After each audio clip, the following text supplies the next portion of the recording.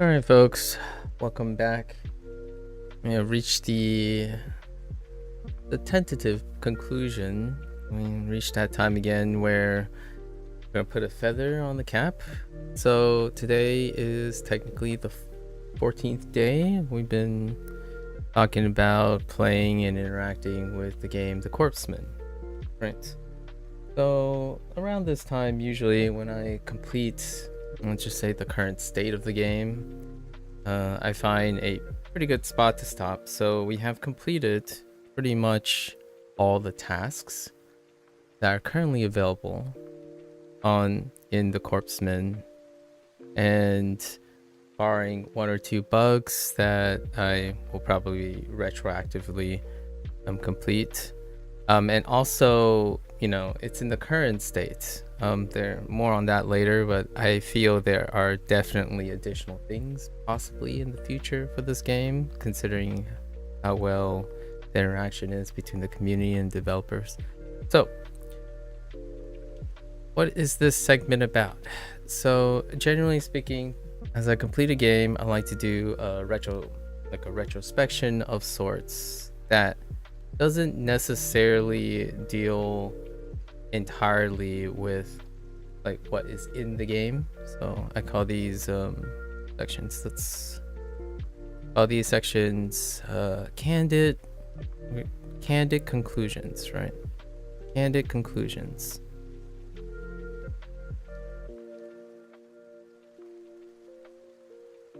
And let's write some stuff. Usually these candid conclusions are, I want to emphasize, they do not do the following, right? They're not supposed to be comprehensive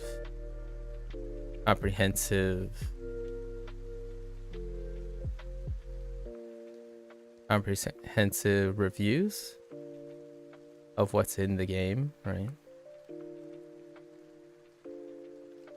Of what's in the game. It will most definitely contain spoilers if there are any, right? However, it's not a comprehensive review of what's in the game. So we're talking about like number of mechanics, right?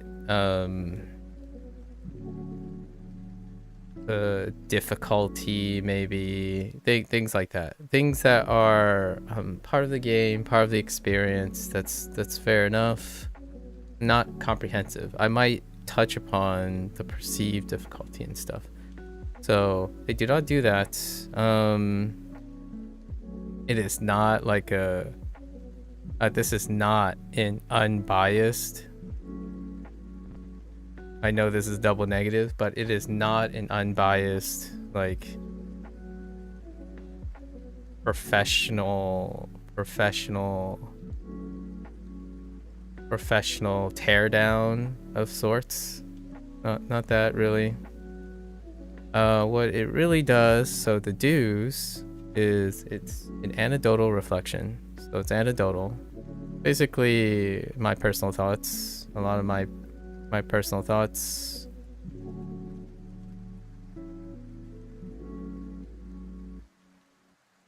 What I feel is the developer's intent.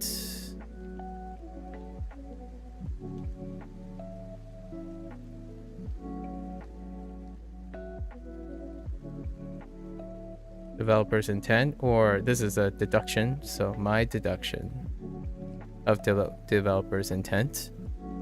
And largely it focuses on perspectives. Perspectives as in like perhaps consumer perspectives. Consumers. So we're talking about like expectations, value system, values, pros and cons, if you will, at least from my anecdotal personal thoughts. So that's what these are typically. To me, it's not necessarily for, I'm not gonna say, so on the do not list, it's not for like marketing purposes or anything like that for myself. I'm not suggesting buy this game, buy that game kind of thing. There's no motivation for that. The idea is to talk about what the game talk about the game, what it makes me think of, and things that come up a lot often, right? Anecdotal experiences. So what are those things? Last time with the game Elemental Exiles, it was dealing with the perception of legacy players and casual players with the roguelike deck building genre, right? Like what longtime fans would come to expect, while may not be maybe open to but not exactly receptive to, and then what casual perspective, at least from my anecdotal experience. So this game presents a new thought in mind, and that's the idea that from day one it was fairly obvious we have two big things. We're gonna highlight them in different colors. So we have the green, which we have the roguelike deck builder, right? Roguelike deck builder. And then we have the other blend, the hybrid blend, which is creature collecting.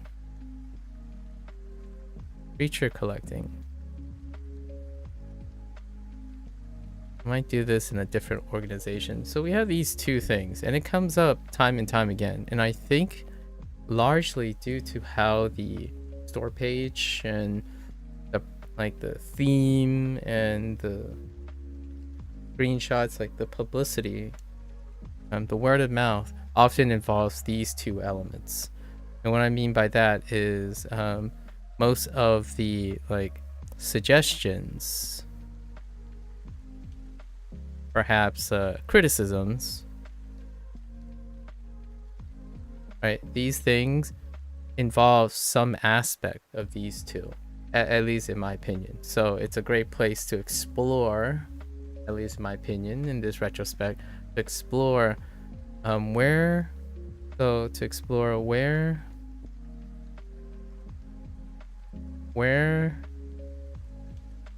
does the Corpsmen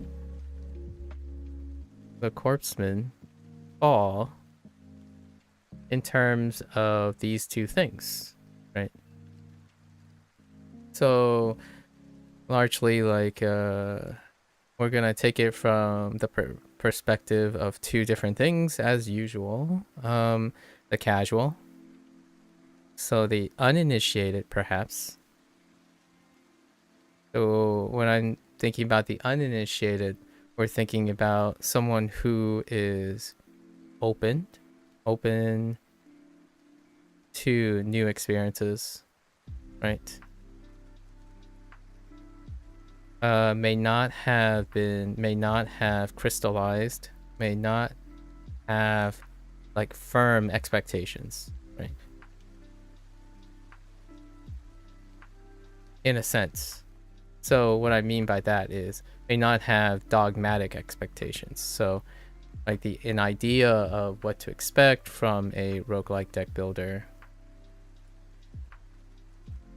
and a creature collector. So still in the exploratory phase, right? And then we have the legacy player, which now we're dealing with two types of legacy. Those who are deck builders and those who enjoy creature collectors, right? And they can also be married together, which place a point of reference, I think these two types of things can go well. They are able to go well together, and I do enjoy both. I actually have fairly a long history with both of these. So to highlight a few, right? When it comes to deck builders, we have to highlight STS, right? However, I think I feel an even more appropriate one than STS for this situation is I'm gonna say Gordian's Quest. Wait, I get this game's name incorrect a lot of times. It's either Gordon's Quest or Gordian's Quest. Let me make sure. Gordian Quest, right? Gordian Quests would be something a bit more along the theme and kind of like the element, rather than creatures, though they're characters, and they're not necessarily semi-permanent. That's where the whole roguelike thing, we're gonna talk about that in a little bit. But deck building, long history, you know, Slay the Spire, Monster Train, Gordian Quest, Driftlands, even more casual forward, like Stacklands. It's there in the beginning, you know, Stacklands. I want to throw out some random, like some myriad hybrid games, and then, you know, making my appropriate nods to some of the gold standards. But lots of these things have different combinations of deck building, like even simpler ones, like I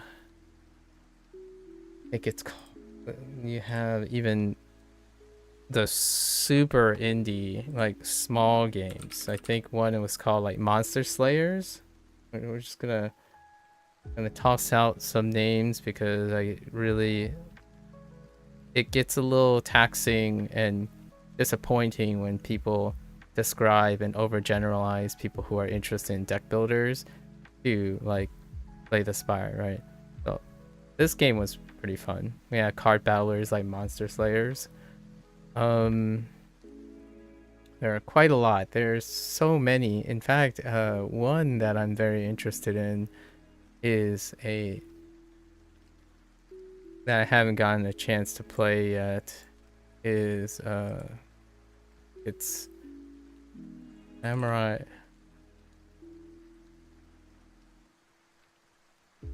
Something that deals with samurai. Old. Shogun. Yeah, Shogun Showdown. Kind of reminds me of a play on a Samurai Showdown. It is a deck builder though. So, anyways, just some references. And in terms of creature collector, I would say Monster Sanctuary. Mentioned that a little bit. Monster Sanctuary. Corpsmen, right? These wear their inspirations on their sleeves for certain. I mean, you can even go into the casual farm sim like things like Slime Rancher.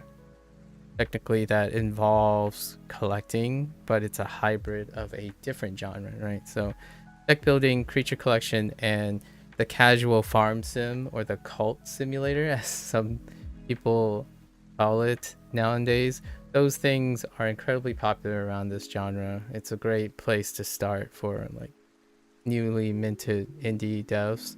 And then puzzlers, right? Which puzzlers are irrelevant to this discussion right now.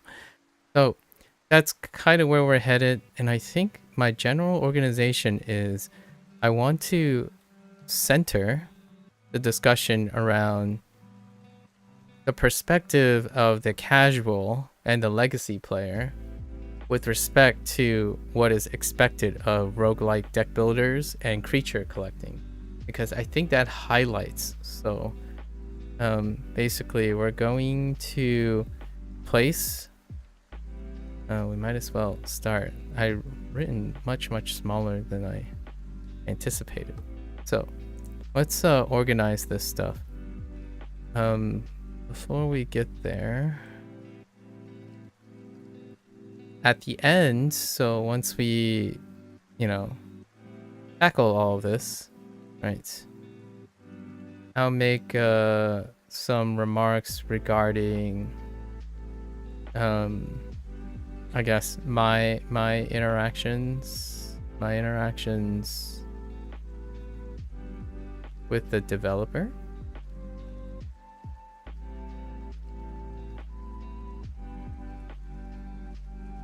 I had some interactions with the developer, and my observations, I guess, observations of the developer, because the remaining 2 developers, especially Vong, is very active in their Discord. So you kind of get an idea what the dynamics are when it comes to that, and it's very favorable. I mean, as a spoiler, it's incredibly favorable. So that's kind of a wild card, if you will. That's a very, I want to say it's becoming more of a trend. However, it's executed inconsistently. So in this case, it's incredibly favorable. And then finally, we'd wrap up with some sort of like personal score, as people do like ratings, right? And then and maybe scores, a deduced score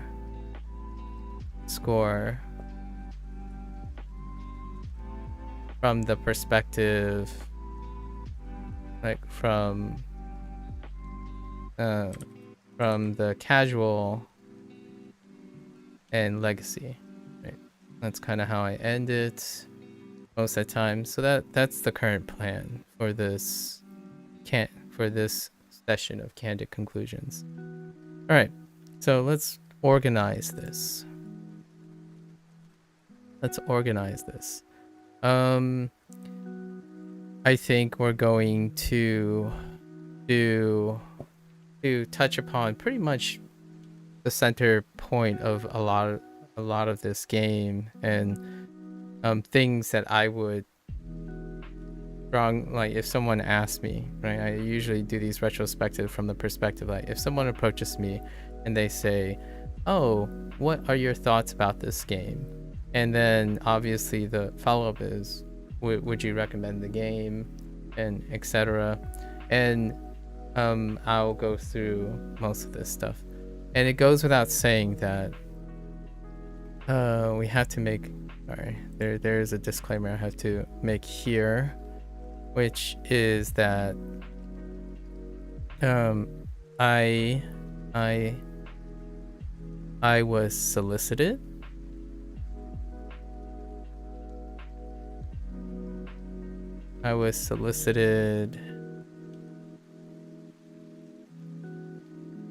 I can't spell solicited. Solicited unconditionally. So, in other words, I received the game for free.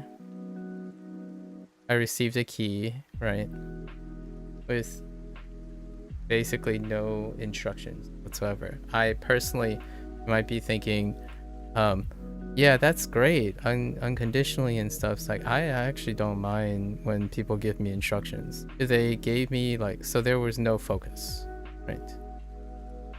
If they wanted to point out something, I usually ask, like, do you want me to evaluate something or look at something? Because personally, I know this sounds a little bit like an unpopular opinion. However, I like doing tasks that are focused. I'm inherently an unfocused person, or a very, very unfocused person. So I take in a lot of information and try to sort them out. So I'm largely an observer. However, to do these types of like evaluations and whatnot, one must provide some sort of focus. And oftentimes when people think being solicited unconditionally, it means it's an unbiased, outside of like not paying for the game, right? Being an unbiased review. I am very transparent that my review, my thoughts and whatnot are biased. I think that's an incredible, it's incredibly admirable. I think it's very respectful that people want to be as unbiased as they can. However, to me, as someone who likes to interact with developers or deduce what the developers want to do and what consumers want in their like product, what they're expecting and how open they are, that all those perspectives are biased. So if you're not taking consideration of the bias of the market and the developer,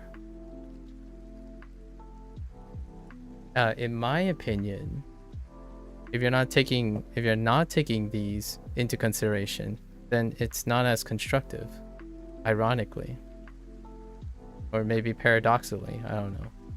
The idea is if you choose to make an unbiased review, suggesting that you're unbiased, I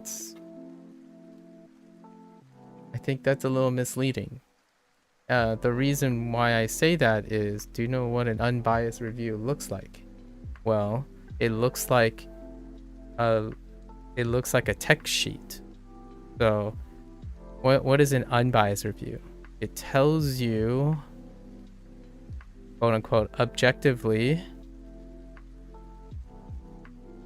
what is in the game. So no opinions, no nothing. That's an unbiased review. And I earnestly, there are a lot of them. You can do a lot of them. You go in, you count up all the skins, you count up all the limbs. So I could sit here and tell you, oh, how many cards there are in the game. Maybe how many archetypes there are in the game. How many difficulty levels. How many maps, how many zones.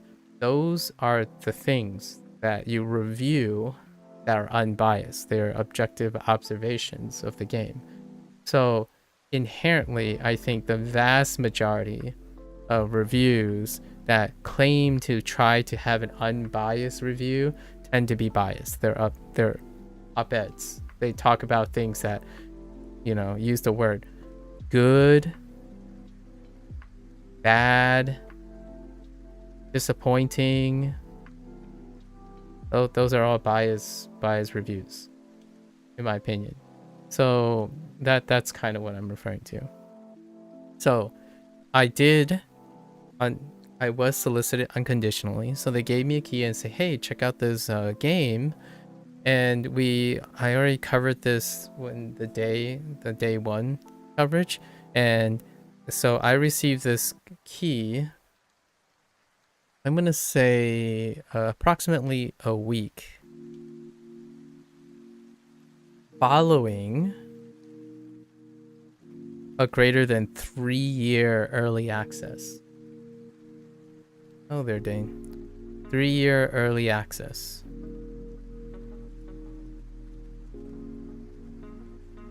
Konnichiwa, amigo.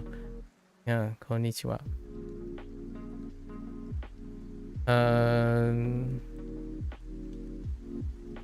So about a week following a 3-year early access. Sorry, not a week before. So this is a week before the 1.0 launch. And that's following a greater than 3-year early access period. And I have noticed that the early access period was a bit of a mixed development. So usually this is the reason why I'm highlighting this is the vast majority, almost 95% of my interactions with early access games. So early access games. Most of those titles are people who had an EA period that are nearly very to overwhelmingly positive. The reason why I mentioned this is because I was solicited unconditionally. So typically I do not have an opportunity nor an encounter with a game in this situation, right? So that might be valuable to understand for whoever, like if the developer is going to watch this or someone's going to watch this. I make it transparent that my perspectives are in fact biased, and the early access experiences I have, I invest in the developer.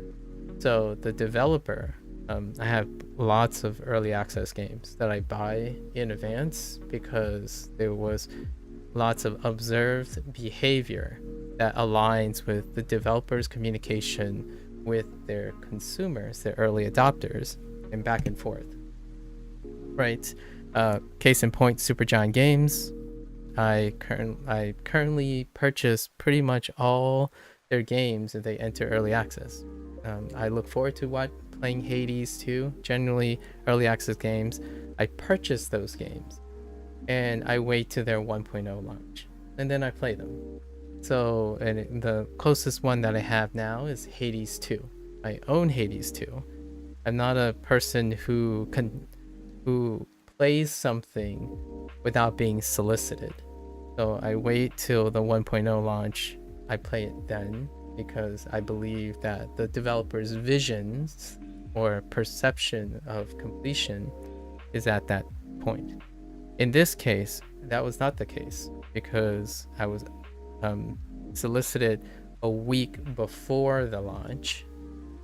And of course, doing my due diligence, I wanted to know how far from the early access, what the early sentiments were like.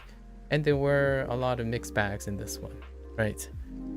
I talked about it in day one, so no need to repeat that here. Now I want to talk about the post-launch, which saw a lot of rapid patching, as well as possibly an upward trend due to the diligence of the two remaining developers. And possibly, I would say, it seems a very positive thing in the sense that it may encourage the developer to want to expand this game. They're actively taking suggestions, although those suggestions we'll go into now because they largely involve aspects of legacy players who have expectations of the roguelike deck building genre, and even more so the creature collecting genre. What is worn on its sleeve, the Corpsmen, is the idea of building creatures, right? And oftentimes, if that is the direction, there are certainly lots of suggestions that revolve around the whole idea of boosting the creature collecting aspect of this game as opposed to the roguelike deck builder. We'll go into that now because I think possibly the developer might have intended to be more of a roguelike deck builder than a creature collecting. However, it seems like the people that are super interested, who are active in the Discord, consider and are primarily focused on the interest of making this game more of a creature collecting game. So we'll talk about that now. I think that's good. I think we covered most of the things. This is a bias, candid conclusion thing. It's called it's called candid conclusions. My bias kind of perspective, right? I don't want to give anyone the misinterpretation that anything I say is unbiased in any way. It is incredibly biased. That's the whole point of me streaming and sharing my experiences. As much as I want to be objective, I think in this case, it doesn't leave. It would be misleading to suggest anything outside of a text sheet, like, oh, this phone has a 36, I don't know, a 52 megapixel camera or something. That is an unbiased review. It's telling you what's in it. I think 95% of people who keep saying that they're not biased, the reviews, like, I'm sponsored by this, but they don't tell me what to do before I put it out. That's not an unbiased review. It's a biased review with no strings attached, like no influence, but it's still biased. You're saying what's good and what's bad. You can say like, oh, hey, like a keyboard has so many keys, it's using so many switches, and then end there. That's perfectly fine. The reason why I say keyboard is I do watch quite a lot of keyboard things as well, and I think it gets a little bit of a misleading concept when people say I'm sponsored by this, but the sponsor doesn't tell me what to do. It's like, that's okay, provided you don't follow up with saying this is an unbiased review, because it is a biased review, whether the sponsor tells you something or not. It's a little bit of a sticking point. I think that's like a trend that's happening with these types of retrospection. So I want to clarify that my retrospections are biased. It's a disservice to say it's not. Okay, so let's break it up into two things. I think we're gonna use this color to do our two things. So I think a great way to review and to provide some insight into whether you'll like this game or not, or something, is to kind of go over the themes, I guess, the developer's intent, and maybe some of the consumer things. So I like to frame this in the form of, we're gonna have roguelike deck builders, right? Roguelike deck builders, right? Or we'll call it roguelike deck building on the one side, and then a creature collector, or creature collecting on the other side. And then we're gonna use things to represent the casual,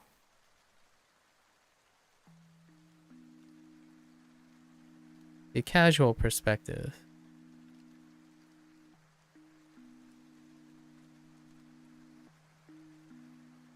and the legacy perspective.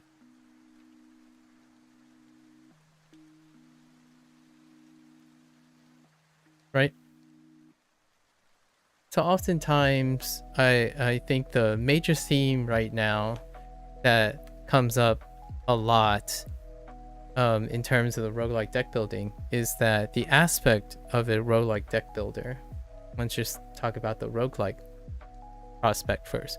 Roguelikes tend to have, or one of the standards, tend to have less persistence. However, since it's a roguelike, it has less persistence, not no persistence, right? So it's not this. It's not no persistence, right? It's less persistent. What are the roguelike elements in this game? The idea is that you have money. I think they're called vellums or something like that. Velium. I forgot the currency name. But money is the persistence. Money is the persistence. as well as limbs. So this would be a card pool access. And you have, so money, under money, right? This is, limbs are also under money because of Chop Shop. A academy or a card shop, we're gonna call it a card shop, as well as the ability to remove. So these are persistent things. So if you have money, that is the currency for the persistency. So the roguelike art, right? The non-rogue art is the money. That is the persistent thing you have. And to some extent is the limbs. However, the creator's intent, the developer's intent, is that the creatures you make are temporary. And that's what spawns my idea that the intent of the developers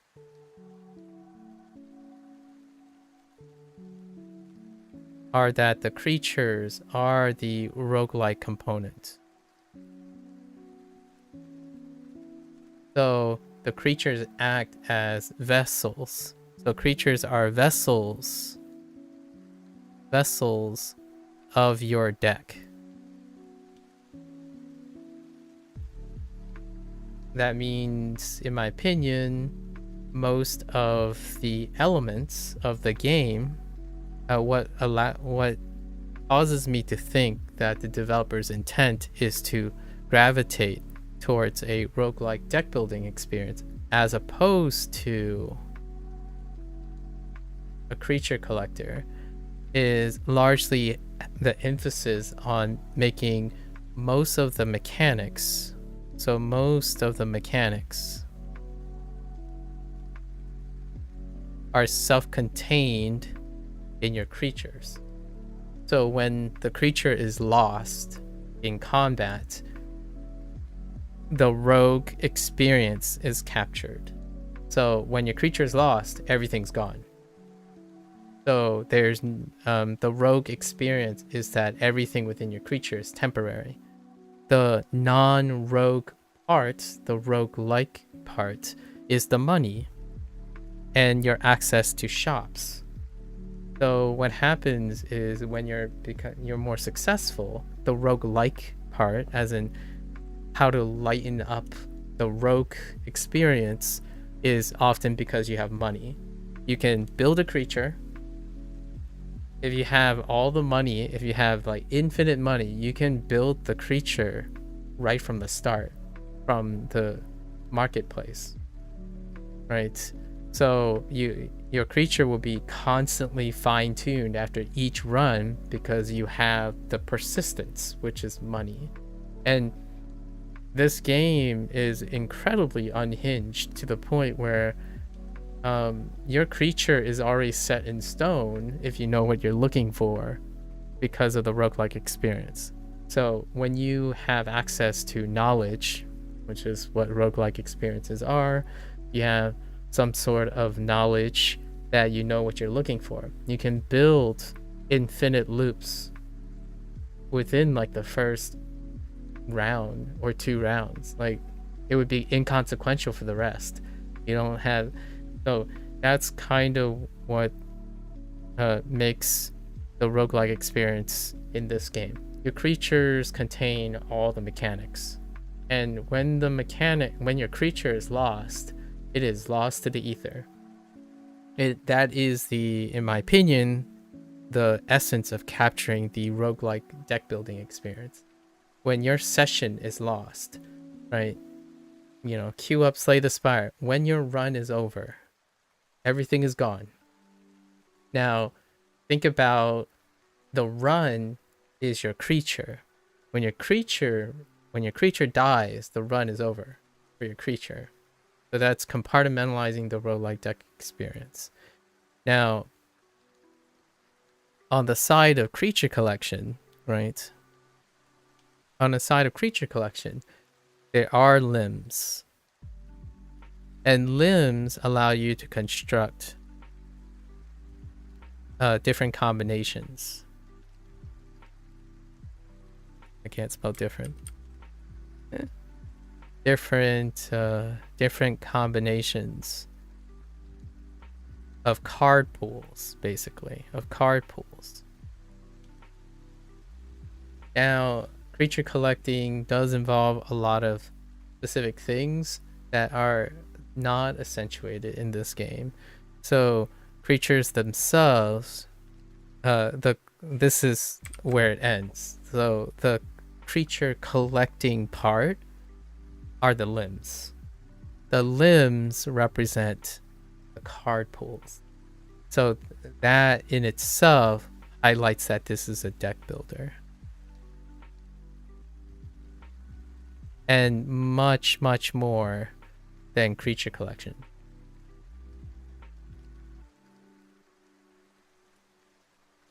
And I think this is where most of the criticism, the suggestions, and stuff comes from. I think this is where we switch over to the perspectives, right? So let's switch over to like a legacy perspective, right? So what are the things that come up a lot of times that are either here or not? So in terms of the roguelike deck building legacy perspective, I think oftentimes the criticism is depth. The depth is, I'm going to say it's modest. So what is very apparent is that creature limbs, so like creature types, or we're going to say creature limbs, presents archetypes.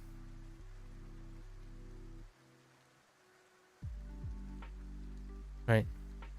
From a legacy perspective. So if you're a legacy deck builder, this is kind of what you expect. And there are those. You have flight, like wings. There are flight themed archetypes. And claws, there are claw themed archetypes. So you have archetypes like flight, which flight actually, the archetype here is using, it's a chore. I don't know if that makes chore. It's a currency based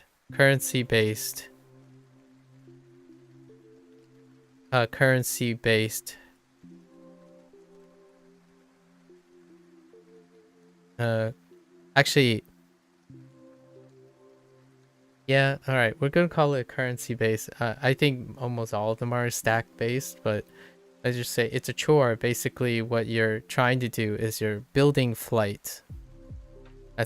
That's often why I use this term chore instead. You're building flight in order to create bonus effects, right? And these bonus effects, I think the archetype often is drawing.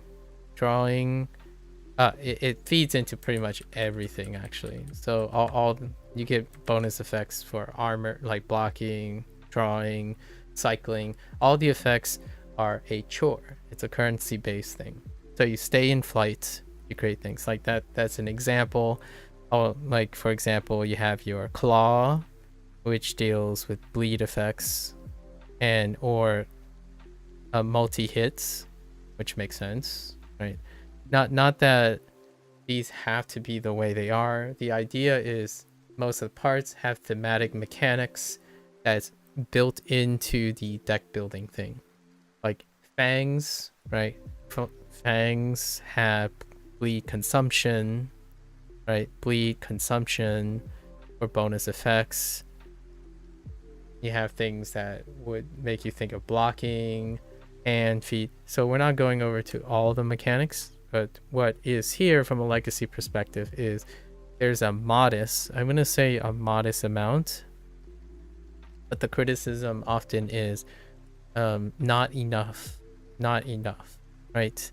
And that can be a little bit of a stickler because from a legacy perspective, roguelike deck builders is a very big experimental genre.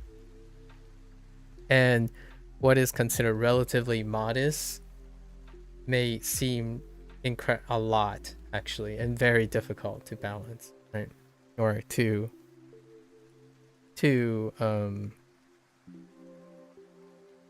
want to play everything. I think in my opinion, it does cater, the depth often caters to experimentation.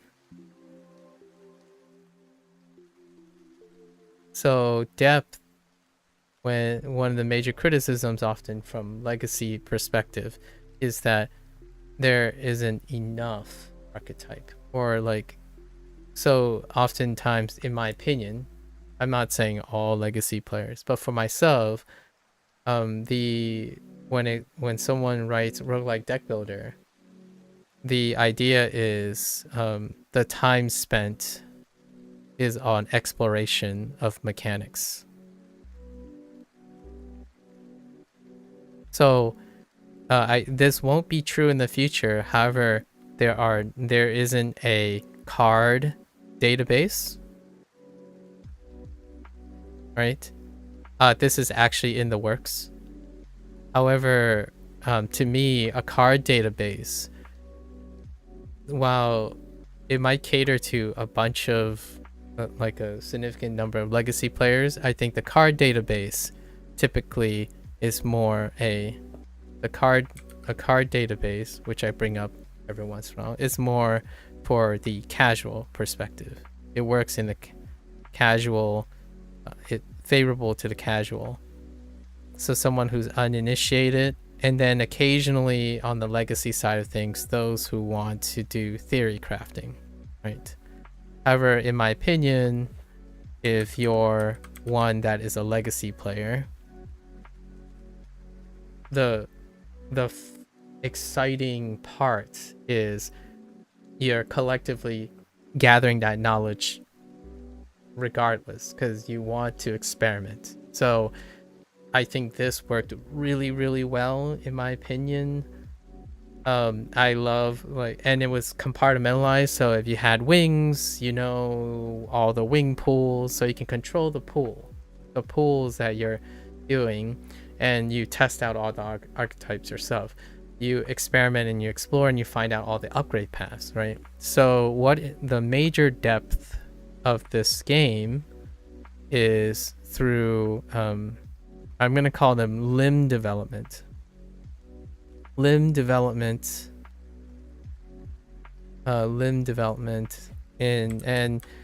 what is limb development is a pathing, leveling, like a leveling,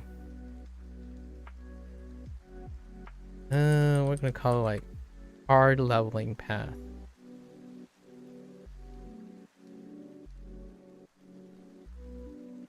Now there is some diminished return.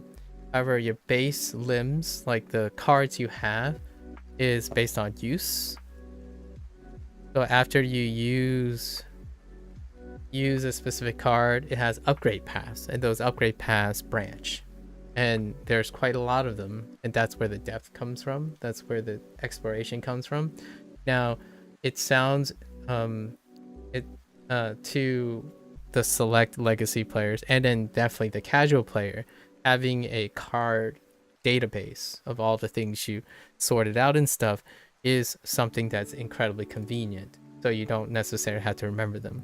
However, to me, as someone who played a lot of deck builders and whatnot, it doesn't take a lot of time, and it's actually the fun part of the discovery. Like, oh yeah, I wonder what other leveling paths are there. Okay, let's just retrain. All the like options and stuff, the flexibility is in this place. It's in place in this game deliberately. So having a unhinged way of leveling your cards, you can stall the battles for as long as you want. You can practice a skill, literally practice a skill by toying with your creatures, using up their abilities and their leveling up and whatnot. and then having a free retrain, like an unlimited no penalty retrain, sort of, because you're kind of tossing away XP. That to me enters a keyword that I tend to have used while playing this game, and that's called a sandbox. So not only did the developer cater towards a roguelike deck builder with a creature collecting aspect theme, not a creature collecting game, but a creature collecting theme. They also catered towards the legacy expectation of a sandbox, like as flexibility in recognizing the power fantasy. So immediately, in my opinion, for someone like myself, from a legacy perspective, the roguelike elements that are persistent is sufficient to create your dream power fantasy over and over again incredibly quickly. Now, the downside is one of the major criticisms or suggestions is to have a card database, because largely it caters to individuals who don't want to remember those or do not have enough exposure to keep track of those. Naturally, when I see a card build, right, when you see the first couple cards or first couple things, you're largely going to be like, oh, you know what? I'm looking for this. Yep, I'm going to look for this. I'm going to look for this. Maybe they exist, maybe they don't. The idea is that it's nice to have a card database. Largely, it's not quite necessary, right? So, however, it's still coming. So Vong has expressed that is something being worked on. So regardless, this might be a moot point. What I want to emphasize is that what caters to legacy is experimentation. So archetypes are there. It's a deck builder. It's a roguelike deck builder through and through, in my opinion. And the depth is modest, though. It's modest in the sense that the deck building mechanics are sufficient. Not the biggest depth, but it's sufficient. And for its asking price and whatnot, I think it's sufficient. Middle of the road kind of thing. So this is one of the highlights of the game. If you're thinking about an objective observation, the highlight of this game is that it is a sandbox roguelike deck builder that has minimal persistence. Money is the only persistent thing, in my opinion. It caters to people who know that deck building is the fun part. So the legacy of deck build. You are building decks, using them. They're old, retire your creature or retire your deck and make a new one. That's the experience. It is not legacy in the sense of a creature collector, which we'll move to in a bit. But in this case, if you're a legacy player asking yourself, will this game be fun or like will it be enjoyable? I think if any of these things attract you, then if you're not belonging to another type of deck builder that I'm unaware of, though the game does greatly capture the expectations of roguelike deck building. You build a deck, it's a lot of fun, and then you're like, okay, I can build that. Now I'm gonna reset, right? I'm gonna reset, retire my creature. Let's try a new archetype. Can I make this archetype work? Can I make that archetype work? Oh, hey, there's this thing. I'm curious if you can build around that. And because of money stacking and all that, you can basically unhinge, like, that's why I mentioned the word sandbox.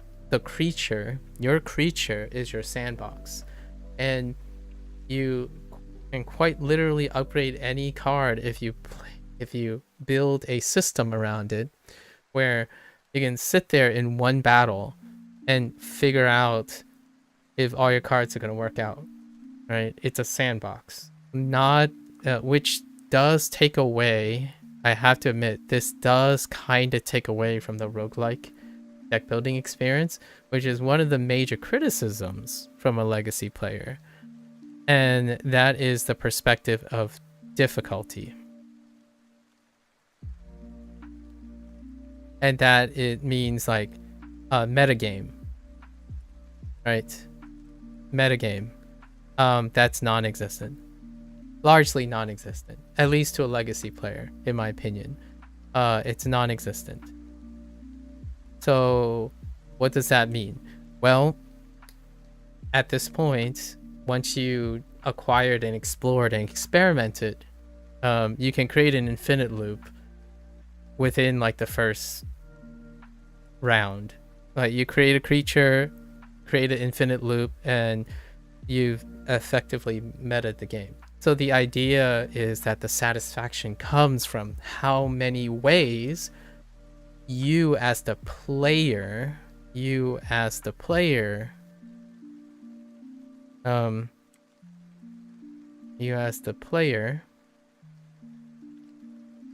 can recognize your power fantasy. That is the meta, at least my opinion. Now the difficulty, I'm talking about the meta game of bosses and challenges. Like a boss is unlikely to meta you at any corner. Your boss are glorified punching bags to recognize your power fantasy. So as a legacy player, this is the thought aspect. To me, that's what this game is capturing. It's this strong point. You can't, and the reason why I want to highlight this is, as a person, like if you're a person who have played a lot of deck builders, it is reasonable to say you can't have both. It's difficult to have a game that caters to a sandbox feel in which it recognizes power fantasy, experimentation through power fantasy, to have bosses that have a metagame against you. That's like, who has the, like, you can't have a power fantasy if the boss is crushing you into the ground and deliberately metaing all your builds. That's the opposite of a power fantasy, right? So in this game, if you're one that is a legacy player coming into this game, recognized, in my opinion, appropriately, I would love to accurately portray something like, hey, you like building lots of decks, right? Like, you like experimenting decks. Not which deck is the strongest, is how many ways you can break the game. Because all the decks are the thing that differentiates between the deck's abilities are basically how long it takes to set up. So effectively, the only way you can like rate the power rating of all the power fantasies is how quickly you wipe out the boss, right? And that to me is comparing something that's very strong to something that is strong enough. You don't take, like, I would say, without going into the details of the foundational cards and whatnot, there is an effective, nearly no damage, infinite loop, possibly infinite loop of every single archetype in this game. Or there is a way in which any of the centered archetypes like Fang, Claw, Flight, you can obliterate the game. So in a way, it kind of does reflect the experience of combat. Combat is kind of like a creature collector, like in Pokemon. Like, your Pokemon can be trained to oblivion, so you can one-shot pretty much anything with knowledge, right? It's even less than that in this game. Irrelevant of what the boss can do, you can completely obliterate it in one turn. Everything in one turn. There was one time I experimented with something. You can obliterate it by doing 2-3 actions. Like, what I mean is you click 3 times and the deck will play itself. It will like forward propagate. It will do a feedback loop that will end the battle because it keeps triggering itself, right? And that doesn't even happen in other, like, even that doesn't happen very often in other deck builders. I was afraid some of those things might break the game. And earlier on, there are some bugs that did break the game due to looping, right? So there are loops in this game too, like automatic loops, which that's kind of what I'm saying.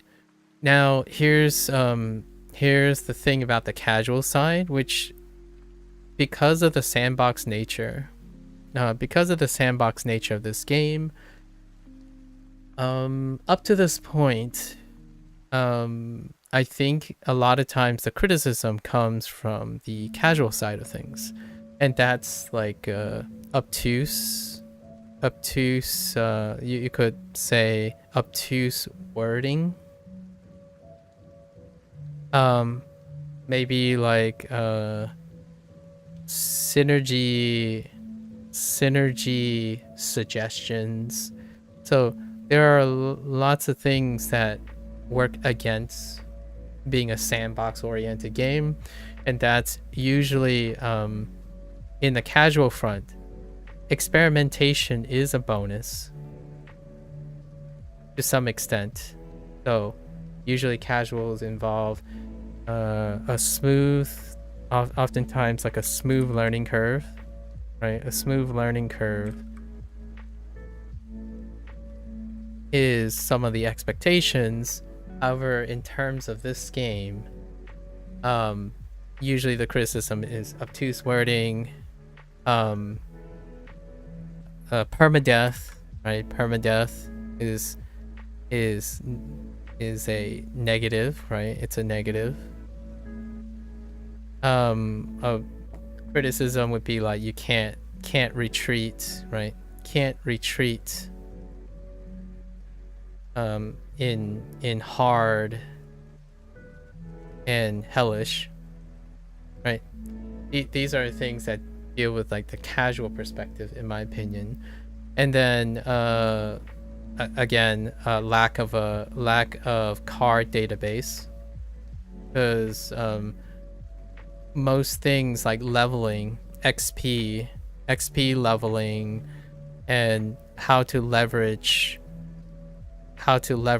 like delay of game, right? Delay of game in order to maximize XP, or like mixing like draw, right? Combining micromanaging draw with impetus, which is the energy source. That type of thing requires a learning curve, right?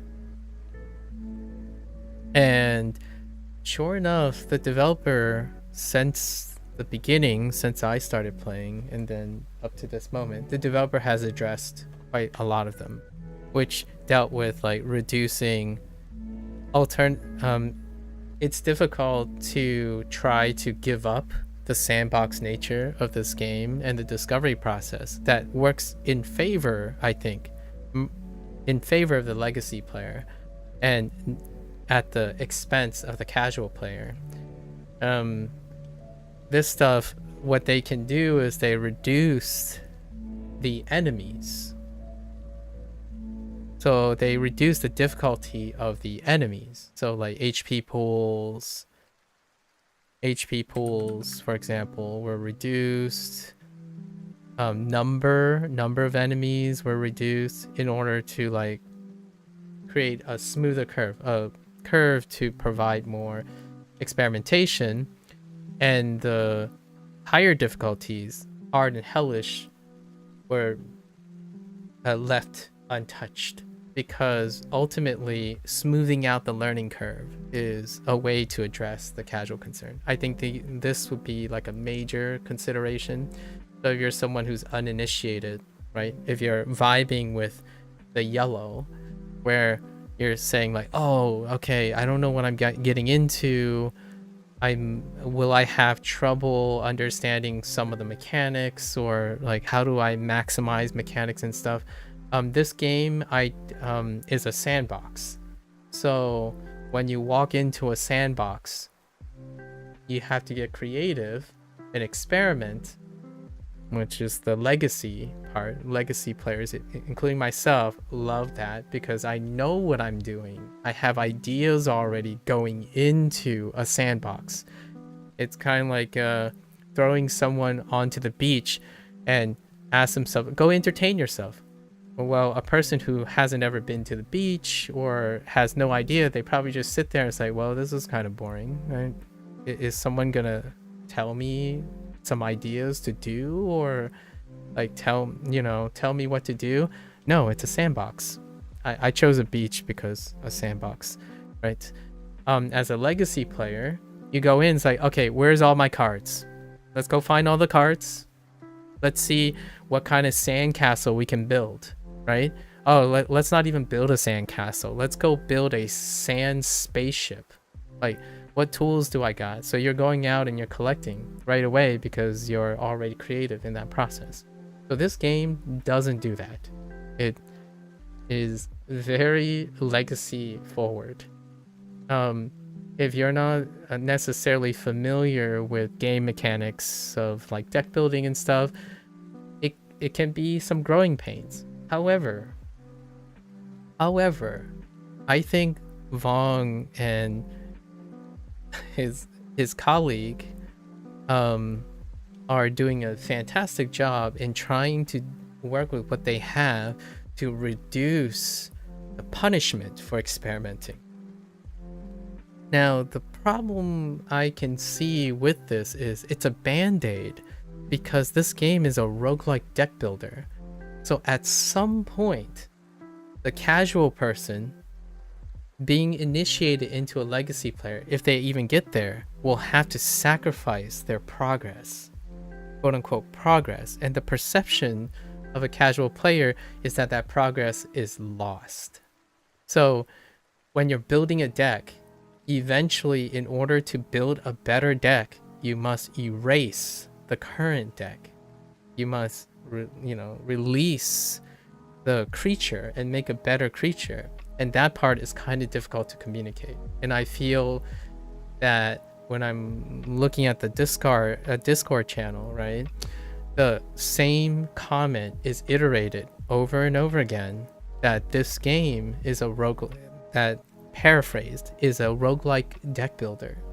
You are meant, it is expected that you either voluntarily delete your characters, like, retire them to the pasture, or they die, right?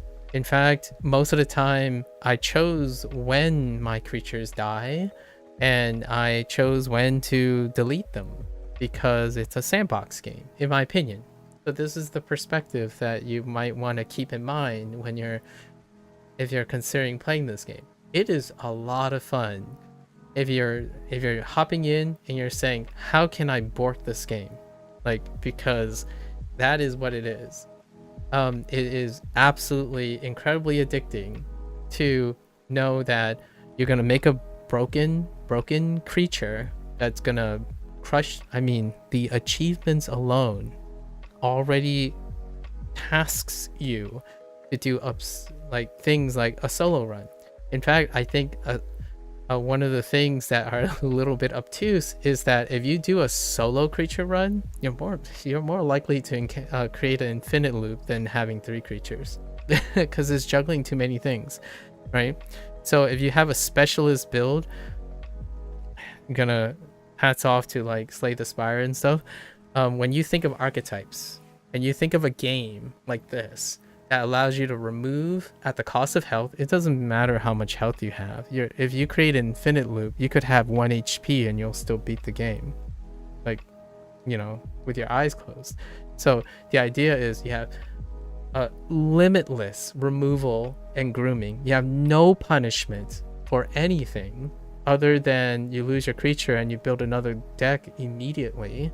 And you have a marketplace that rotates and get restocked based on a currency you can stack unlimitedly, right? That is screaming, you don't have to choose. You can create whatever you want. And sure enough, pretty much anything can be broken in this game. So the first words that came out of my mouth is sandbox and unhinged. Right? That is what I feel that is the epitome of this game. If you are of that mindset and you just want to like thrash this game as hard as possible because your creatures are going to be OP, and then you just want to keep building OP creatures, that's it. And then of course the downside is, the trade-off is there isn't anything that actually challenges you. If you play a sandbox game, think to yourself, how often do you get challenged in a sandbox game? No, it's shenanigans. How absurd things can be. It's not weighted or predicated on, oh, let's design a boss that will shut down all your fun. It's kind of like telling someone to, here's a sandbox with no sand in it. Go at it and have fun.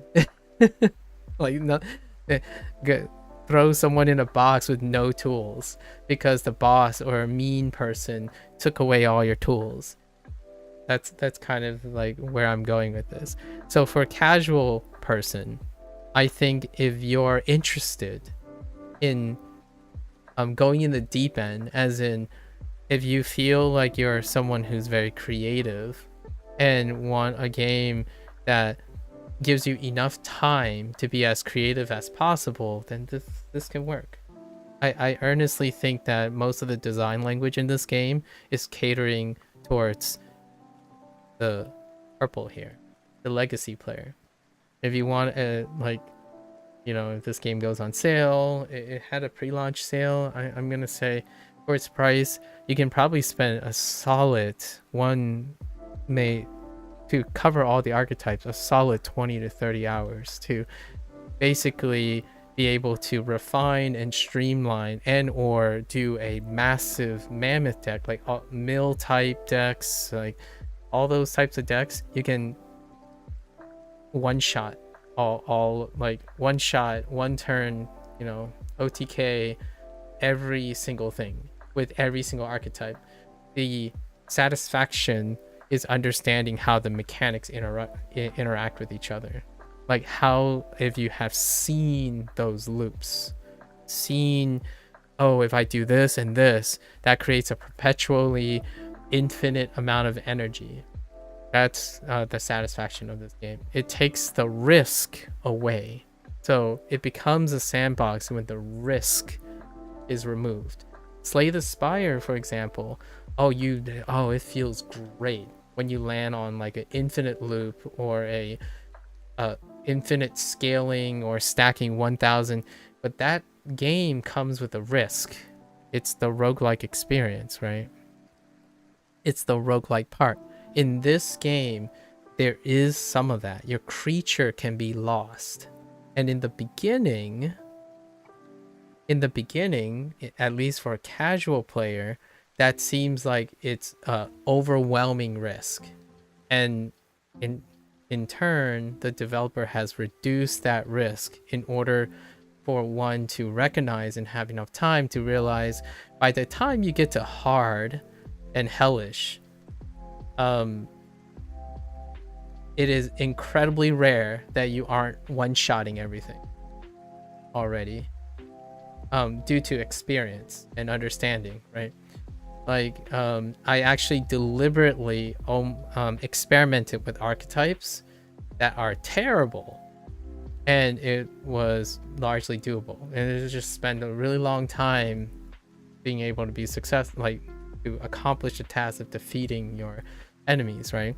However, even the lowest, like even a deck that 90% of the time you're drawing cards and you have one attack, it was fine. If you had 100 attacks, which I had a team that had 100 attacks, like over 100 attacks, it's still fine. Pretty much anything goes in the game.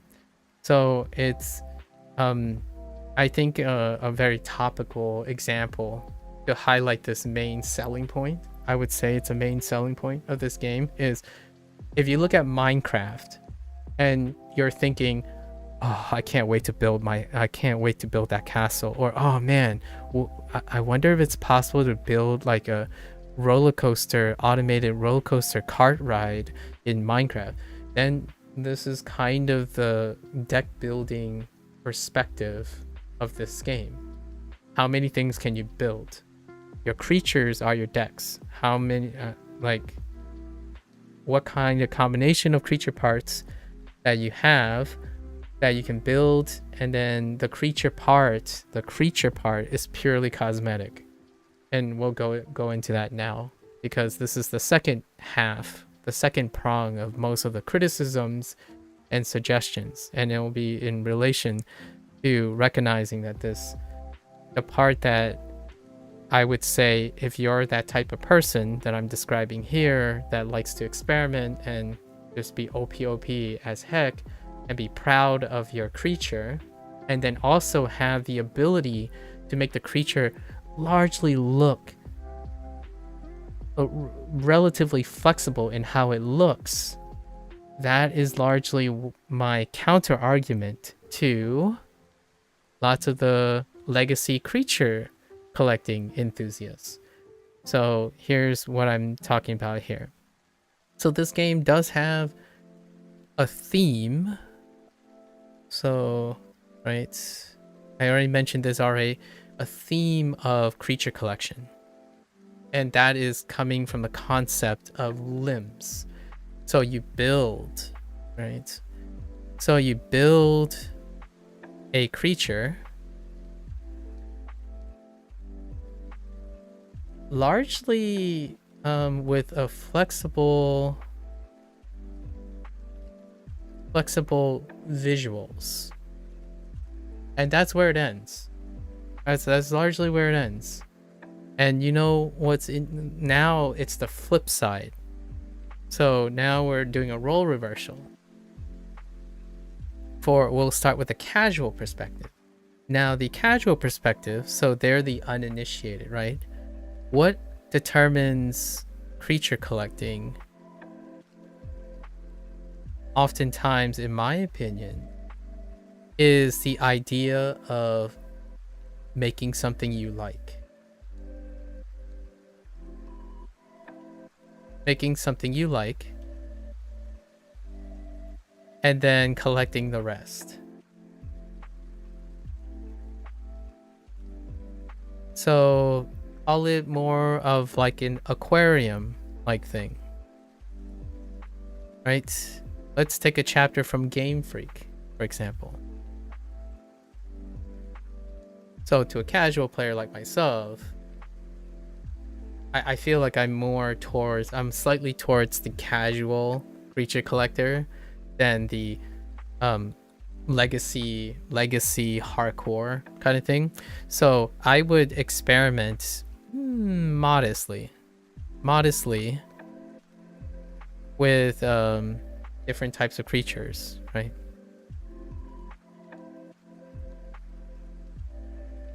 However, I would functionally rely on a subset of creatures.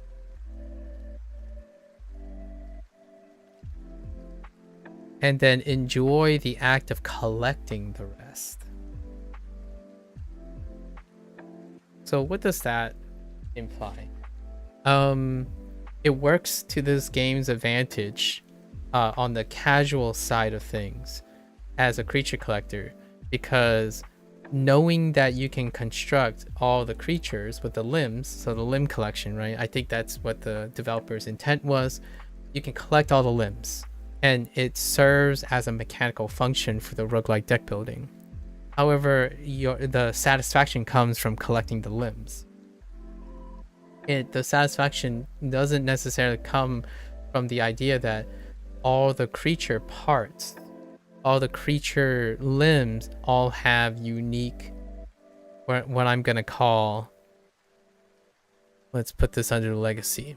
I think going a little, I'll be getting to legacy part soon, but creature collecting is more associated with RPG mechanics.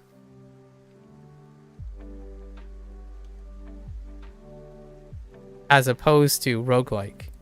The roguelike mechanics are a paradox against the RPG mechanic. So the word I chose very specifically is the word persistence. Creature collecting games, for the vast majority, when we're talking about the legacy perspective, right? Where it's in the proper color. The most iconic and standardized stuff of creature collecting is like Game Freak, Pokemon. They usually lean heavier on an RPG mechanic than they do roguelike. They're at opposite ends. They're not mutually inclusive of each other. So what are these RPG mechanics like? Well, creatures are not only collectible. Actually, let's go put it at the end.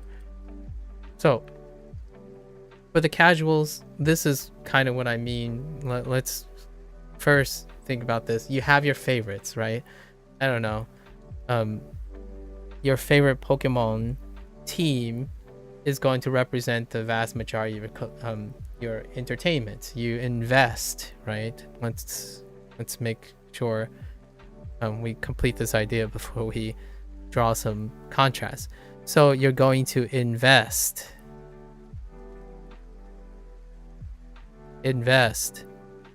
RPG style into a permanent group. Or maybe like a permanent group and an off group. And the satisfaction comes from collecting the rest, like knowing that you have the rest. So whether they constitute as unique characters, unique creatures, even if they're completely redundant, as in, oh, I like this group because they look great, like they look awesome, and I personally love the way they look, so I want to keep them around. And you collect the rest. If they're redundant, no big deal. If they're completely different, still no big deal, because you have your favorite, right? And occasionally you'll splash in some other peeps and see if you can improve a little bit, right? That is, to me, that is why I say it's casual. It's very casually approached as a creature collector, while favoring a roguelike deck builder. Because in my opinion, the way they design limbs to have basically overlapping card pools, as opposed to having them unique or something, where it forces the person to make a creature choice or a visual choice, is something more of an RPG mechanic expected of a legacy player, not of a casual player.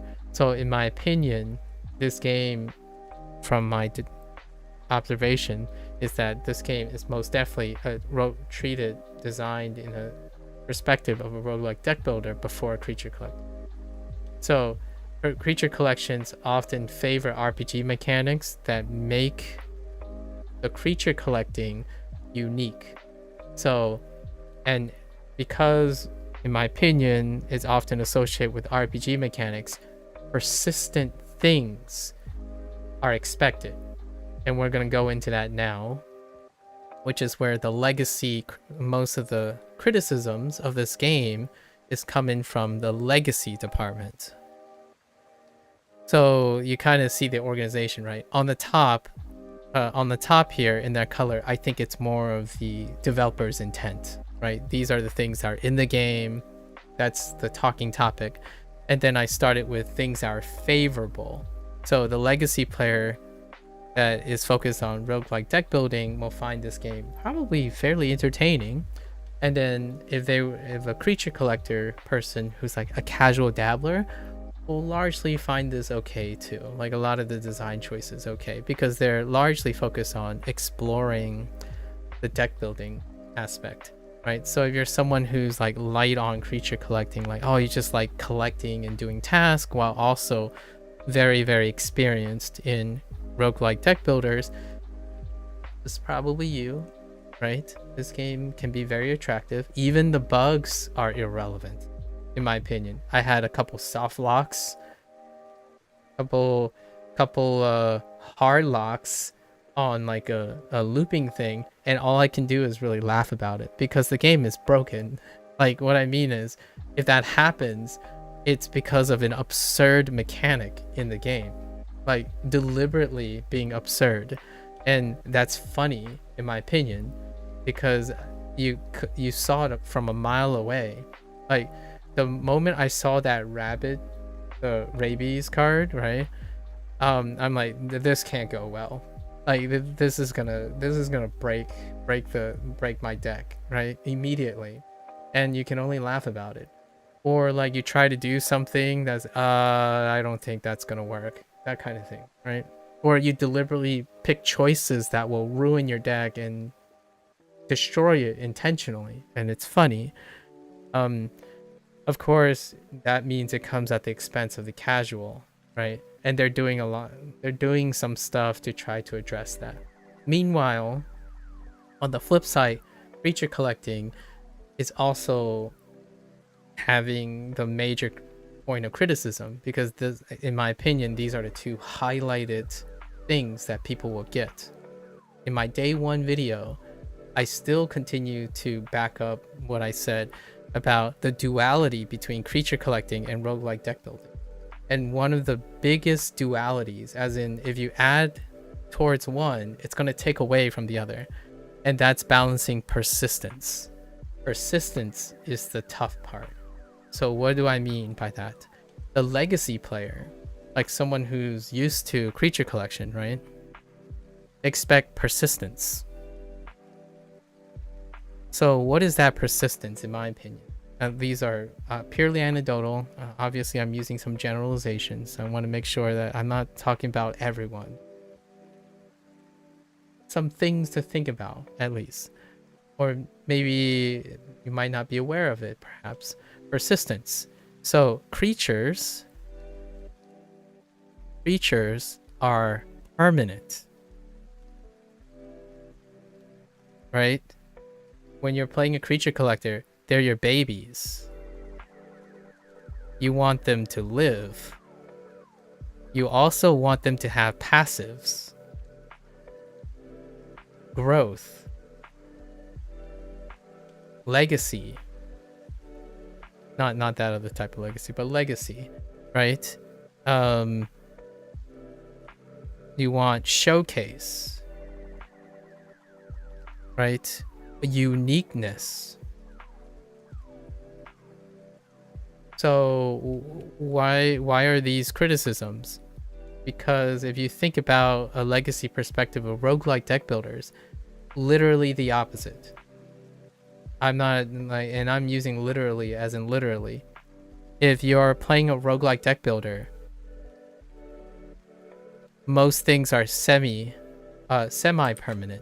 Roguelike, most of the things are temporary.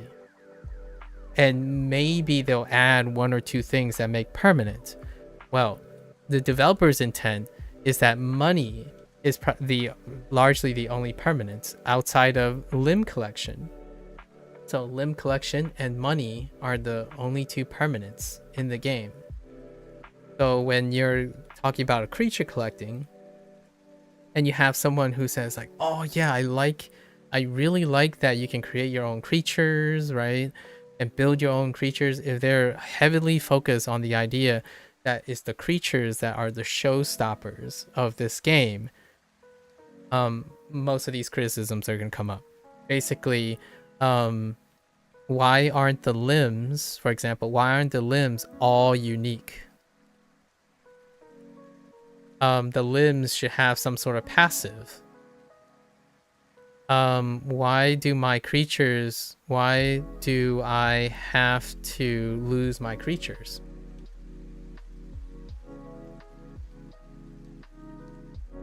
it's too brutal. It's too brutal to not be able to retreat.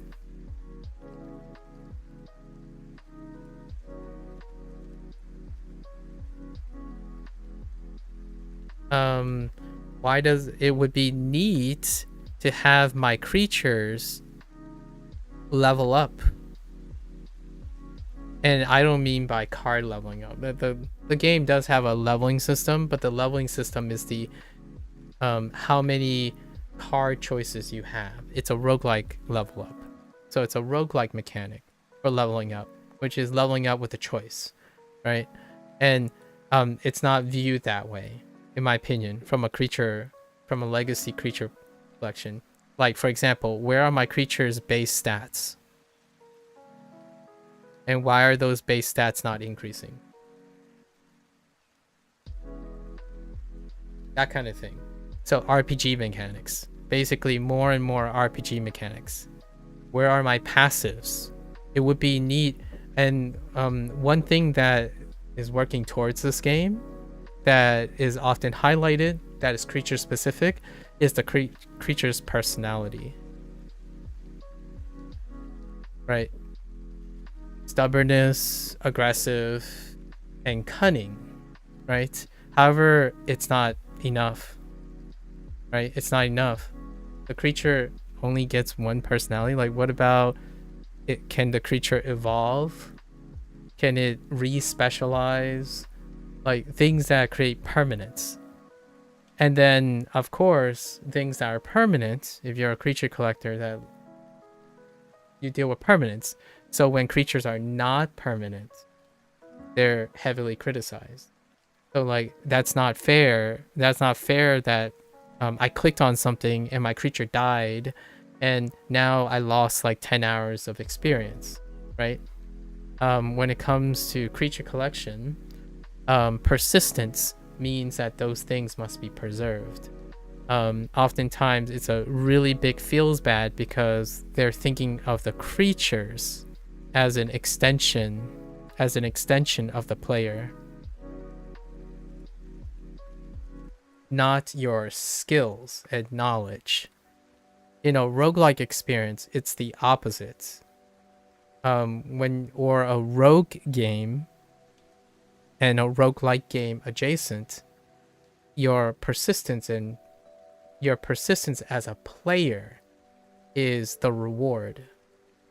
When you're thinking about a creature collection game, your creatures, the things that are virtually in the game, are your legacy. So when you lose those creatures, criticisms will be thrown at you for being a creature collector game, right? Like, it's not fair that my Pokemon went into combat and then it fainted and now the creature is dead and I can never get my Pokemon back. I spent like 15 hours on this Pokemon, on this deck, and it's gone. That feels awful. So that's kind of the creature collecting side of things. So here, in my opinion, this is what I think when I've been playing the game and looking at Discord and looking at like the criticism and stuff. You have creature collector critics, right? Legacy creature collecting critics, and then you have casual deck builder, roguelike deck builder criticisms that the developers are quite actively working to address.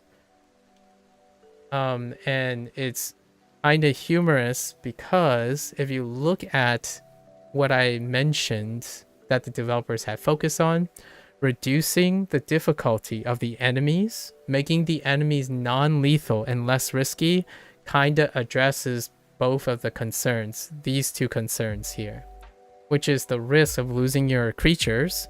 So if you reduce the risk of losing your creatures, it becomes less and less of a concern or an exhaustive concern against legacy creature collectors, right? Like, if there's low risk, then the point is moot. You don't lose your creatures, there's no risk to losing them, so that's fine. That's a band-aid. And on the casual side, of roguelike deck building, they want to understand the deck building aspect. However, your game does not introduce tutorials. It does not say, hey, here's a way to offset a lot of sandbox type of things is to have guiding points. And I think one of the more common guiding points for a sandbox deck builder is to introduce archetypes through example. So like you go to a store, maybe this is not within the scope of I think the developer's intent.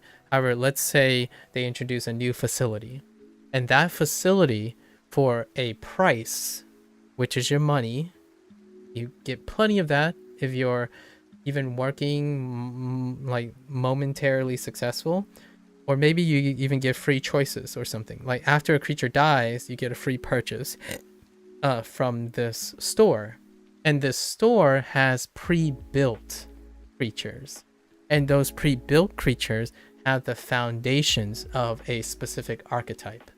That to me can offset the casual front. It gives guiding examples and ideas of how to create a foundational creature that works, and that's ultimately introducing the foundations of deck building. Other deck builders choose tutorials, right? Like, oh, don't forget this, oh, don't forget this, or remember that this is how this mechanic works and you have to consider these things. That can work too. In a creature builder, if you're trying to build a creature, maybe like have a shop on the side that has a sort of somewhat leveled up, and it's a tiered level up. So like if you lost a creature that was, I don't know, level 20, the shop will then offer you a level 5 or level 10 with it, like a specific archetype in mind, maybe even a random gen if you want. And it can be as simple as, in my opinion, a creature where a large majority of the cards are coming from the archetype's limbs, right? And it can create a foundation of showing, hey, here are all the cards that kind of work together already from here, and it's a soft step back. So it can offset the loss, right? The loss of a persistent creature expected of a creature collector. And it can also, in my opinion, offset the concern of obtuse mechanics, or like having no idea what to do. Like, do I need more draw here? Like, I don't know which card I should pick. Like, which upgrade path is good? Like, that kind of thing. And that's kind of an idea that I thought, in the last couple of days, that can offset both of these. The sting of loss of the creature that you invested a lot of time can be offset by a soft step back by offering a replacement creature, but a few steps back. Like if you lose a level 20 creature, you're offered a level 15 creature, or offered a level 10 creature as a money cost, because money is the consistent roguelike mechanic, right? Other games that aren't deck builders, like action adventure games and whatnot, have some sort of a soft step, like a soft block from falling all the way back to the beginning for casuals and for people who like RPG mechanics. Roguelike RPG games are rarer for sure, and usually they're separate things. Like take Hades for example. Action roguelike genre. Hades' soft block is that there's a story and a narrative that keeps moving forward regardless of how far you get set back. So the idea is you can compartmentalize them and have something that constantly moves forward as a persistent element, and the thing that you're doing that you want to keep intact is constantly back. And that's kind of what they attempted to do, in my opinion.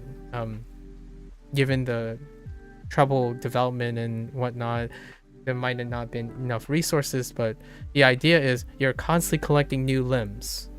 No matter what you do, you want to feel constantly collecting new limbs, right? So one of the criticisms I think that are very appropriate in terms of the creature collecting legacy thing is more limbs. More limbs, please.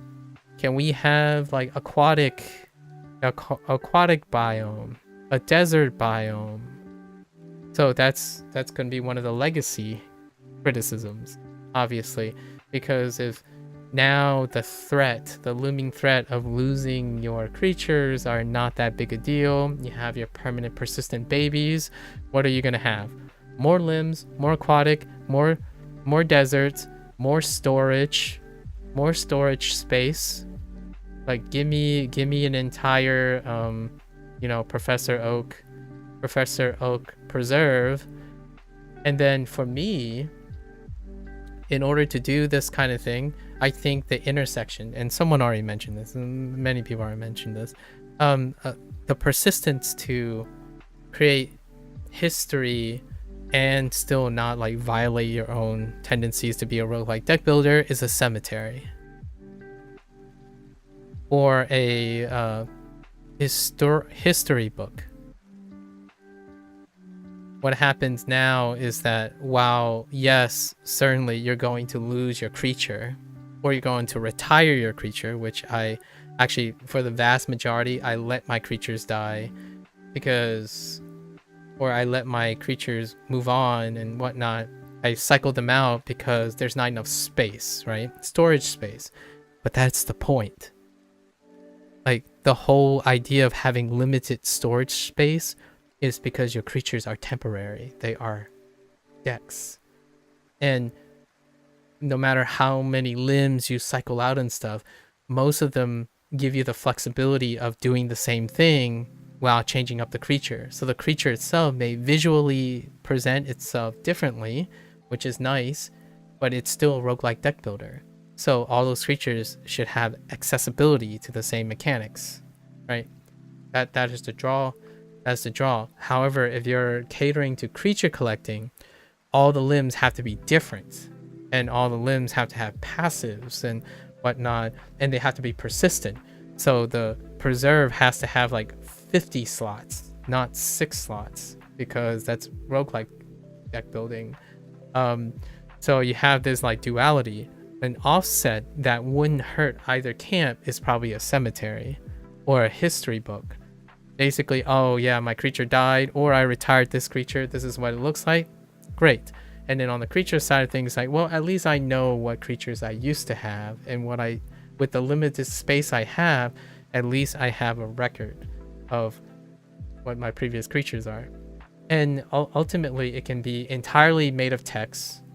It doesn't require any new asset generation to create a cemetery and a history book, because the asset itself can be just placed as a portrait, and then the rest can be text, right?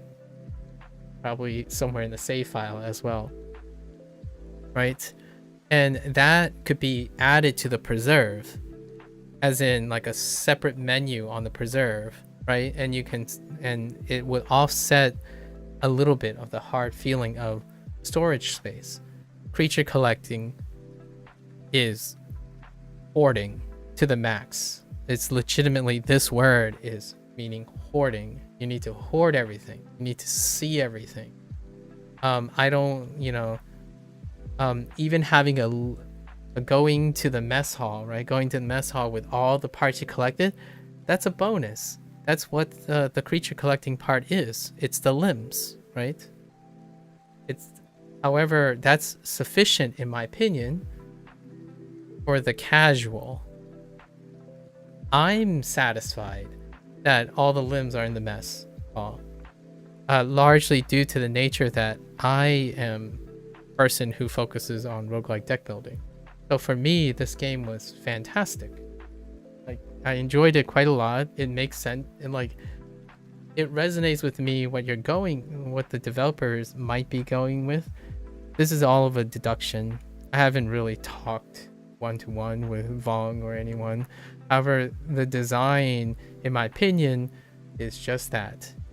If you're a casual creature collecting, this is fine. It's sufficient because it's It's largely shallow in terms of its creature collecting. In my opinion, by design, by intent, this game has a shallow creature collecting mechanics. It is thematically a creature collector. Like, you collect limbs thematically. It's not mechanical. As a legacy player, you're expecting creature collecting mechanics. What are they? Creatures have passive stats, RPG elements that make them unique. Those creatures grow. They're largely permanent and or exchangeable. They are not meant to be rotated out, right?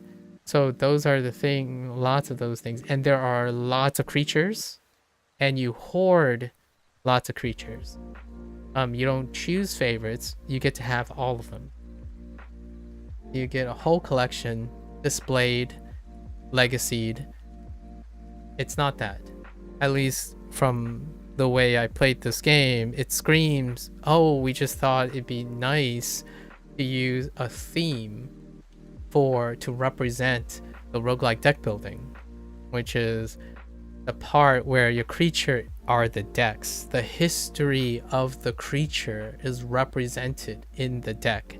Oh, your creature has an itch now because you were being a little bit mischievous, you know? Like, your deck represents the history of the creature.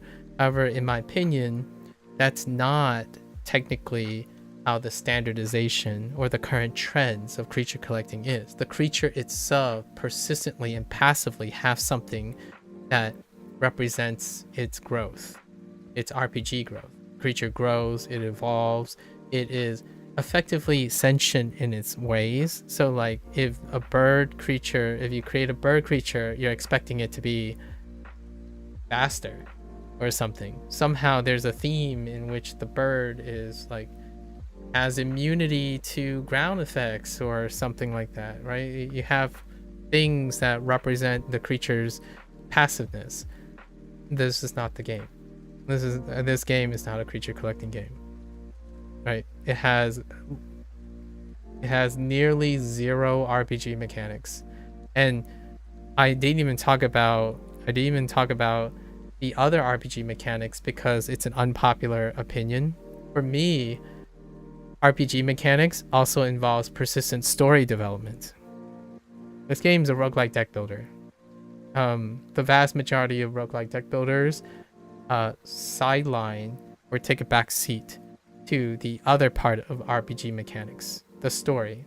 Most people don't, in my opinion, gamers do not consider storytelling a mechanic. I personally beg to differ, and I go back to what Supergiant Game does with their games. The storytelling part becomes a thematic mechanic of the game. Naturally, if you are incredibly mechanic forward, you can't progress the story without doing something to trigger the story. So that part is non-existent here. And for creature collectors, story is still a incentive, right? So what I mean is, when you're hopping into, you can walk into Professor Oak's laboratory, right? You're picking your friendship for life, and that friendship will develop as you become the Pokemon master. There is still a backdrop to progression and stuff, and that's as far as it goes. You become a Corpsman, you do the hellish difficulty, you clear all the bosses, and then there's some light flavor text, right? So still secondary in creature collecting. It is a roguelike deck builder. The mythos, the cards, the themes, the lore get sued. the lore is what creates roguelike deck builders. Like, for now, hear me out here. The last game I played, Elemental Exiles, Daniel tried very hard to make the storytelling, like the lore building, but still added some storytelling as a vignette. I think the closest thing that often blends well with roguelike deck building is vignetting. You have little punctated parts. In Across the Obelisk does a vignette.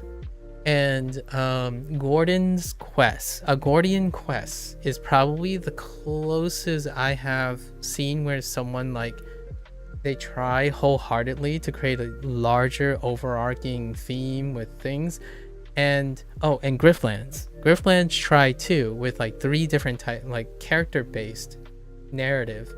And if I had to take a wager, most of that was probably skipped over.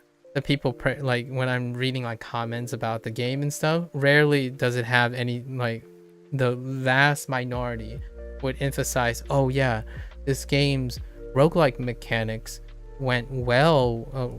This roguelike deck building mechanics really brought the story to life.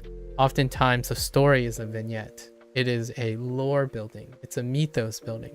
So this game used creature collecting, in my opinion, as a vignette, as a thematic thing to bolster roguelike deck building. Your creatures are flavors of the roguelike deck building. Creature collecting is serving the purpose of roguelike deck building, not the other way around, in my opinion, based on how the game plays out. Like, your creatures are temporary because they serve as vessels for decks, right? So that's the thing that they have to negotiate, in my opinion. With this mindset, my opinion, I'm saying my opinion a lot because it's really a deduction. Most of this is a deduction. If you like experimenting, so let's use a red here. So if you're in this camp, right, this middle camp. Oh there, Valentine. If you're in this middle camp, someone who clearly has played a lot of deck building, done a lot of deck building, been around lots of genre, you're here to play this game to experiment. Create a creature, it didn't work, get rid of it. Create a new creature. Technically create a new deck, right? You create a new deck. Is it broken? Yes, now I'm bored. Let's go switch to the next broken thing. How many broken ways, how many things can I viably build? Which is how many creatures you can viably build. And your goal is that you're not attached to any of the creatures, really. Maybe you might have a few favorites that you'll go back to, but the idea is you're largely collecting the stuff for mechanics. You're not collecting them for anything else. And then if you're on the bottom here, that is pretty much what I feel that Vong, the developer, has been communicating with. Like, this is the stuff that they're addressing. In my opinion, that's kind of like responsive, like being responsively wonderful at trying to cater to heavy criticisms, right? The alternative, in my opinion, which other developers like to do as well, is they double down. They double down on these things, what makes their game strong. So there are definitely 2 different routes here, and I want to give one last, like the next point I want to make. Hats off to Vong and his colleague. Vong is one of the game leads, and the colleague goes by like a different name. I saw it briefly yesterday, and I don't remember. It's like Plug or something, but I don't know if it corresponds to any of those names. Vong actually corresponds to one of the credits names, so he was under game lead. And you can either be reflexive and try to address the weaknesses in your game, right down here, as in those are probably what you're going to hear, like, oh, can we have more limbs, right? Can we have more limbs? Can we have more biomes? Can we have more storage space? And I think Vong and colleague have spent lots of time really, really quickly responding and trying to address these things. Now, the thing is, that doesn't mean that the game is expanding. It's not double downing. And while they're trying to address criticisms, they aren't. That means they don't have time, in my opinion, to double down on what they have that works, right? So the limb stuff, having more limbs, is actually coinciding with what they're trying to do, which they need time to do. If you spend most of your time addressing the weakness, it's difficult to find time to do that unless the game becomes more successful, right? Then they're able to find more resources to do so. On top of that, mechanics won't be expanded if they're spending most of their time rebalancing the mechanics and then addressing concerns of learning curve and whatnot. So that's where the current state of the game is, in my opinion. I think either way, these are two positives. A developer willing to address a lot of the existing concerns, which, in my opinion, a successful developer tends to have a group tends to have a balance of these two. They continue to forge ahead on the things that work really well because they have enough resources, right? They have enough resource and time to forge ahead on things that they do well, and also continue to address things retroactively that are trying to find compromises that is a win, like a win for one group and a slight win for another group, even though they're at opposite ends or contrasting ends. It's like a big win and a slight win, a big win and a slight win when you're doing responsive things. There are many times, I would say, early developers, especially first-time developers, they get, in my opinion, get locked into feedback, like damage control, to the point where the game turns into something that they didn't go out to make. And I had this, coincidentally, I had this conversation with Elemental Exiles, with the developer, the solo dev. Like, it's one thing to try your best to make compromises to your vision.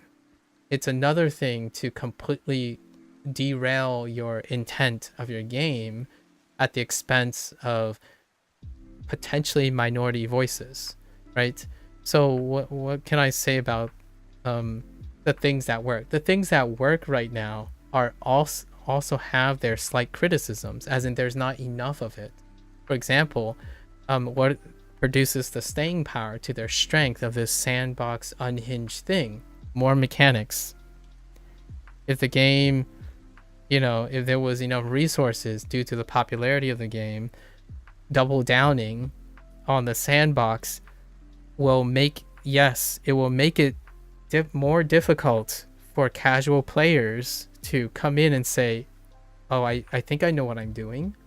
No, it will take away from that, right? So there's this balancing act where I think the game does really well the way it's intended. However, it is somewhat overshadowed by an early access phase that was a little bit troubling with other things outside of the development, like the design philosophy. Double downing on roguelike deck building by adding more mechanics, more leveling webs, even having web influence, right? Like introducing like a secondary currency something because your cards have too many webs, right? Like if it branches too far, it can become too complicated. But you can also create tokens that can influence the way the card's going to be upgraded or re-rolling or something, right? That introduces depth but doesn't give away the sandbox appeal. And that is kind of double downing on what I think the strength of this game is, which is already concordant with what's in the game. Money is a resource. that you can continuously funnel new features to customizing your decks, aka your creatures, which will continuously increase in its pool of mechanics because you're doubling down on the roguelike deck builder as opposed to doubling down on creature collection. So even with all that said about me saying like a cemetery or history book, that's largely because, in my opinion, creating a cemetery or history book is less resources than generating more limbs or generating a new biome in order to increase more limbs or generating new storage space. That's secondary, in my opinion, largely based on how the game is set already. Re-emphasizing these things, like double downing on creature collection, means that, in my opinion, the game is, then the developers is telling me they're willing to go in that direction. And that involves addressing all of these things down here, right? So the choice is up to the developer. Right now, I feel the kindness, in my opinion, the kindness of a first-time dev or like a first-time independent dev group often comes at one can kind of deduce how early stage the developer is how responsive they are, which is great. You know, they're very responsive, very enthusiastic on like taking feedback and stuff. However, there's got to be also eventually this like experienced veteran approach as well, where you're like, okay, I hear you guys out. You guys don't like this, but listen, the next content patch, you'll understand why we chose this direction, right? And then, or being able to communicate the direction, like, hey, guys, it's on us. We didn't mean for it to be like to give you the feeling of Game Freak's Pokemon or something. It's not that. It's a roguelike deck builder. Your creatures, they're meant to die. So like they're going to die, they're going to rotate, it's gonna happen. And then like the casual things like, okay guys, we're introducing the card database, but that's as far as we go, because the future we're going to introduce more mechanics. It's going to get more and more complicated. The game is lacking a depth that is catering to our vision of a roguelike deck builder. Roguelike deck builders, roguelikes are proliferated by mechanics. The depth of their playability and accolades and reception is by the depth of their mechanics, and constantly addressing and retroactively easing off the complexity is spending time where it's taking away from investing in making it more complicated. The game, a sandbox game, becomes more overwhelming over time because there's too much to do in it, not too little. Of course, it's up to them to backpedal. Like, they could say, oh, no, all right, we're not going for the whole sandbox thing. Like, I could be way off my mark because this is my deduction. I feel like turning this and double downing on the sandbox idea is fantastic because it coincides with the creature stuff, because you want to build more creatures, you want to rotate more creatures. Experimentation is quite literally the theme of this game. You are a corpsman. You experiment with creature parts. You collect creature parts for flavor of their look. However, it's the depth of the mechanics that is the most important thing, right? So all of that kind of coincides. I'm looking forward to which direction I'm gonna go. So before I go to my like last thing with the like rating a score and stuff, I think one thing I do have to highlight is that while I said that I did not have a direct I don't have lots of direct interactions with Vong and his colleague, which I still did not have the name for. I did manage to submit some bugs with Steam achievements, and I got a response right away. And it was really cool to have that type of direct interaction. I think the population for this game, like the community for this game, is relatively small.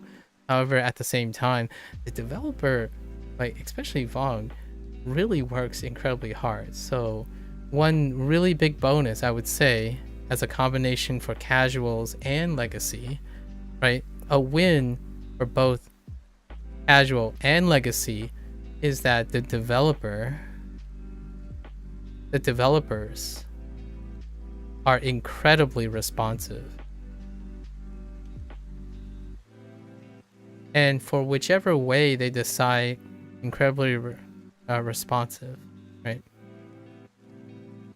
And for whichever way they decide to go, like work towards creature collecting or roguelike deck building, or addressing largely the criticisms as opposed to working on forging ahead with their game,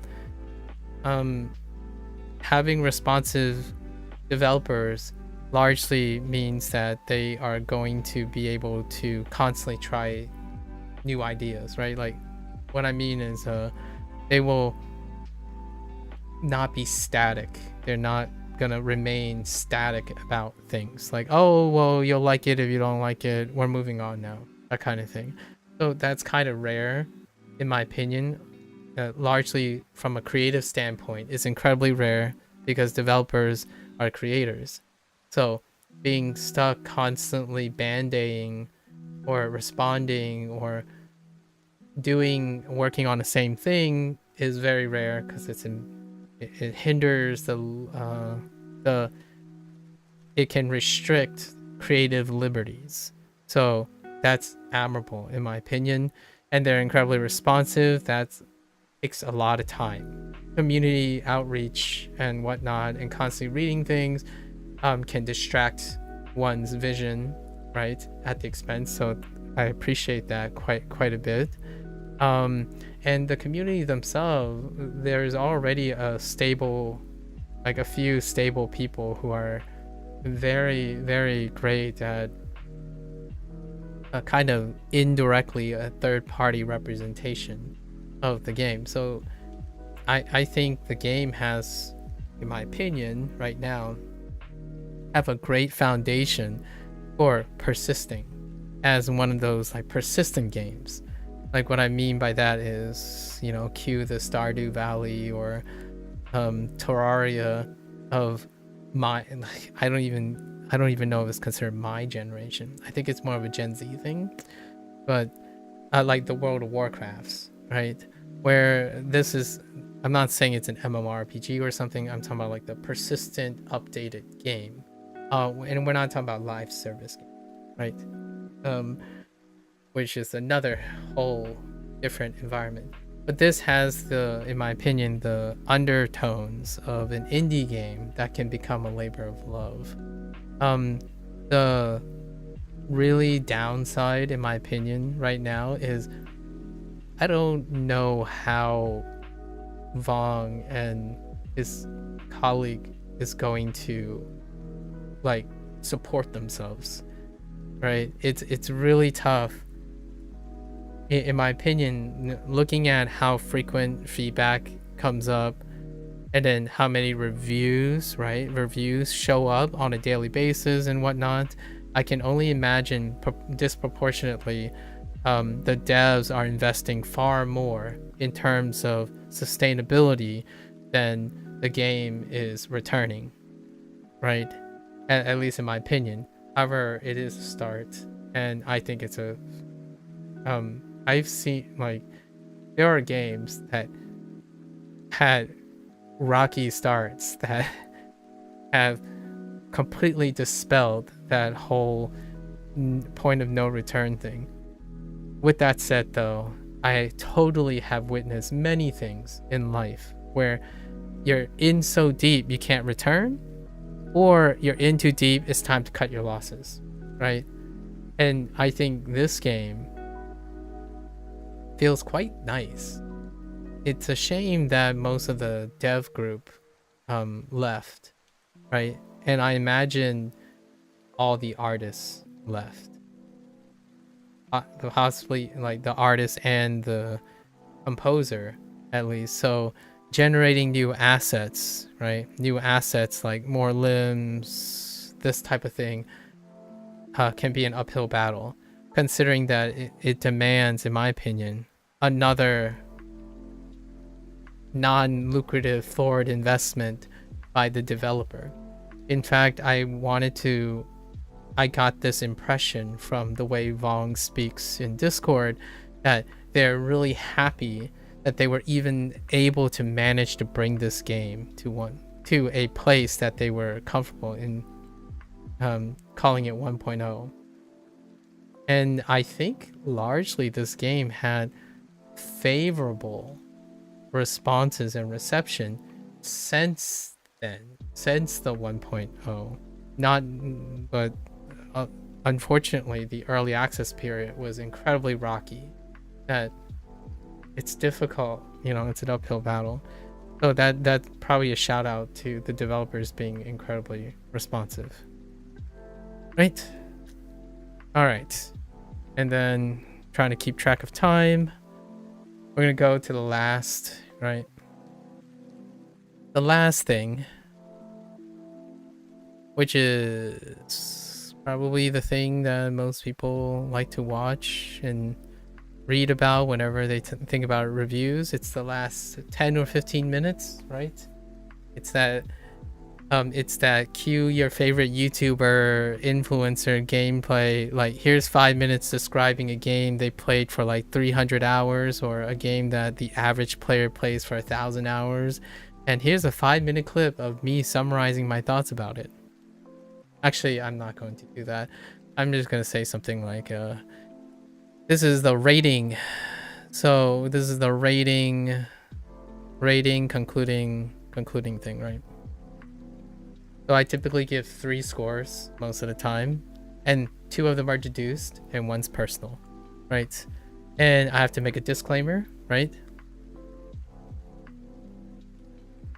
The disclaimer here is I choose to do things I already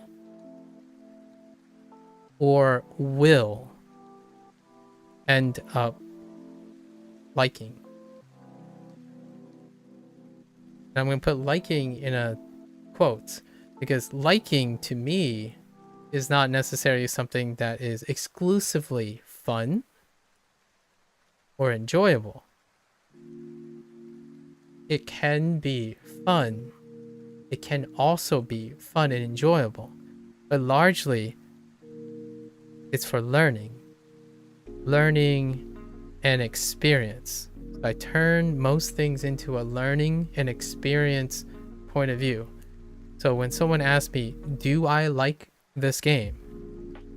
The answer is yes, I do like this game. And when someone asks me, do you recommend this game or not, right? My last 2 hours was at an attempt to talk about the game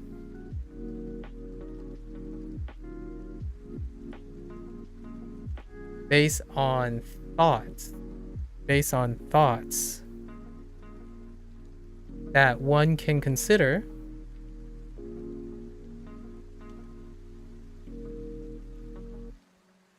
or my recommendation. So my recommendations are not based on how well I understand myself.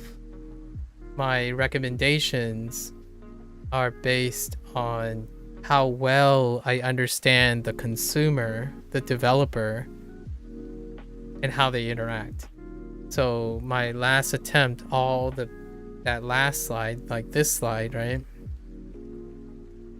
If you're in the middle somewhere, in a combination, how many of these points, and it's not comprehensive because I don't have time to cover all those things, I highlighted the ones that I think are like constantly showing up in the back of my head when I'm playing this game. If you're in the center and you check all these boxes in the center, how you weigh them, and then you know, all the stuff that are detractions, measure them too. And all I can say is my recommendation is likely going to be based on these forward thoughts first. So even if I didn't know you as a person, like, at all, I'll probably ask you, hey, what was the last creature collector game you played? What was the last roguelike deck builder you played? And it would line, and I would try to line this up with all the stuff that I think about. And the question is, you don't have to ask me. If most of the things that seem favorable is listed on here, give the game a try. If they're not, and you're open-minded, give the game a try. If there's too much negatives,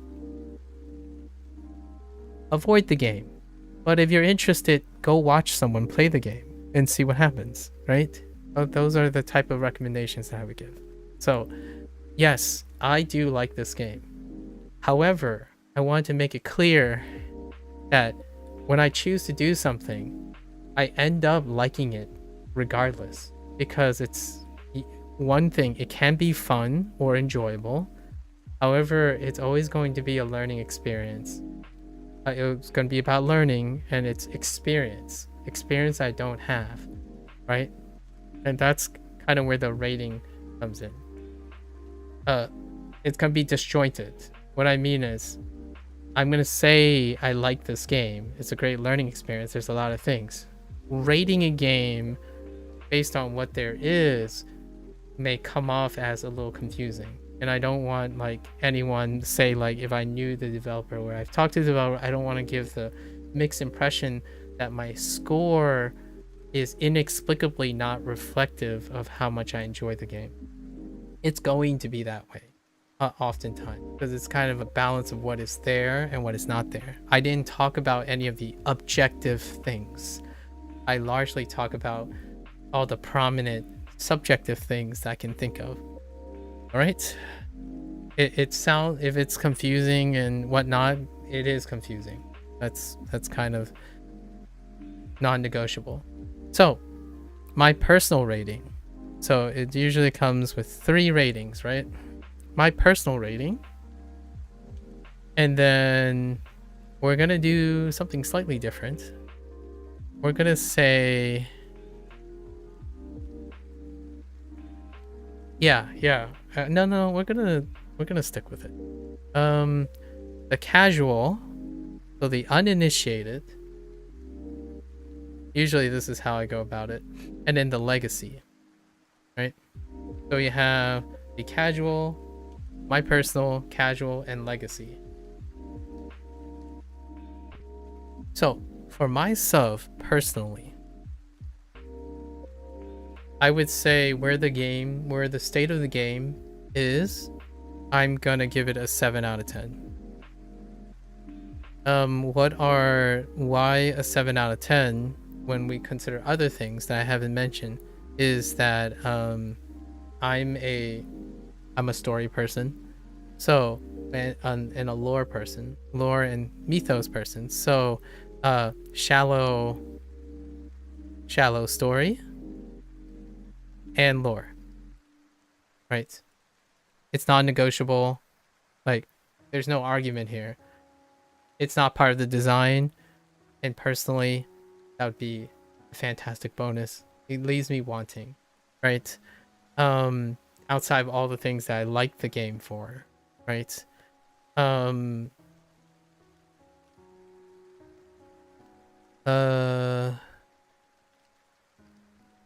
So story and lore is a pretty big deal to me.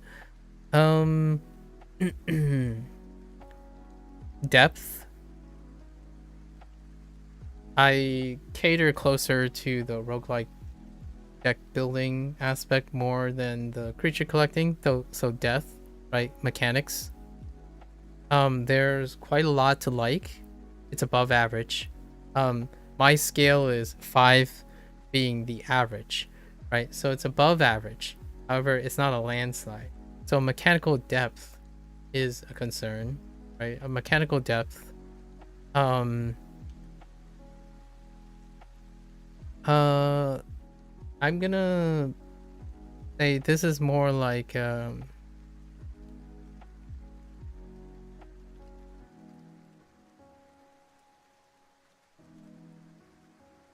gonna say like asset variety.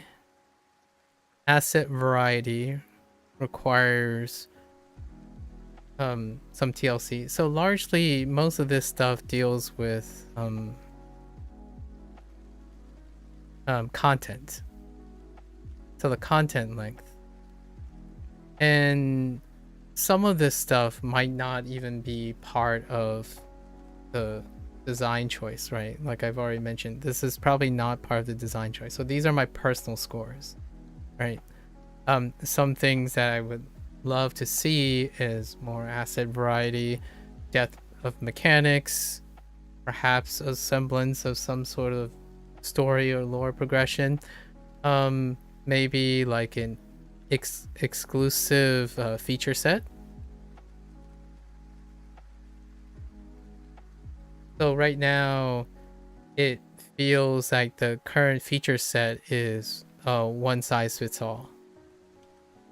So what I mean by that is roguelike deck builders tend to feature at least two, I would say, at least two feature types of like tasks. It can be a leaderboard, it could be a daily challenge, it could be a solo run based thing. It's a repurposing or a different way of playing with your core mechanics, right? So those are the things that I would say maybe like a standard that may be somewhat absent, right? Still above average, however it's quite absent. I think the feature set, the task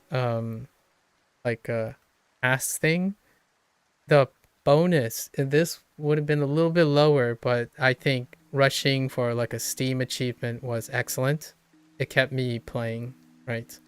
I actually would have done this review probably 7 days ago, with now that there's a task. And task or purpose tends to also be connected with perhaps a story or a lore. And I tried to reach the end, accomplish the hellish thing to see the rest of the dialogue, because I am very much a sentimental person. So I like that there's a task, whether it's a task the developers gave me, which is like Steam achievements and stuff, or the element of the story writing. So neither of these are very strong, right? And it's a big area, and especially depth and mechanics is a big area too, right? Outside of that though, I had a fantastic time playing what is there, the game What Is There, and even considering, right, I think at the time of this review, I think the game is priced. We had to talk about this all the time, so I might as well get this out of the way. As a factor, most people find this like easily one of the more important things, right? At the time, it is 20 USD, right? And I would say 7 is probably a little bit generous, personally. It is probably, if I'm someone who's influenced, so this is a biased review after all. Most reviews are biased. And for me, remember that I was solicited. So that means I did not pay 20. It was discounted at 16 on launch. It was 16 or something. I forgot how much. It's like a 15 or 20% discount. I was solicited, so I received this game for free, right? If I were to take into account the $20, which I typically don't, because I would have chosen to pay for it. as in I would pay the devs. And obviously a percent goes to Steam. Steam is a platform I support, so that too. The Steam tax, if devs have to put a Steam tax, I pay for that too, right? I pay dev, Steam, all the above. So if I chose, it still wouldn't factor in. However, we have to note that in $20, in the state of the game it is now, I would say the casual would more subtract 0.5, and the legacy would subtract one point for this, because 20 is a heavy, it's a pretty heavy price for these detractions. If I had to be like incredibly brutal for myself, it's irrelevant since I was solicited. And most of the time when I'm choosing a game that can give me $1 to the hour, that's a plus. And I played this game for 50 hours, so it speaks for itself, right? It's a very generous. I know other people will find this like, oh, but you can't like compare a mechanics game with a story game and stuff. You have to really understand what kind of person I am first. Like if a story game only has a 2-hour story and I talk about it for like 12 hours, that still counts as gameplay time. So it's about the sentimental learning experience. So I'm not quantifying. When I'm saying $1 an hour, I'm including like my learning experience in XP. Not like how often I think about the game, how much I can do with the game, like not literally with the game, but also figuratively and creatively. Like, does Corpsmen give me an experience that is invaluable, or like my reflection on the future? Yes, most of the time it is, and that includes all those hours. So this did not affect the price, would not affect my thing. Here's the thing though, since I was solicited, it's not a game I would have picked up, right? And that's cool. That's actually a plus. So when someone solicits me with a different take, I'm more likely to spend more time. So it ballooned to 50 hours, largely probably because someone solicited me. I tend to work harder and be more interested in things that I'm solicited with than things I choose, because the things I choose, I already like them. I already recommend them. What do I already recommend even before I play them? Hades 2. Go play Hades 2. Supergiant Games. If I play Hades 2 and Supergiant Games disappoint me, that sucks. But it takes a lot to disappoint me. Right? Supergiant Games, I invest in the developers. So whenever I say I choose to do something, I know I'm paying the devs and the Steam. Not necessarily their creation might not hit, or it can hit and miss. However, the legacy is I want to invest in people. So being solicited, there's a lot of trust involved. You might be thinking, oh yeah, but they're just picking whoever that's low-hanging fruit and stuff. It's like, well, thank you. I'm a low-hanging fruit. That's awesome, right? So I don't typically have these, so I take them very seriously. It's kind of the whole humble beginnings kind of things. Yeah, you could become a big deal and you could forget what it means to suddenly have someone randomly email you and like, wait, we actually know what you did the last 2 weeks. It's like, really? And they didn't say anything. So in this case, I don't know who sent the email, but it could be Vong. And all they had to do was mention, oh, hey, we saw you play Elemental Exiles. And I'm like, wow, that's cool. You actually saw me do something. And that's more than 99% of video comments on YouTube, where when they make a comment and it's pretty clear that they didn't watch anything. They saw the thumbnail and then they made a comment. So hats off. right? Hats off to anyone who solicits me. I double down on that kind of thing. And if I know that I'm not interested, which can happen, right? And when I'm not interested or I'm uncomfortable, like for example, if someone sent me something that was clearly in conflict of interest with myself, I have the professional restraint and discipline to directly tell them, sorry, I'm not interested. Like, please. And I would even probably explain why I'm not interested. Like, for example, if someone comes up to me and say, hey, would you like to uh, have, would you like to try our product for sponsorship? And also, can you like focus on tearing down our opponents, because our product does better than this opponent's, and I want you to focus on how our product overshadows this other product. The answer is no. Like, anti-competitive, like centered philosophy is a no. So I'll give you an example. Like that's an example of something that I will politely and professionally, in any way, like not even professional, in an ethical and moral way, I would refuse. So that this is unconditional. So I was solicited unconditionally. Again, I want to emphasize that. The last three things were solicited unconditionally. Okay. So anyways, for the casual, so here's the thing. I didn't address one thing about the casual. So when you're taking a casual, oftentimes there's less of a tolerance for bugs, right? When you're uninitiated, the first impression is very important. And there are a few hiccups here and there. Weighing, right? It's a mixed bag. If anything is a indicator, when taking into consideration the casual and the legacy, it goes back to my day one, where I feel creature collecting and roguelike deck building clashes a lot of times.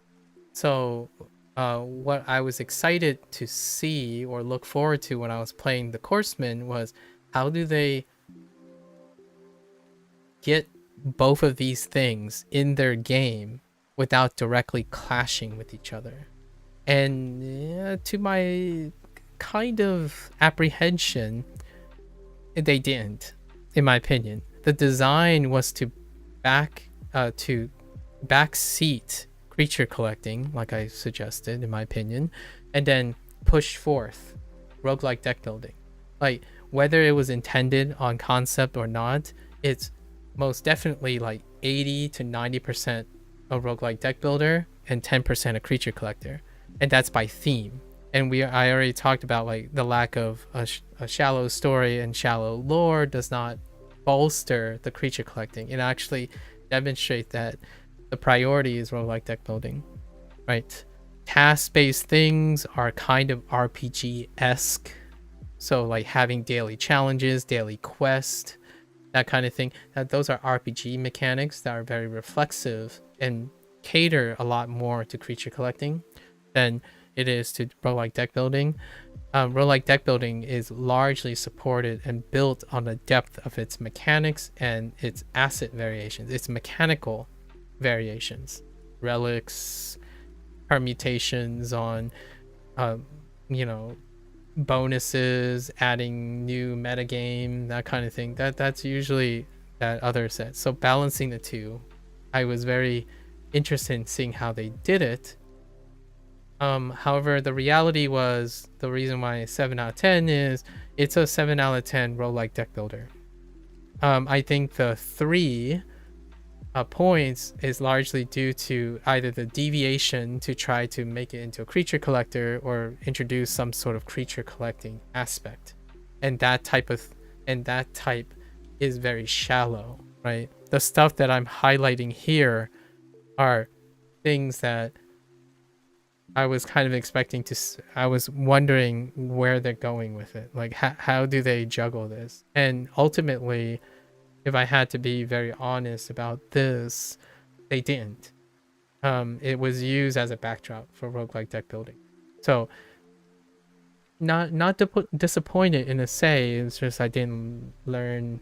It would be interesting if there was like, I was excited because maybe there's some clever way of doing it, which turned out more or less above average for like deck builder, right? And the sandbox thing is great. I want to.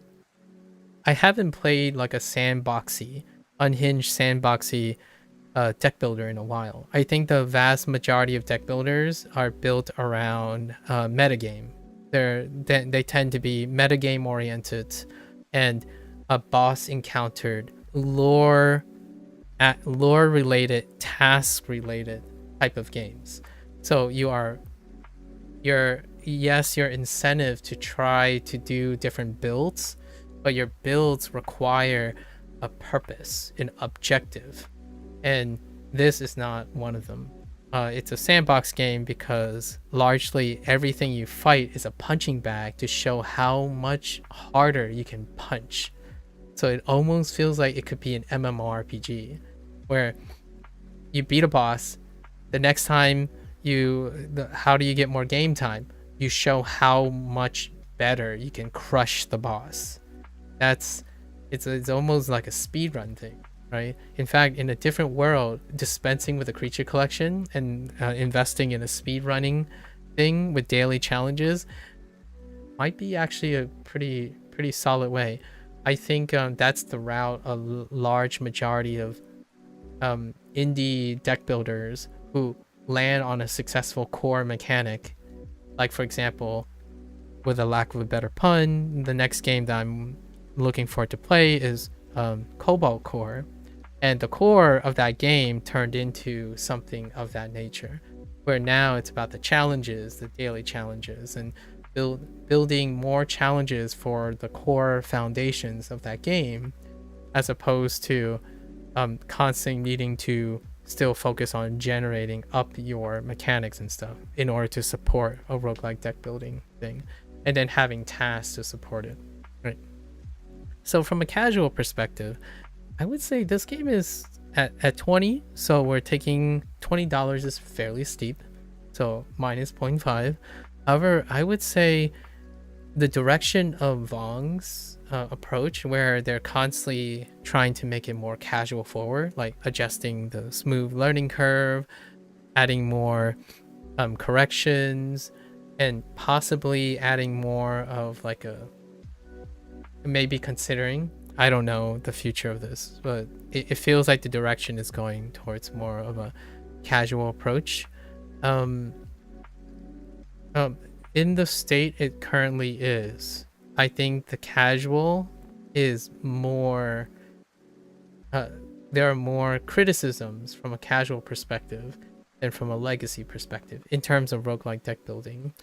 However, in a creature collection thing, it's pretty soft. However, the problem is you get less points. So for casual, you get less points for creature collection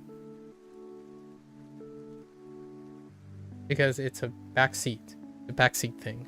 So you get less points from that, and you get detractions, negative detractions from the roguelike aspect. However, due to recent patches, it's improved, right? Not necessarily the understanding of the roguelike things, but it allows a smoother learning curve to allow experimentation. I would say, in terms of the casual, it's a 6 out of 10. It's slightly below mine. I think it's an above average experience in the beginning, due to like recent patches to soften the punishment, and then there's a lot to explore. There's sufficient things to explore while being there's enough things to explore to understand roguelike deck building without feeling punished for it. However, there's only I'm gonna say a bottom line thing for the creature collecting part. So I think what favors the casual is having more limbs, more biomes and stuff. So it becomes more of a, oh yeah, let's just, okay, today I feel like doing this, today I feel like doing that. More options. Not a casual perspective wouldn't want to have comprehensive knowledge. They're not going to necessarily, is to alleviate the tedium. So alleviate things from feeling the same-ish, because the nuance is not necessarily important for this. So 6 out of 10 because there's more working against less points being able to achieve, right? The creature collecting is a bit weak, which I honestly caters a lot more to the casual in this case. And then the roguelike is still relatively obtuse, because if you're coming into it not knowing, like, is drawing important, or how do I create, you know, how do I get more energy? Is there anything that creates counters? What does threaten actually, how does threaten actually work? That kind of thing. It's on the lower side. It's still, I still think it's above average. Because it's very soft. Into the difficulty, quote unquote, difficulty would be perceived as approachable for a casual. Someone who has like no experience or like fairly low experience and want to explore something. Above average. It's a soft landing enough to get all the bells and whistles to continue, right? It's not the same as like drop a casual into a FromSoft game and expect them like, oh yeah, FromSoft has 0 tutorials and whatnot. Like even FromSoft has some lean and whatnot, but it would be below average, right, for a casual. Then, however, I'm not saying that just because it's 6 out of 10, there are 6 out of 10 people who are probably going to play the game and kind of enjoy it, right, as a casual. That's a lot of people. Not 6 out of 10 is above average. So then we go into legacy, and I think legacy is slightly above too. At the no, actually, that's tough. I think it's still going to be a 6 out of 10 for legacy. So the downside here is what works, not enough. And then that summarizes pretty much both ends. If you have a roguelike deck builder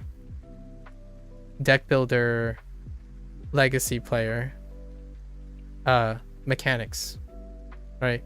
Mechanics. More archetypes, more branches. Not more story though. Like no like story, all the other stuff. This is a roguelike deck builder. Those are optional, right? The idea is that there is, in my opinion, a baseline expectation of specific mechanics, and that's where most of the criticisms are going to come from.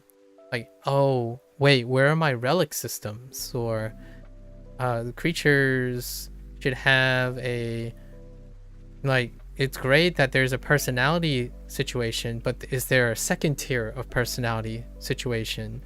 Is there more card pool manipulation? That kind of thing, right? At the price, largely the reason why is it would be a 7 out of 10, but at the price, it's a big detractor. Legacy tends to favor content, and their content is very specialized, in my opinion. And we're not talking about so this score I'm giving is that 6 out of 10 will still be satisfied with it. Like, it would be sufficient.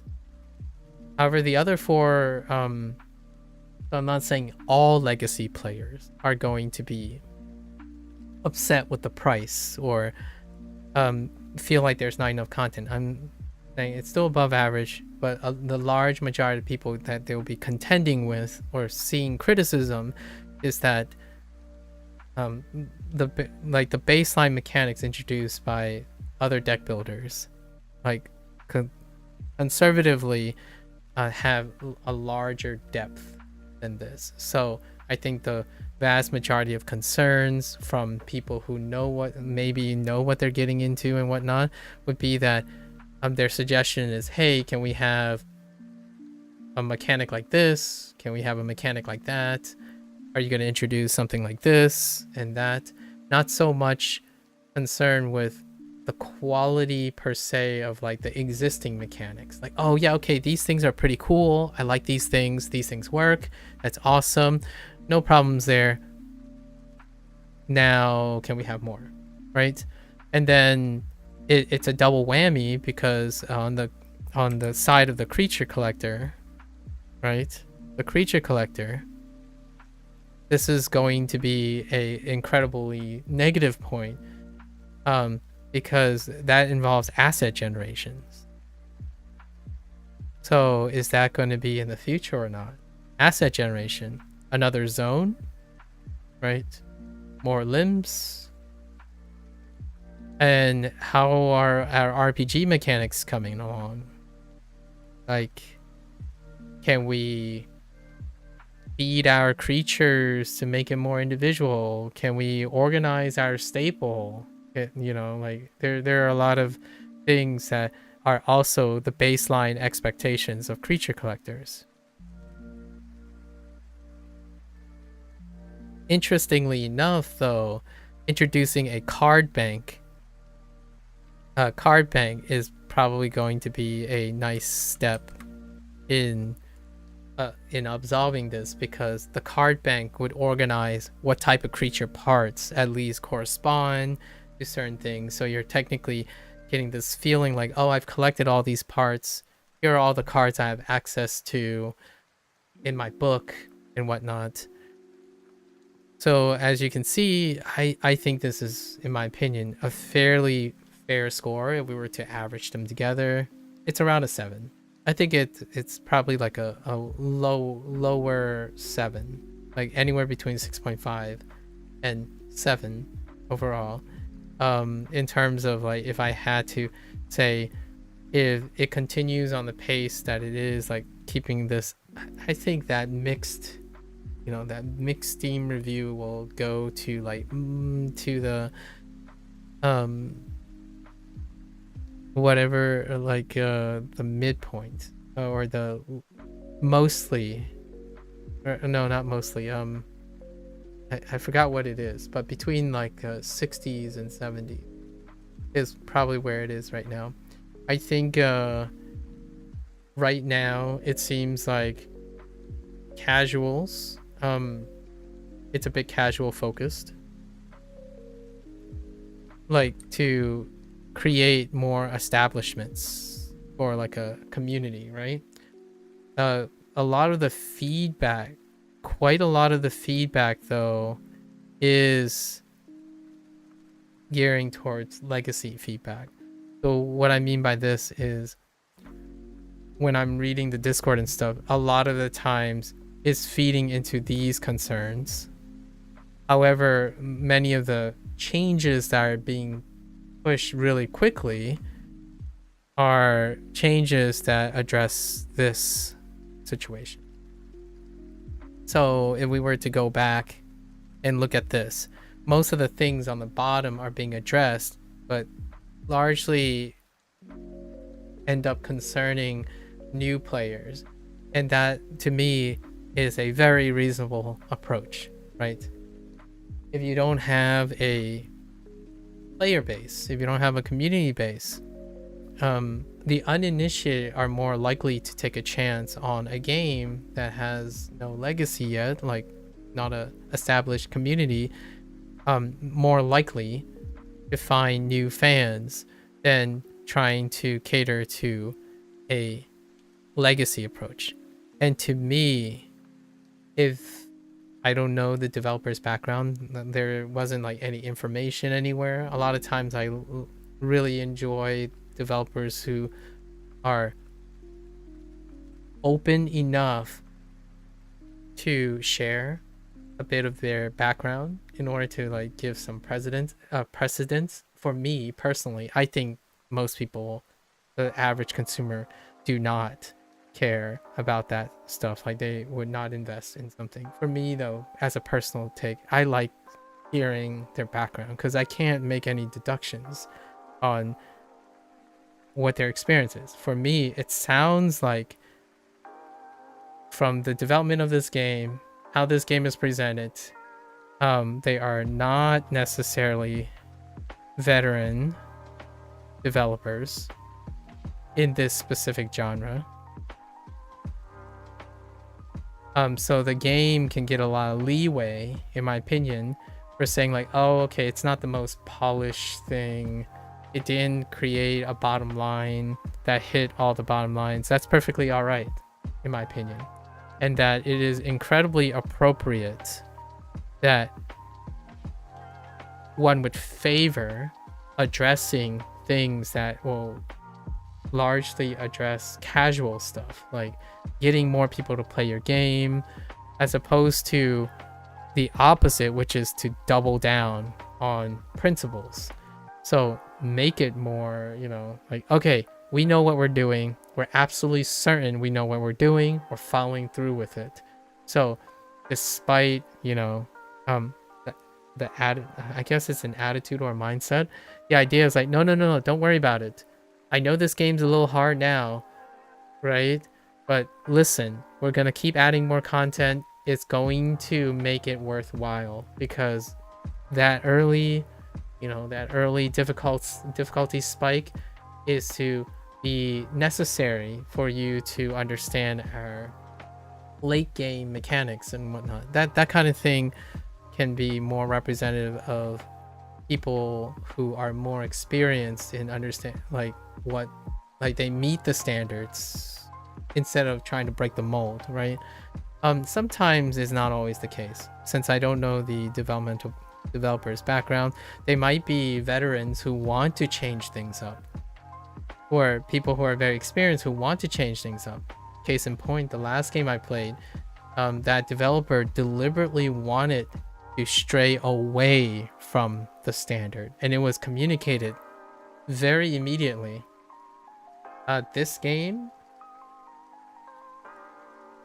not so much. I think it's very safe. So what I mean is the roguelike deck building component, it's it's there. However, it doesn't indicate to me that it was like some ambitious, incredibly well orchestrated, like, oh, we already know what we're going for, here it is, unapologetic. I felt there's a lot of like different ideas floating around in this game, and it kind of did a couple things, and there were clear things that didn't quite make it, maybe due to development costs or situation, and then there are things that work really well, however did not get time to cook, which is probably the usual comment that's being made about this game. The foundations are solid. The game has great foundations for a roguelike deck builder. I think the foundations for a creature collector it's topical. It's very flavor. It's a flavor thing. It would require, in my opinion, to separate them, a writer, an asset generator, like a dedicated artist, a dedicated writer, in order to bring the creature collection to life without like destroying the deck builder, the roguelike deck building focus, right? It's at odds with each other.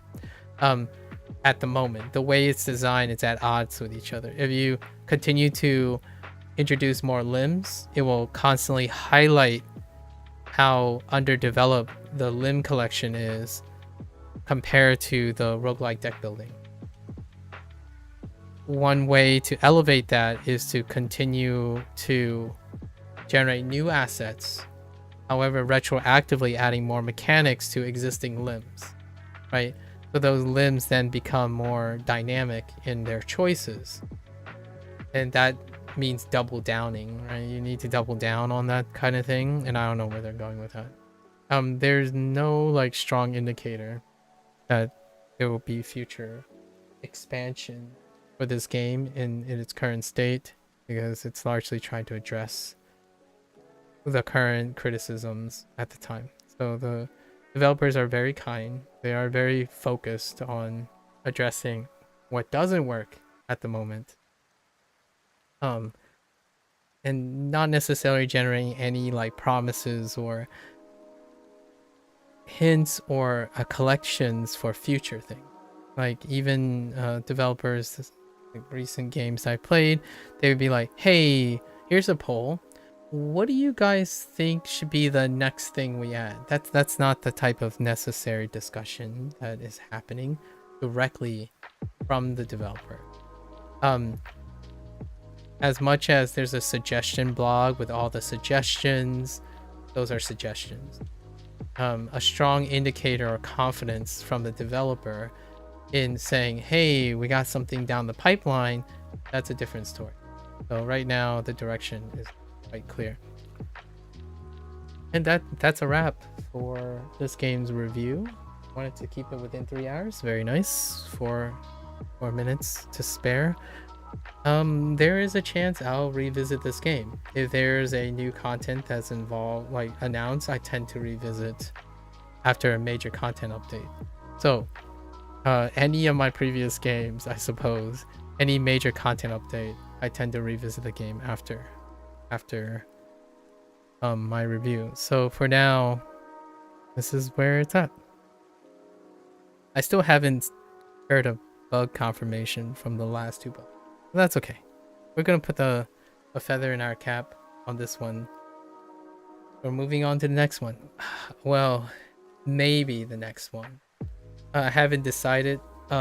October is rolling around, so this particular slot is gonna be occupied by artwork, because Inktober is coming up.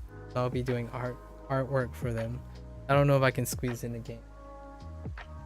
We have like 7 days left. I'll think about it. There you have it. That's the Corpsmen. Currently available on Steam, right? Yeah. That's pretty much what I needed to say. Alright. Thank you for listening and hanging out. If you're gonna watch this later, thank you. And get you guys on the next game.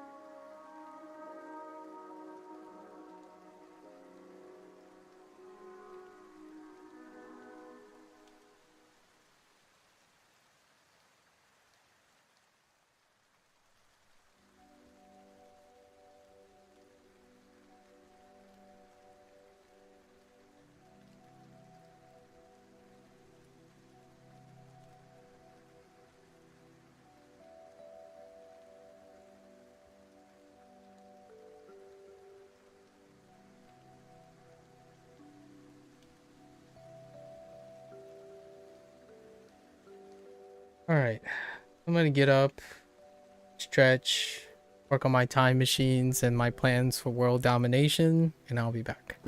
Thank you, thank you.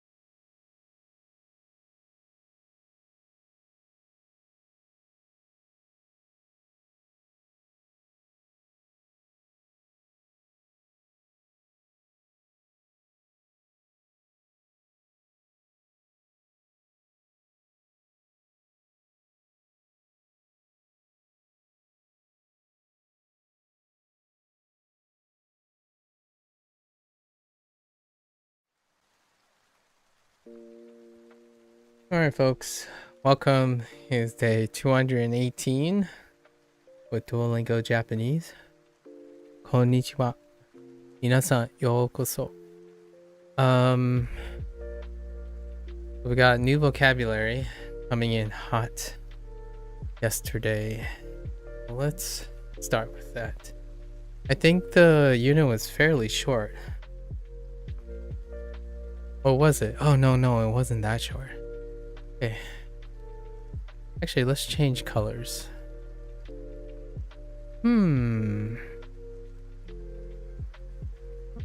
Okay. Alright. Unit 52.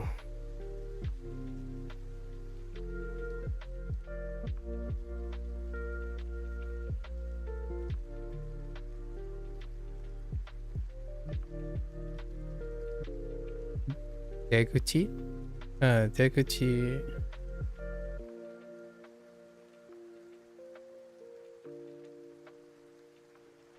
Deru.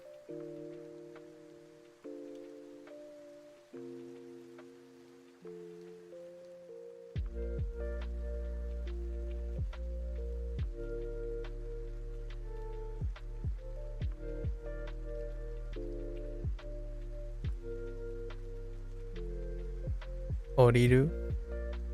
Oriru.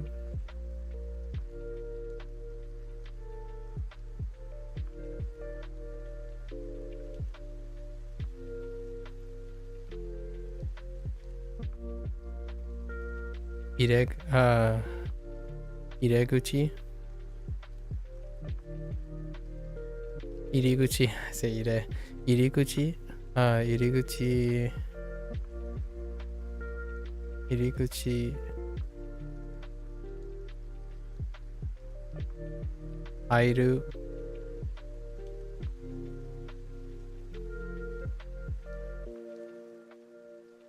Wait.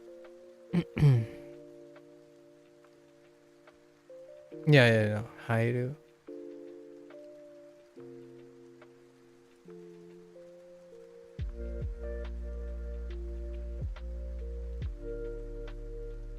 Oh, there, Lotus.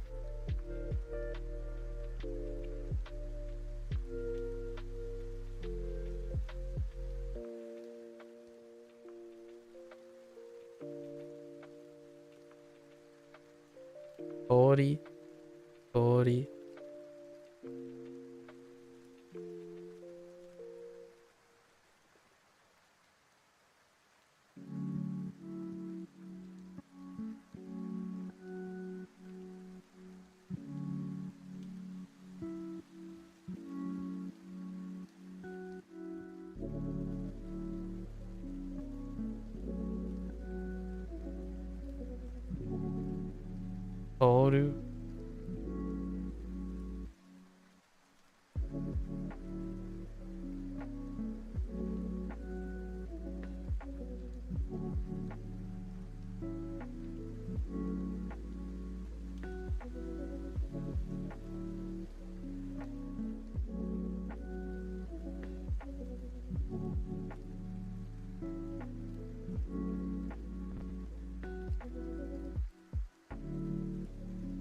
Michi.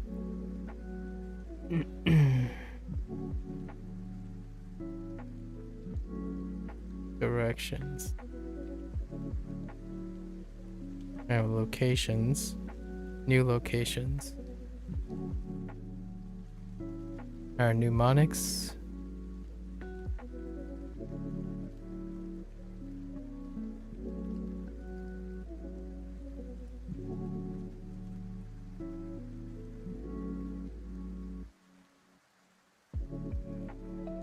Ginko.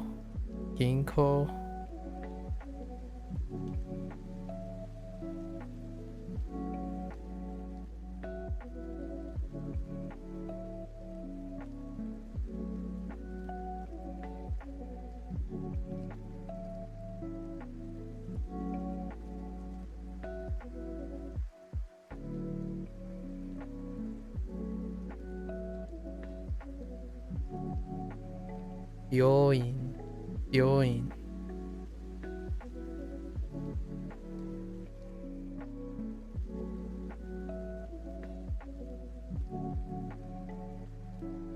Hmm.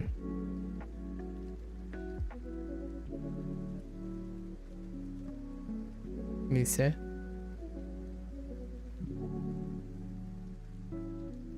Hmm.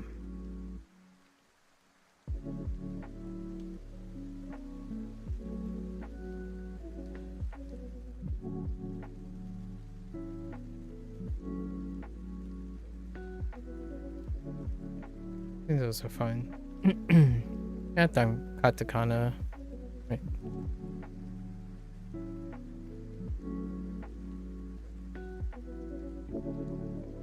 Apato. Apato.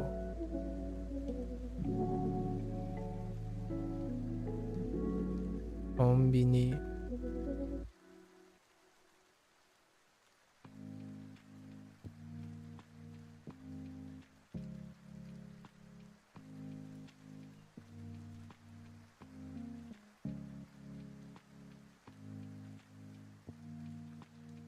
Oh, drug order.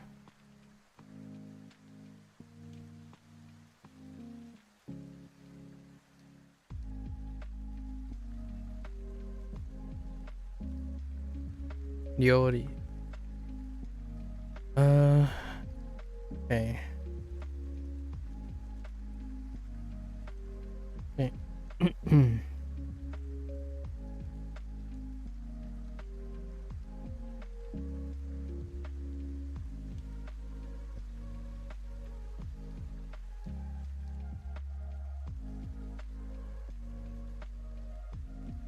Yeah, こちら。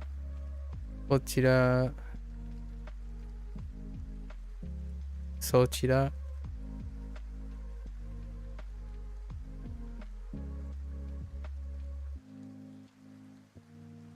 あちら。あちら。and どちら。どちら。You know, our kodo, koso, kosohado.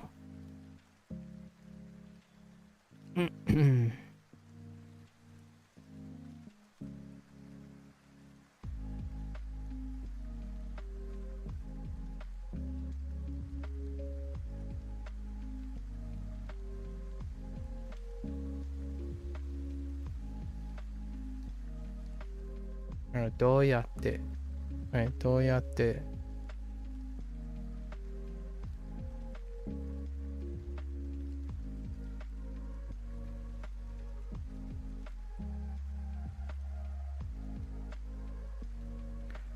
Ugh.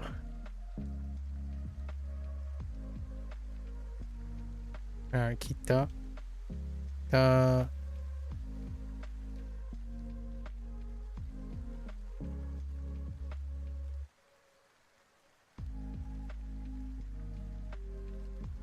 南。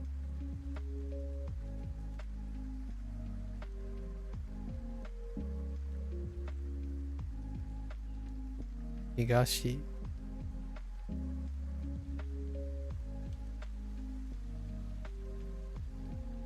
西。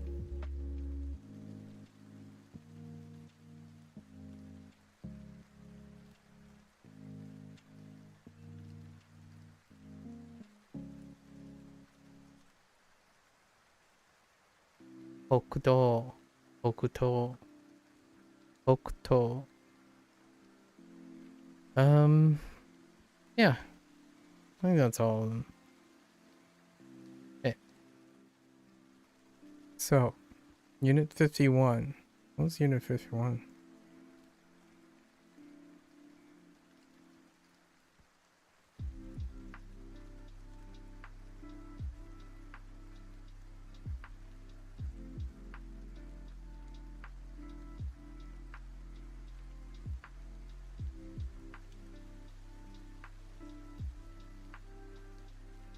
Discussing food.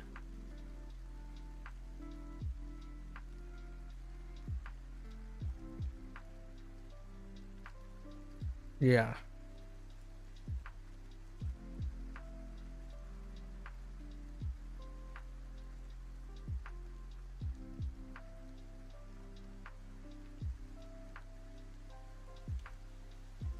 Oops. Just kidding. Yuhan. Yuhan. Yuhan.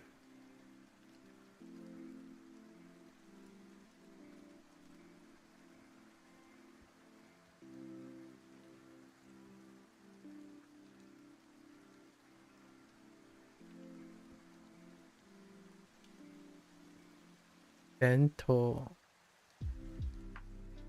Oh, there, Cozy. Hello, hello. Cute. Bento.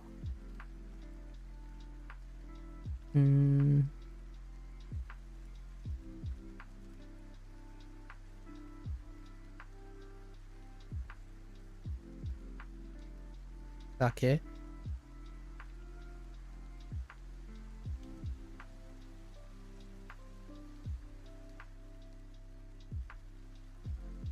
Hmm.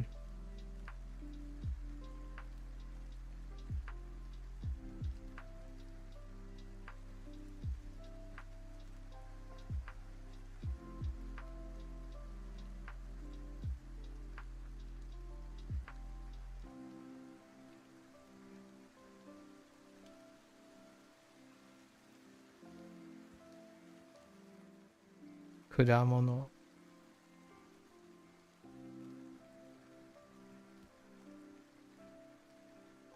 Yeah.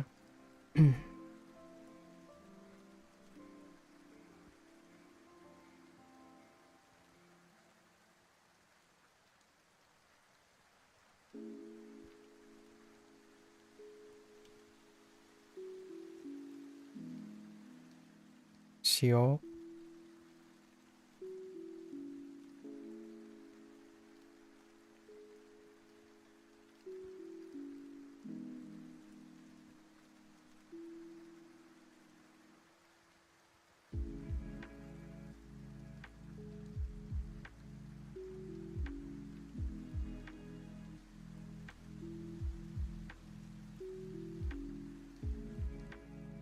Hmm.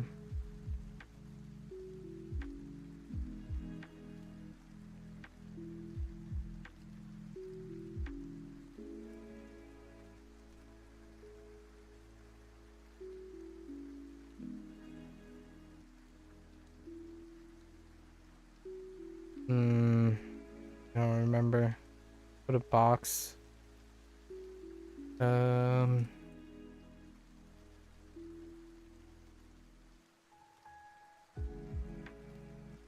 Right. No, we're fine. Let's kind of big.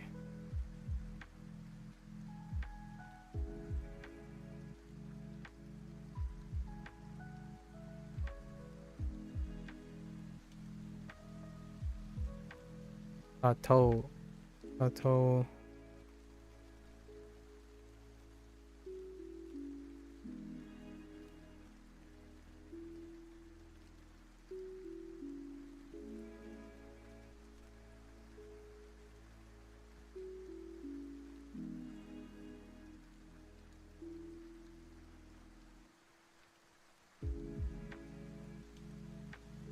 Oh, why? Why does this character have to be so thick? Oops.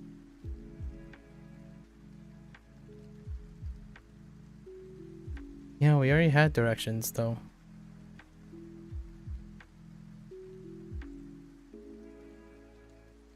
You're talking about like directional kanji? Well, Japanese is rarely new vocabulary.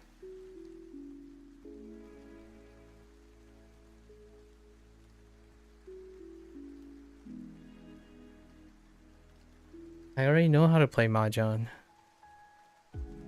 We already know these characters. Lotus. We already know these characters. These aren't even these kanji aren't even new either. Listen, Lotus. These were introduced like 150 days ago. At least 150 days ago. These are new though. Or actually, what are new here? This one's new, but because of Shashinko it's not new. This one is kind of new. But the last unit had that. Oh, this one's new. And this one. And then these. The rest are old. Everything else is old. How we getting on? It's getting on pretty well. Yeah. Yeah, Japanese is not really filled with new things lately. Largely kanji. What is the newest thing? Oh, this is new though. Sochira? Sochira? Achira? These are new. That's it. it's pretty underwhelming. I'm writing all the stuff now. Like we're writing everything that's introduced in the chapter, as opposed to writing only new things, because there aren't only new things anymore, and no, barely any new vocabulary. I almost feel like there is a new vocabulary, but I forgot it. Oh, you know, I did miss one though. Hang on, you just reminded me of one.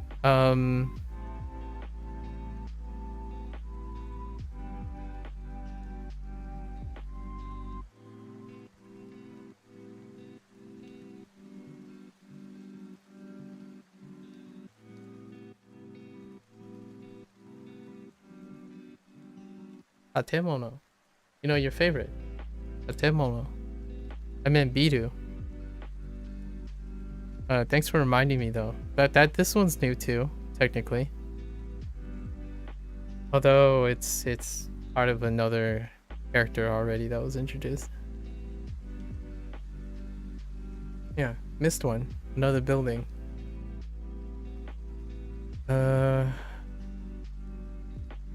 Yeah, vocabulary. Be kind of nice, I suppose. I think they're staying away from introducing new vocabulary. There's like 1 or 2 new words each unit. 1 or 2 new words. All the other words are old. So what is a new word? Is there a new word in this whole set? It's this one. These two. These two are the only new words. Sochira and achira. Everything else is old. Oh wait, no, and this one. Tori. Tori and toru are new. They used a different word for this before.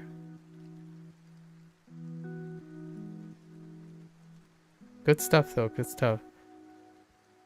I don't like writing shoyu. Shoyu is so dense.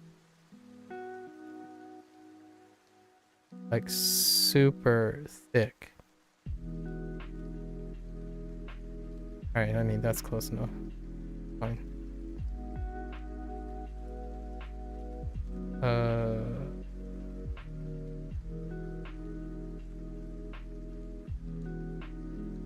The right one is fine. It's the left one.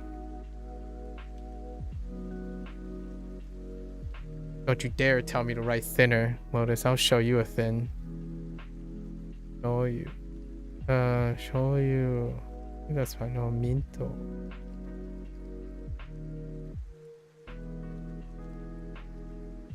This is the only new one, technically.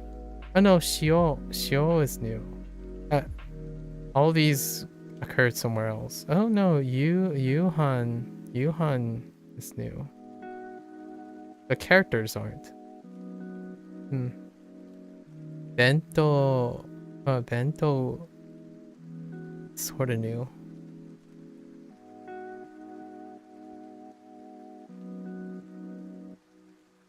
None of the vocabulary is new though.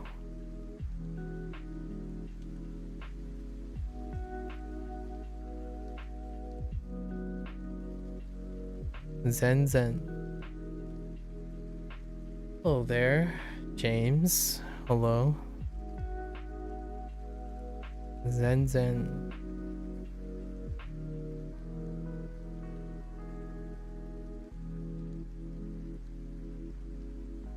Zenbu.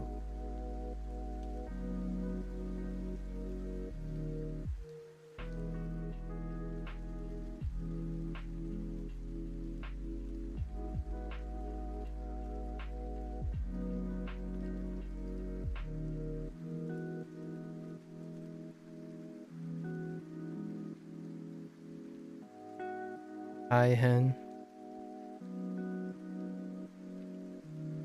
Yeah, I'm learning Japanese. Or I'm writing Japanese right now. Hen.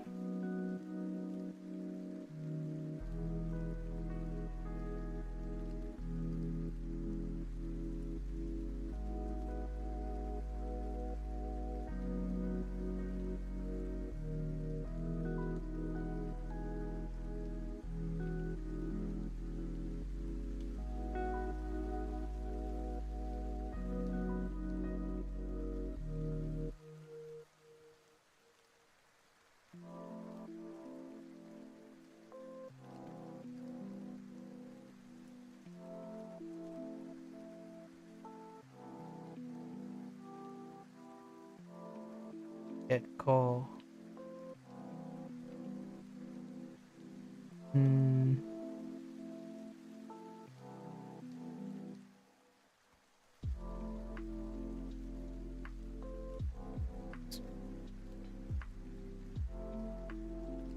Oh my goodness.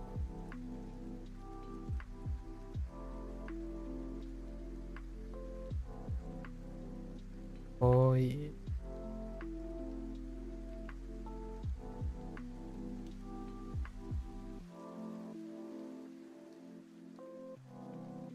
Good night.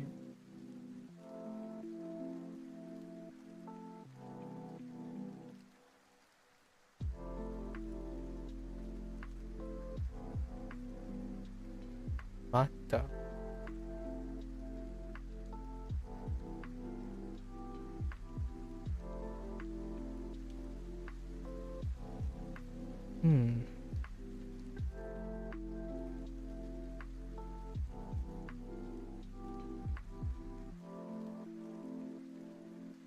Yikes.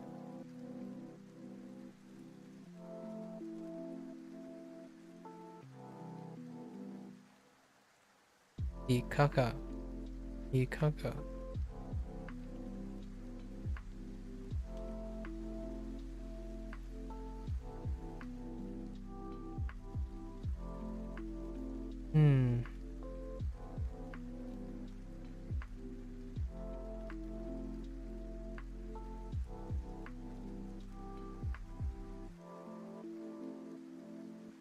Yeah, I think that's good.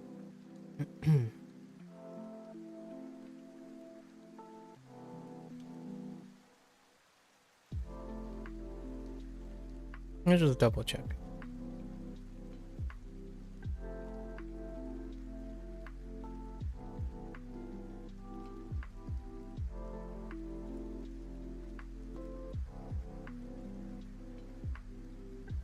Will you do a lesson now or wait? Excellent question.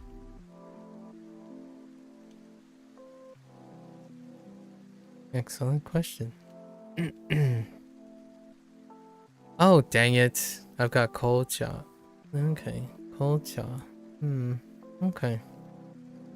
That's fair. It's a beverage. Okay, that's fine. Alright, let's get into our lesson. Directions, here we go. 出口はどちらですか? There was an update. There was an update.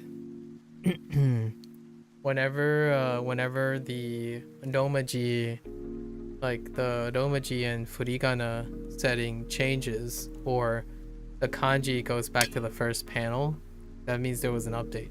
I don't know what the update was, but there was an update. Which, by the way, tomorrow DuoCon is happening, so hopefully something interesting. I'm looking forward to seeing what they announce tomorrow. 出口はどちらですか? 出口はどちらですか？出口はどちらですか？か。出口。いや、出口。出口。入り口。入り口。入り口。入り口。出口。出口。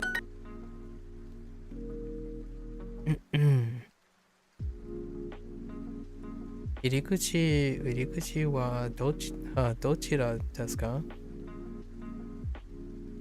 入り口入り口ははどちらですか？建物。建物。建物。入り口はどちらですか？ OK。入り口はどちらですか？どうやって家に帰りますか？どうやって家に帰りますか？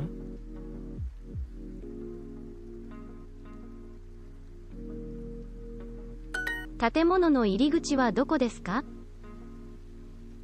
建物。建物？建物。建物の入り口はどこですか？建物の入り口はどこですか？どこですか？ 1階。入り口。出口。建物。建物。休みます。出口。出口。食べ物。風。シャツ。塩。入り口。建物。悪い。出口。花。建物はそちら。Oh, over here. こちら。こちらです。建物はこちらです。ね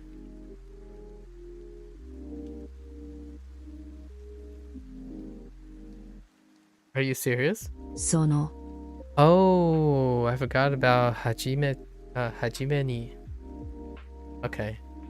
So that'll be in addition to our thing. はじめに。はじめ. Like first. はじめに. So we do have that.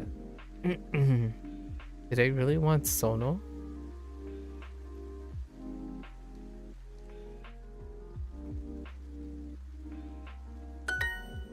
It says the building though.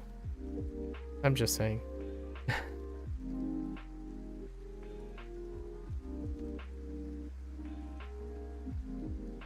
どうやってどうやってコンビニまでwait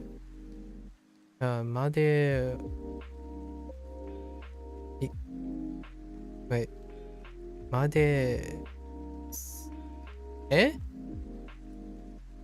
行きます。Oh, I guess どうやって takes place? コンビニコンビニまでどうやってどうやって行きますか？ Yeah, that's fair. Right? Or ど no, うや let's do it this way. どうやってコンビニまで行きますか？ Kind of weird not starting with どうやって there. Which way is the building? どちら？建物はどちらですか？ It still means the same thing. 建物 I see where they're going with this one. 建物ははどちらですか？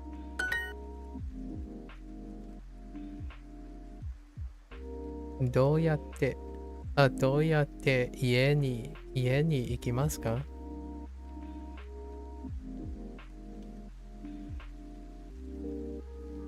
？or 帰りますか？帰る？ Okay. Fair enough. Are you getting? 家、家、どうやってに変えますか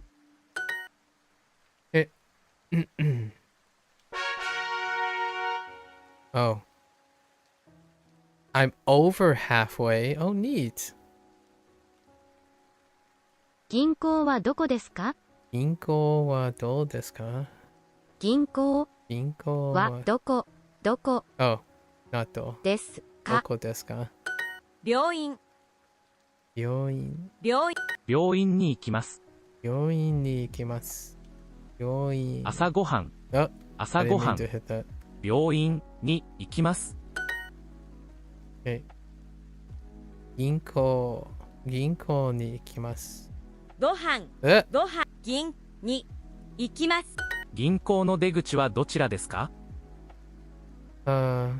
銀銀行の行の出口出口ははどちらですか？どっちですか？銀行の出口はどちらですか？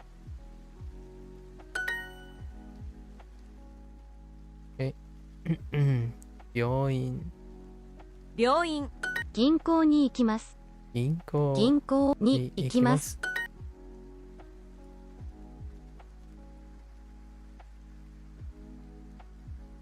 病院病院ははそちらです。です。建物銀銀行行銀行入り口出口病院病院はそちらです。病院はそちらです。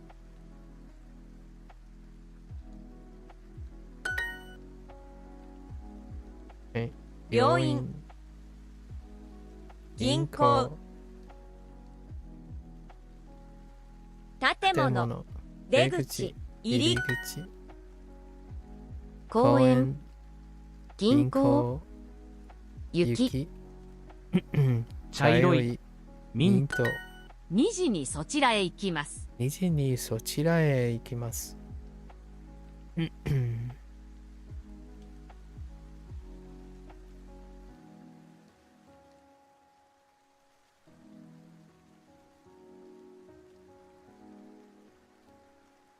ね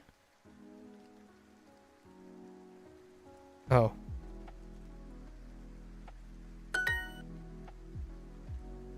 病院飲み物飲み物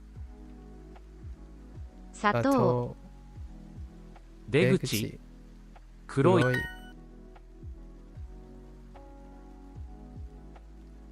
病院に行きます。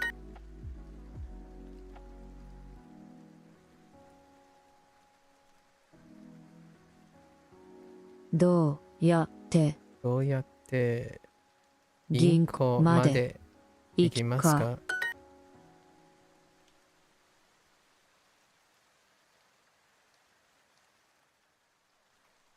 そちら Oops. に2時にそちらへ行きます。行きます。道は向こうです。道は Oh, I forgot 向こう。Ooh, I've got 向こう。Actually. I mean, it's here now, but I've got to write 向こ道は向こうです。う。道は向こうです。Like on the other side, over there.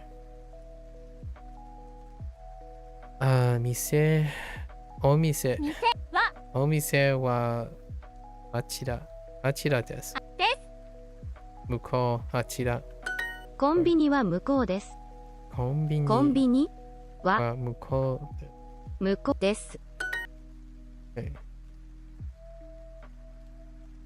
道道は長いです。長いです。お店はあちらです。お店ははあこちらですです。コンビニはあちらです。コンビニはあちらです。お店はそちらです。おお店店ははそちらです。です。あな There? たのお部屋は向こうです。あなたのお部屋は向こうです。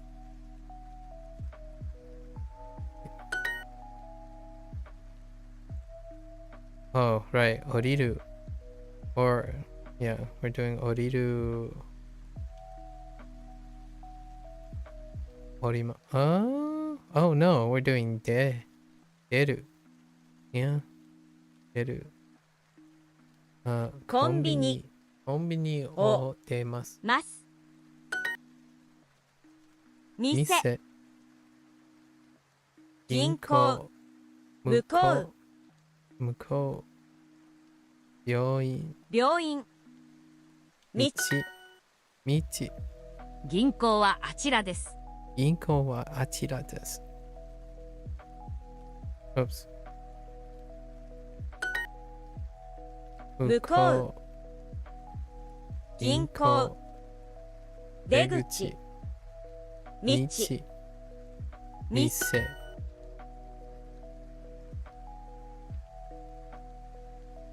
病院。病院を出ます。コンビニを出ます。コンビニを出ます。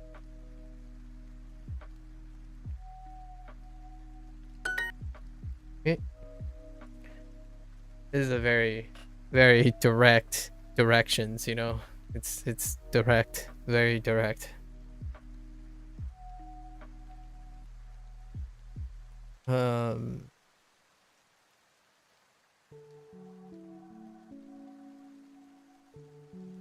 Michi.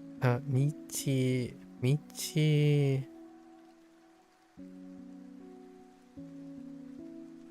道。みコンビニ。道の向こ向こううににコンビニがあります。ます。Please open your store now.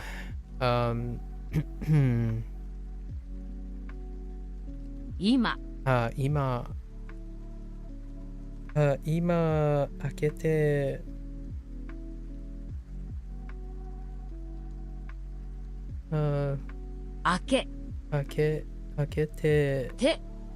開けてをください。ください。店。店。今お店開けてをください。Oh, I forgot to move the O. 道道は向向ここううで。ですす。Oops. 今。店。開けください。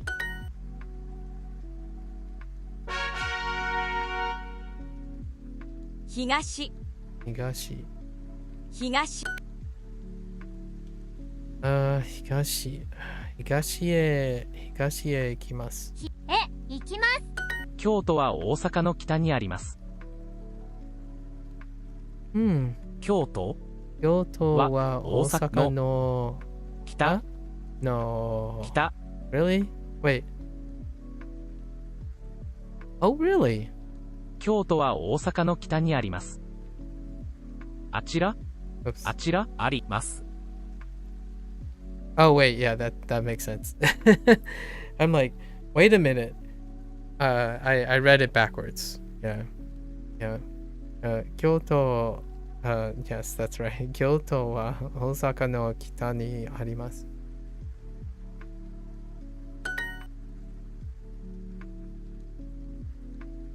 東。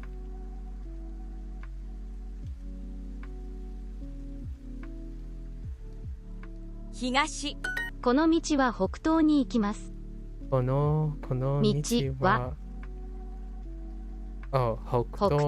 北東に行きます。この道は北東に行きます。This path goes northeast or 南。大阪は京都の南にあります。Yeah, yeah, the opposite now. 大阪、大阪は京都の南に、南にありあます。ります。 The opposite. ここの道この道は、はこの道は北東に行きます。行きます。店、北、東、南、西。西。この道この道は南に行きます。行きます。東、北、建物、西、西、南、東、砂糖、食べ物、風、北。この道は西に行きます。この道は西に行きます。西、天気、南、朝、空、黄色、黄色い、東へ行きます。東へ行きます。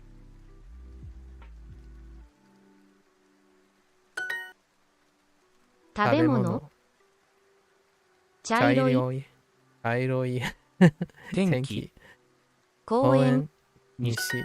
コンビニは銀行の西にあります。 Have I played Black Myth Wukong? No, I haven't. No, I haven't. コンビニは銀行の西にあります。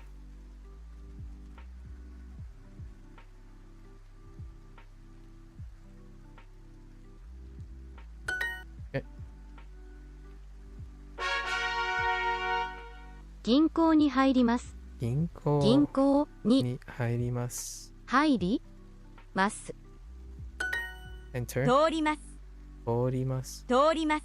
大きな銀行、大きい。Oh, I forgot about 大きな and 小さいな。Okay. So what are we missing now? 大きな、小さいな。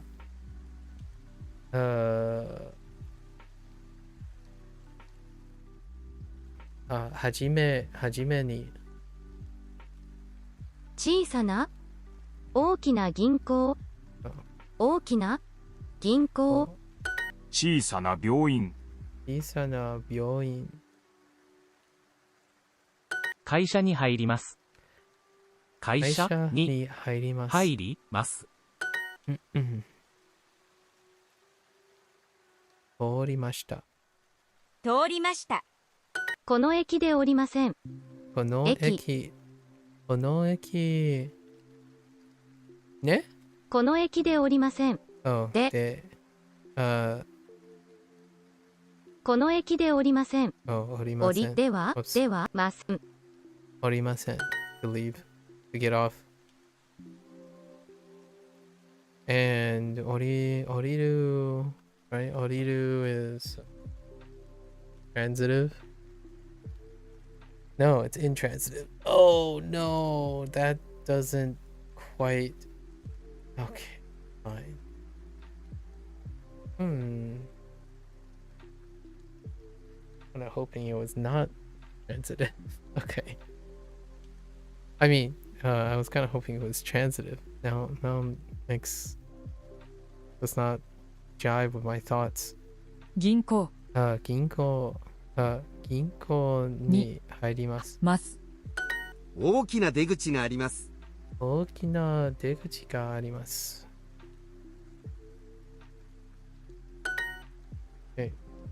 南、通ります。北、通りません。向こう。どこで降りますか？どこで降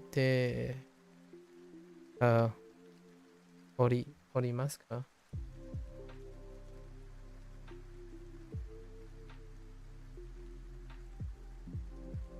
はじめに大きな病院のそばを通ります。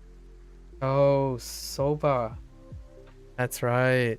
We also have soba. Ooh, okay, soba. Not that soba, the other soba. はじめに大きな病院のそばを通ります。はじめに大きな病院のそばを通ります。大きな病院をそば。そば something。はじめに大きな病院のそばを通ります。おの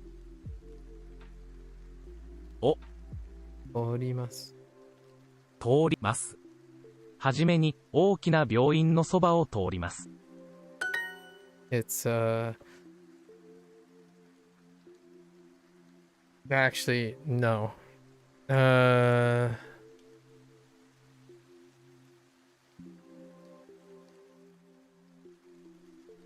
Near, right? That's soba. Soba, the side. Yeah. So passing by. So sobaを通ります。どこ So what do we have? ソバはじめに小さいな大きな Where did you get off? どこで降りますか？降りますか？降りまかはじめに建物を出ます、はじめに建物を出ます。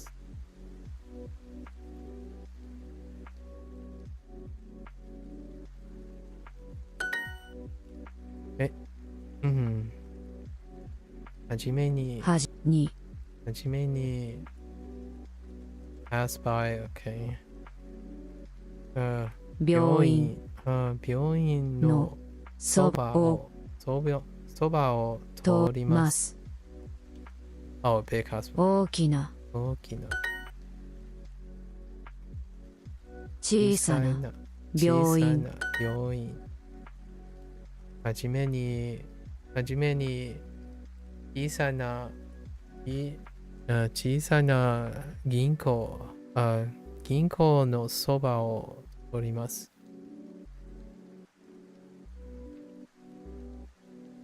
Where are you? はじめに銀行のそばを通ります。小さな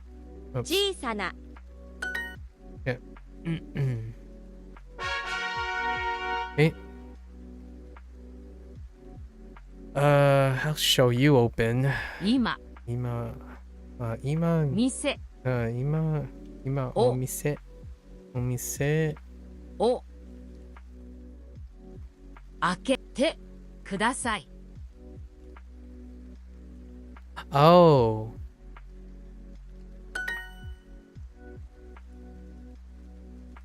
I see. Oh, I see why they had a different. Okay. I clicked very quickly. I'm like, wait, there's another way? Yeah, you can put the ima over here. 小さな病院。小さな病院。Okay. さあ、降りましょう。さあ、降りましょう。さあ、降りましょう。病院はコンビニの南にあります。病院はコンビニの南にあります。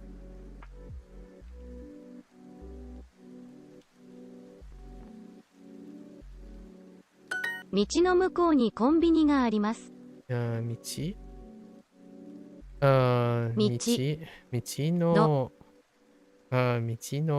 something コンビニ向こうにコンビニありますが道の向こうにコンビニがあります。 OK 道の向こうにコンビニがあります。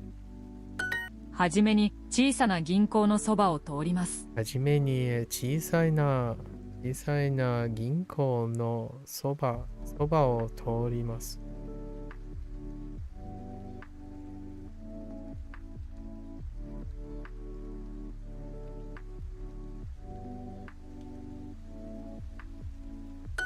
はじめに大きな病院のそばを通ります。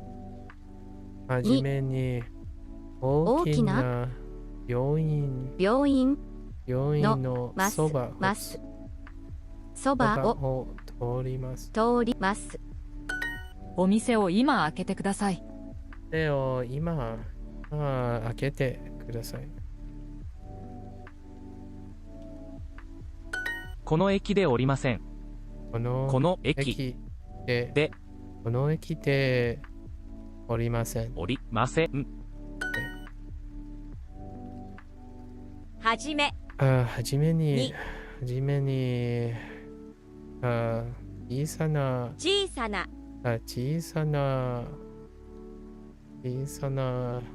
銀行のそばを通ります。どうどうやって病院まで行きますか？病院まで行か。Oh, this lesson's going really quickly. I'm standing at the hospital entrance. Tatsu. Right, so tatte. Interesting. 病院の入り口で立っています。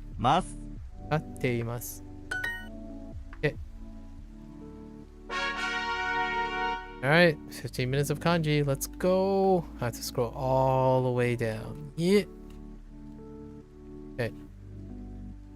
I went a little too ham. Okay. 病院病院病院病院病院病院病院病院病院病院 I don't think Lotus have ever seen me play Mahjong during Like a Dragon when I was playing Like a Dragon. Although that's fine because we'll be playing Mahjong soon enough because the next Like a Dragon game was announced way ahead of my expectations. So we'll be playing Mahjong again soon. 銀行銀行銀行銀行銀行銀行銀行銀行銀行銀行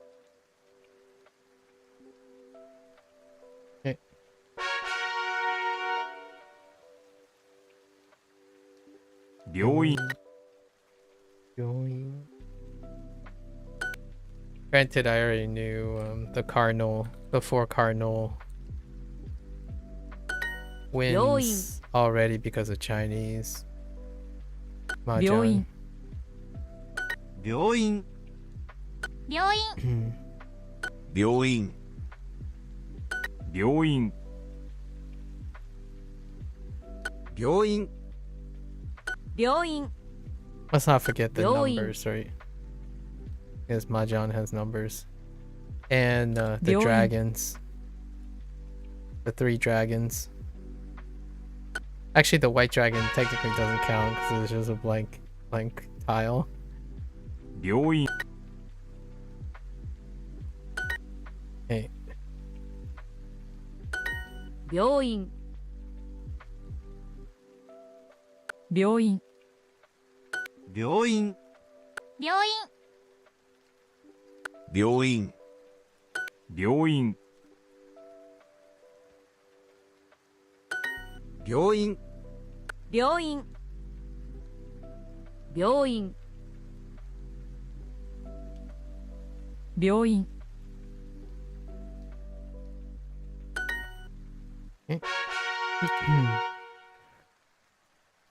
Okay. Ginkgo. Ginkgo. Oops. 銀行 Ginkgo. 銀行銀行銀行銀行銀行 Whoops. 銀行銀行銀行銀行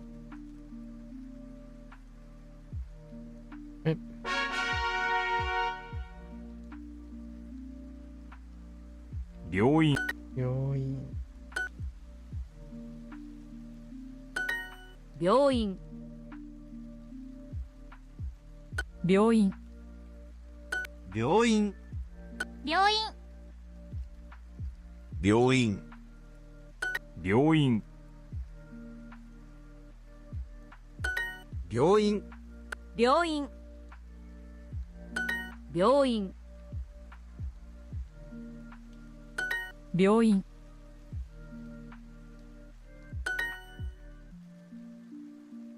You can never write that radical correctly. Oh, which one are we talking about? 病院 Human. Yoin.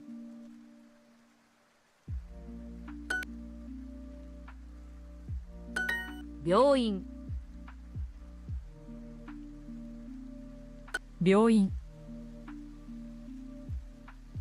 病院病院 The left side of Yoin. Oh. Oh, E. 病院 Oh, interesting. The B? 病院 The glorified B, huh? 病院病院病院病院 Or, wait. Oh, no, the left. Oh, yeah. The B? What I mean is that it looks ugly when you write it. Oh, I can understand that. I think right now my pet peeve right now is the left character of shoyu or how tall Kumori is. Oh my gosh, that triggers me so much. Kumori, no matter like how thin, you have to like write it really large and extra girthy, and the lines are too thick for me. Like I can't make it like not tall. It's like really tall. I don't like how tall it is. 銀行 Aesthetic issue. Aesthetic issue. 銀行 Yeah, the B. Yeah. No. I'm not talking about that either. 銀行銀行 What's another 銀 couple 行 radicals that 銀行 look off? You know, Takai. Takai just doesn't look nice whenever I write 銀 it. 行 Takai. 銀行銀行銀行銀行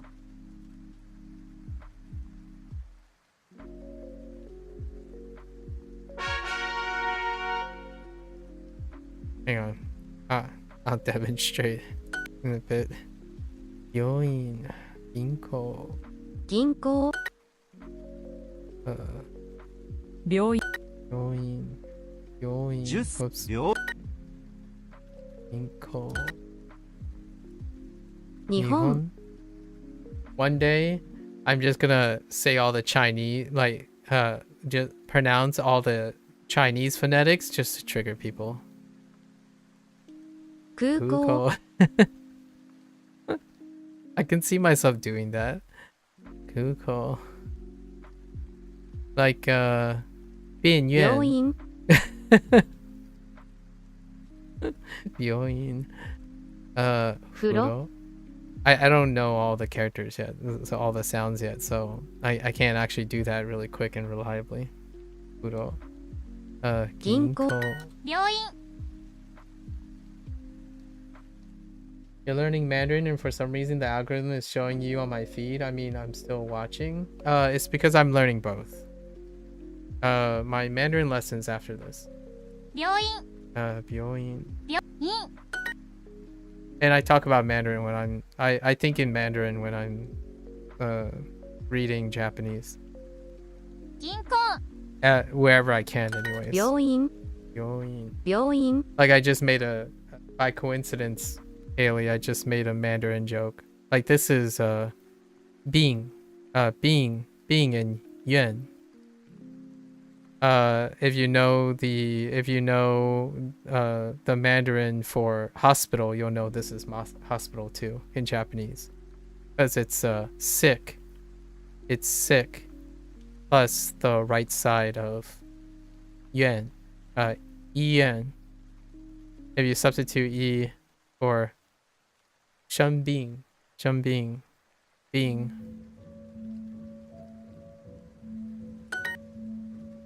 病院 Oops. 病院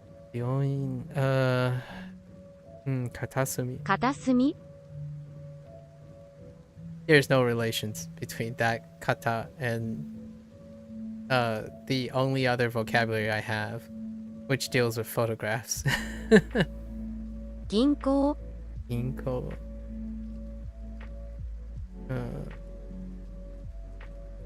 Like hui something, but it's not. This is kaisha. 会社 And if you're thinking kaisha, you're thinking 公司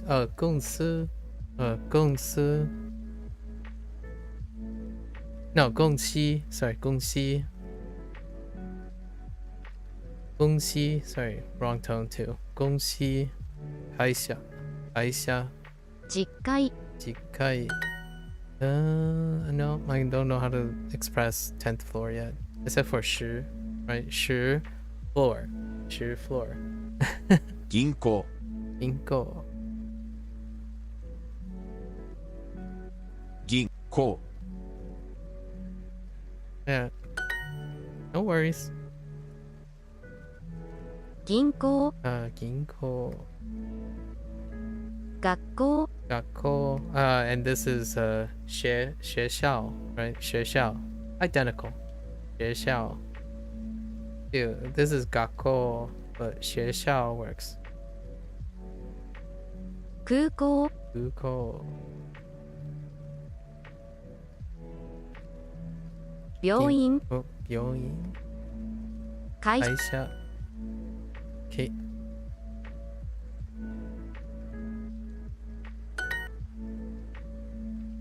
病院病院.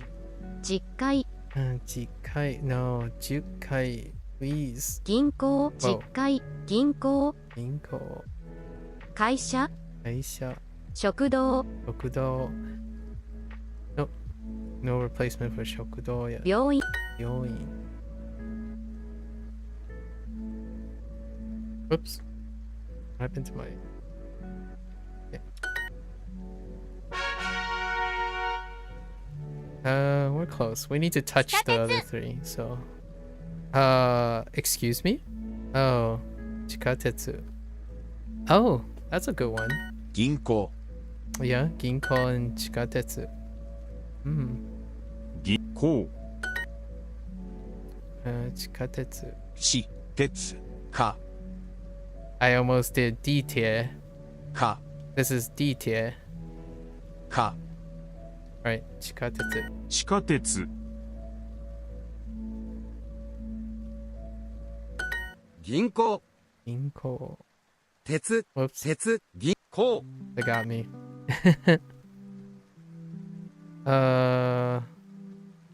6歳6歳3000 Whoops. 3000銀行地下鉄五千5000銀行い地下鉄鉄地下鉄鉄え4000四千地下鉄六千I think there's a coup in there. 6000天気銀銀行地下鉄鉄鉄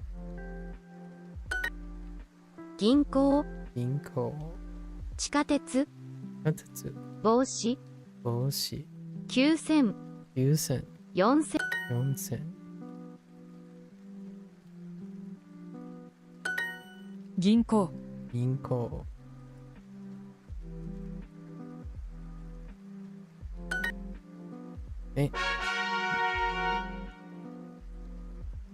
Two more? I'm going. 行っていま行っす。てきます。行ってきます。Whoops. Okay. 銀行 What the heck? Alright. 行ってきます。行ってきますす。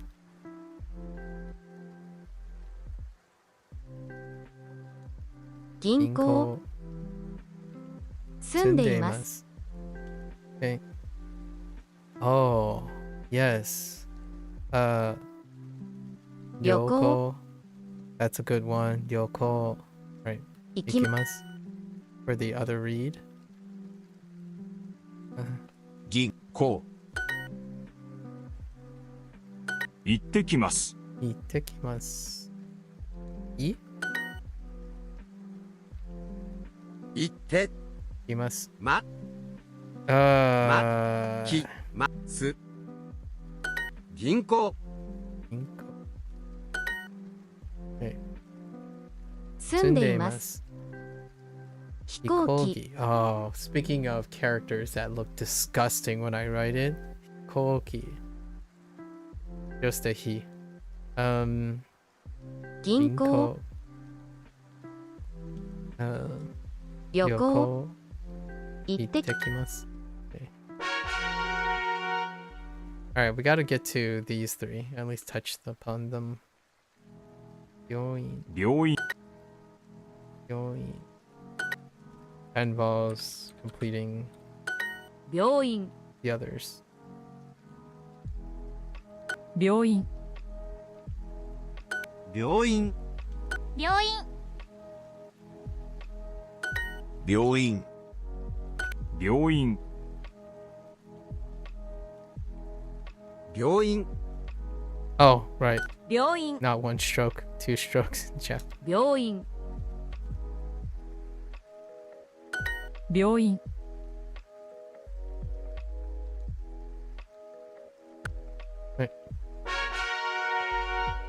Alright, one more on the 銀行。銀行銀行銀行銀行銀行銀行銀行 Gotta showcase my 銀行 recent gripes with 銀行 aesthetics of my 銀 writing. 行 The limitations. 銀行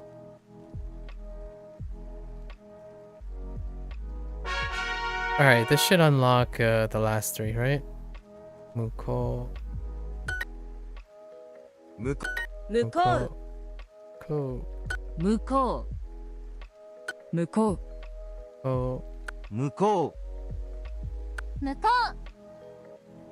向こ向こうう向こうう向こう向こ向こう向こ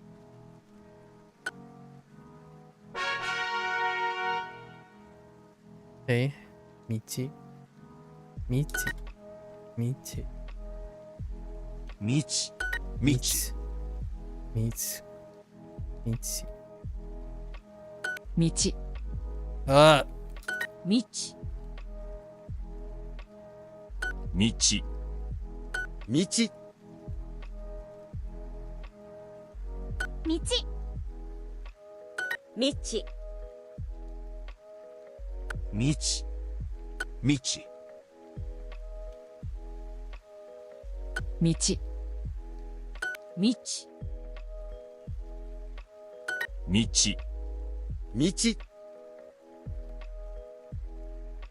道。道。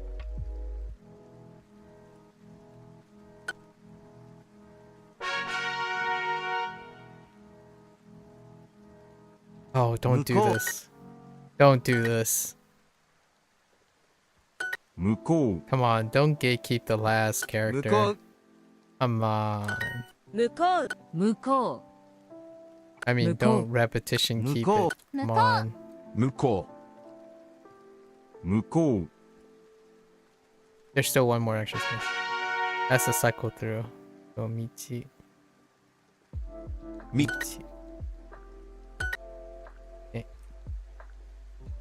Michi. 道。 It should be the next one. 道。道。 Our Chinese lessons could be so Michi. short today. 道。道。う道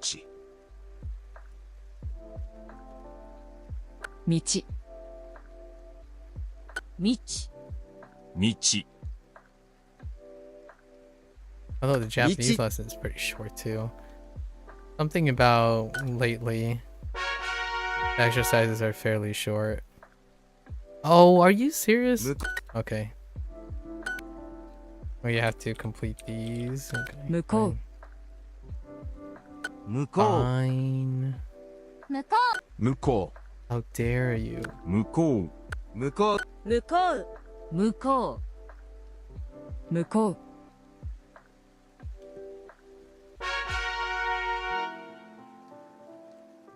Iriguchi. Muko. Iriguchi. う。入り Iriguchi. 口。 Muko. 新しい Um. 建物入り口向こう大阪 Osaka. 入り口。い、口。り、 Oops. ぐ、り、り。 入り口 Muko.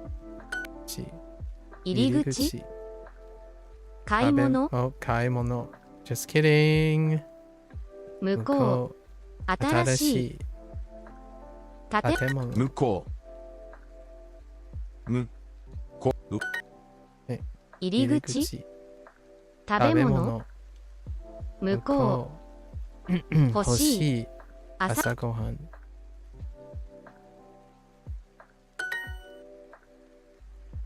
い、り、ぐち。少ない少ない。向こう向こ朝ごはう。ん朝ごはん。入り口入り口。晩晩ごはん. Oh! Wow, that's a big typo. Holy.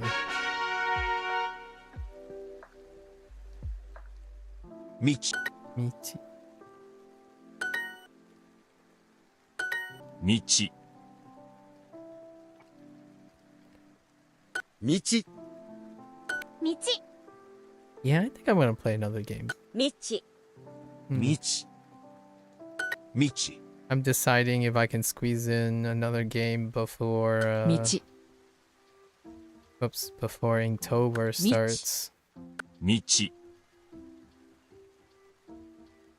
道。 Hmm.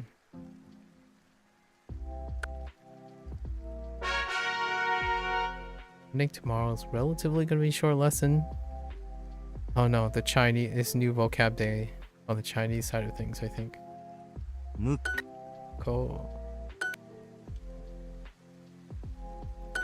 向こ Oops. 向こう。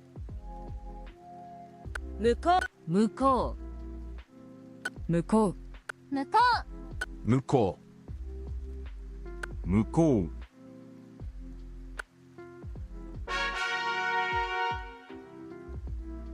It's not 道 Michi. 道 Filled with energy. 道 Although my voice is not holding up very well. 道道道 道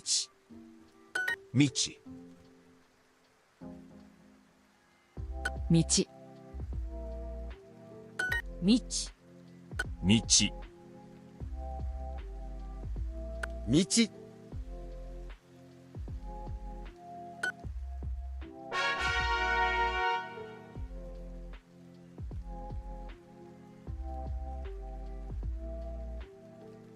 Eh? 入り口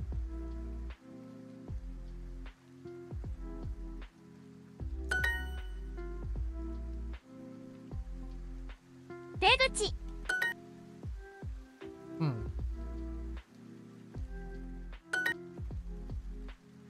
Interesting. 口 Chi. 出口今週 Hmm. 時々 Toki-toki. 入り口 Iriguchi. Wait, don't? One second.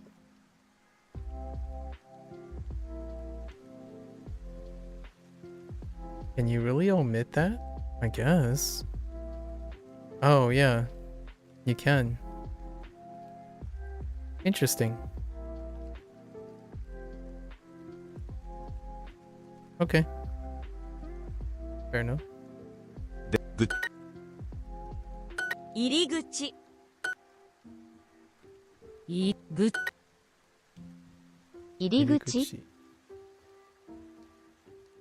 寝室寝室山口公園出口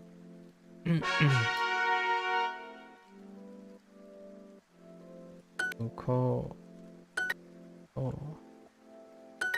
向こう向こ向こ向こ向こうう向こう向こう向こう向こう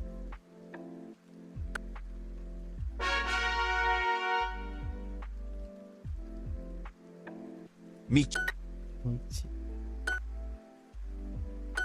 道 Okay.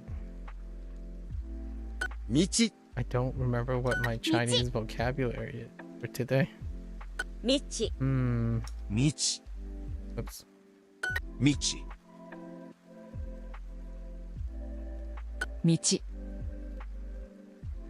道 Whoops. 道 Lift up my pen. 道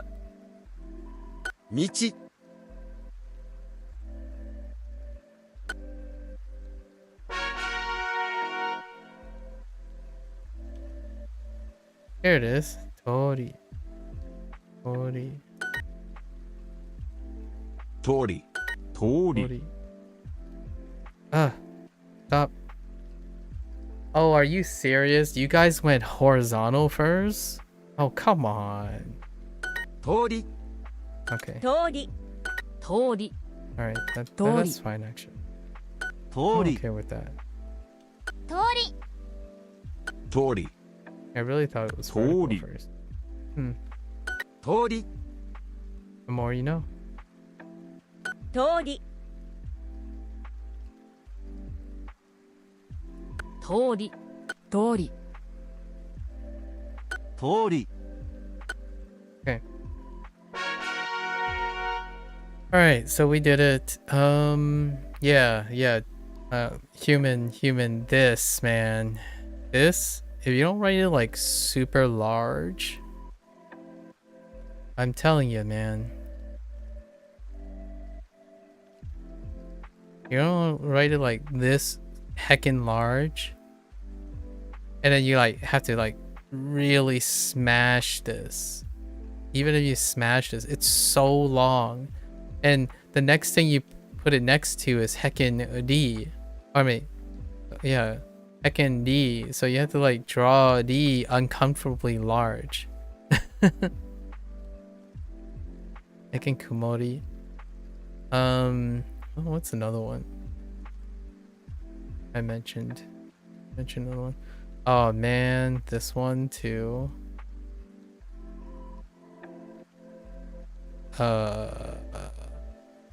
Wait. We did hit Hikoki too.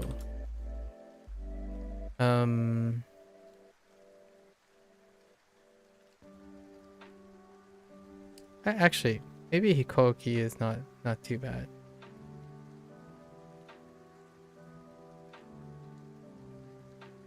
No, it's terrible.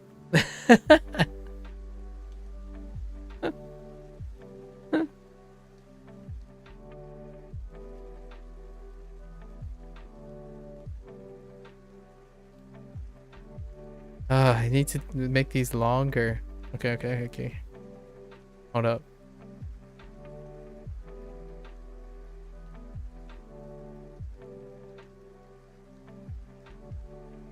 And hold.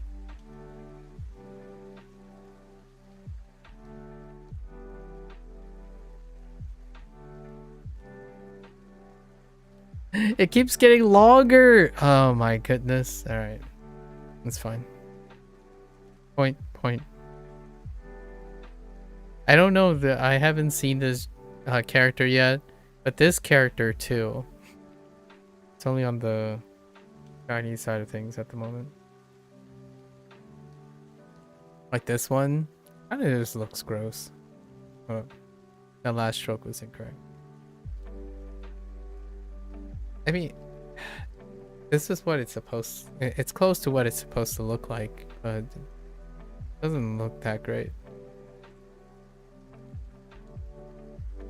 Oh, dude. However, show you takes the cake right now.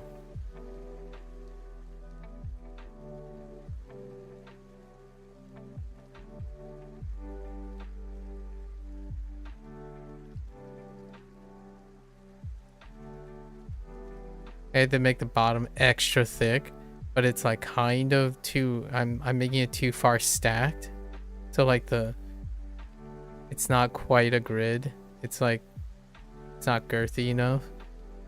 And then the right one is so much more sparse, so it makes this one look like junk.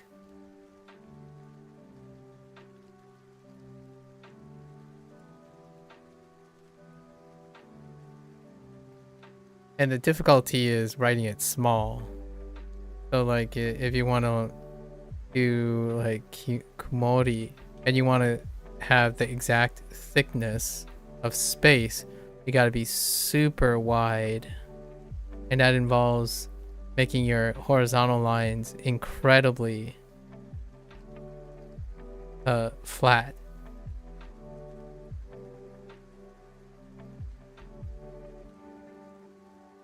And even then, it looks like really thick. So when you put it next to your ri, the ri just looks nah. Anyways, aesthetics, right? Aesthetics. Okay, so that's a wrap. What is the new thing? That was really fast. Oh, we went a little bit too. Maybe a little bit, wee bit too fast. So, 初めて、right, 初めて、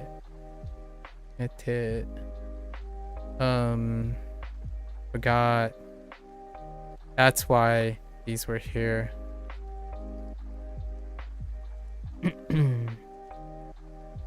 So, 大きな。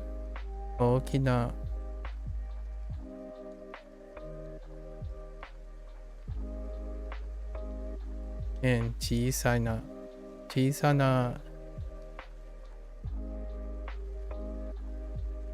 It was a fourth thing.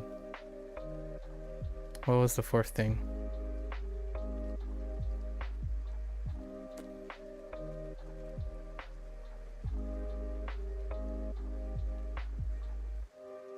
Oh, we forgot this too.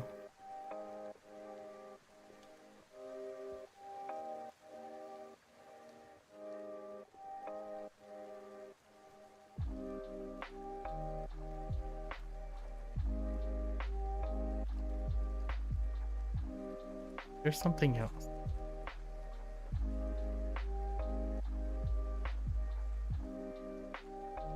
Hmm.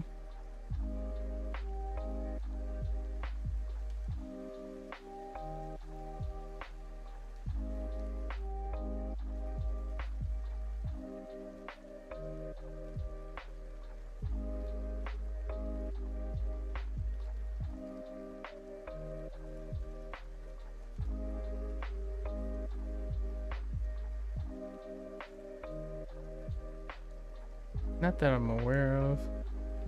So we're gonna, yeah, we're gonna wrap it up there. Short lesson, very short. An hour and a half? Not too bad. Alright folks, that's a wrap for our Japanese session for today. Thanks for hanging out, thanks for listening. If you're gonna watch this later, arigatou gozaimasu.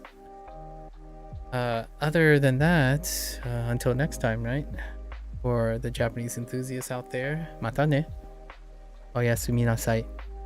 Right, jaha ne. I'm gonna get up, stretch, check on my pet dinosaurs, right? And step into a hyperbolic chamber for a bit of a workout, and I'll be back. Thank you, thank you.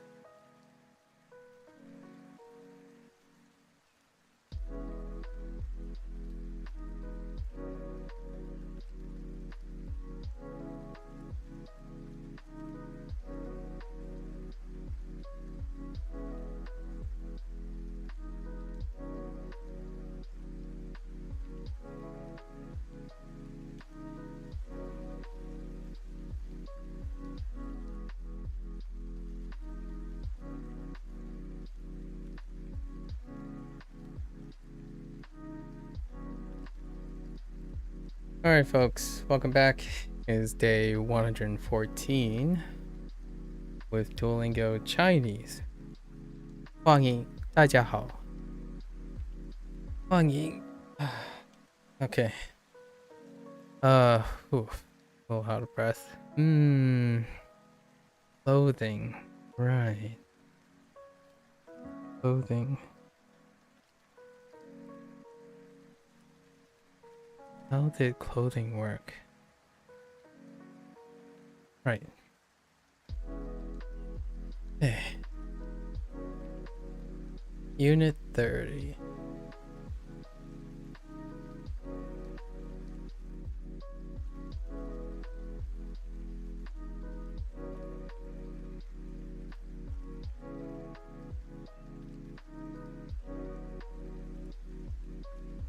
Jian.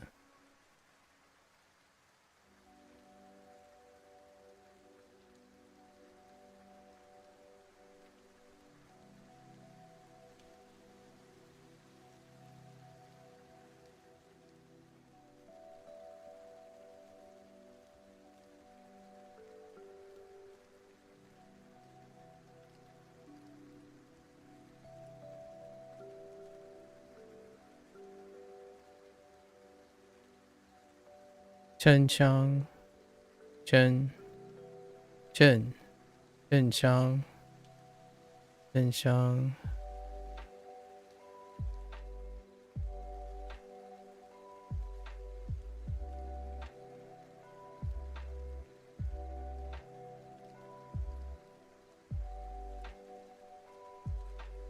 Tiao.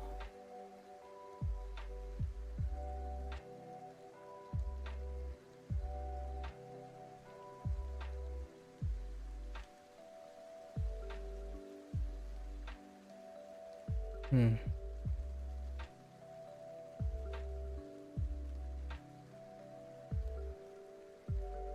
Huzi.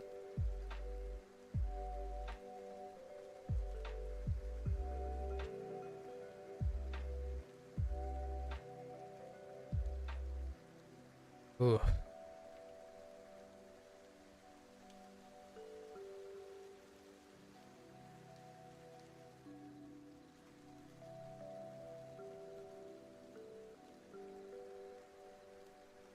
Chenzi.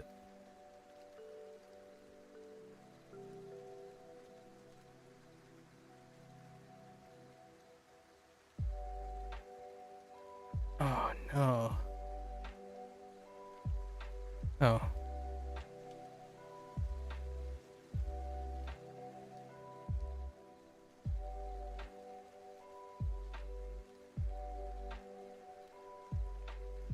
Chong.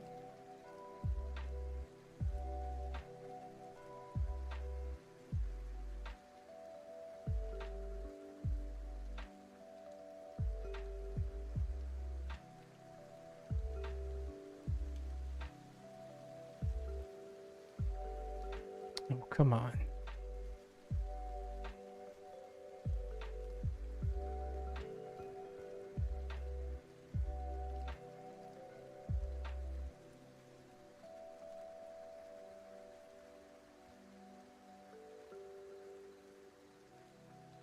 Chiezi.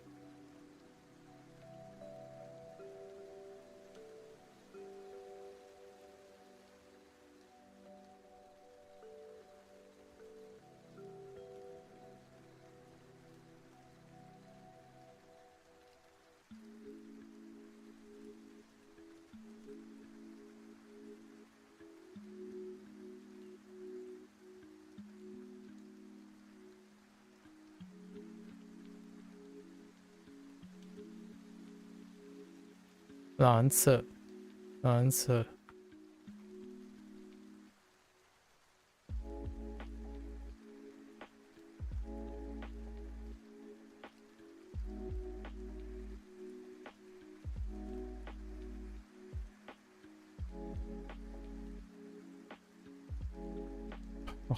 Oh, that's so gross looking. Sorry.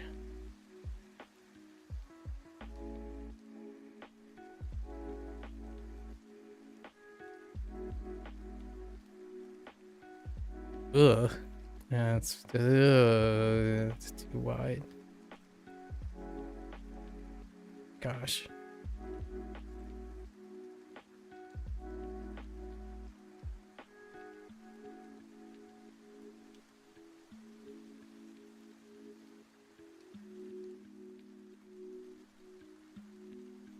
Idari. I forgot. I remember I forgot a few things yesterday, I think. Don't remember what.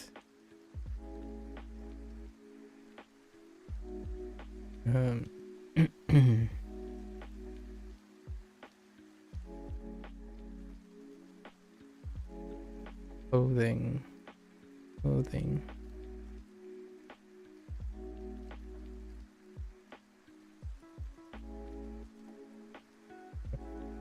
B.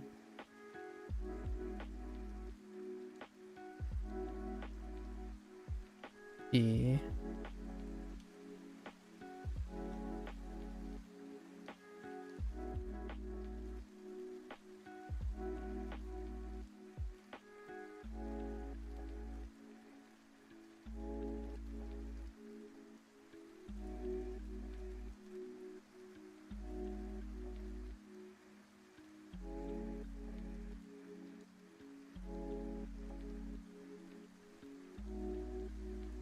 Hmm.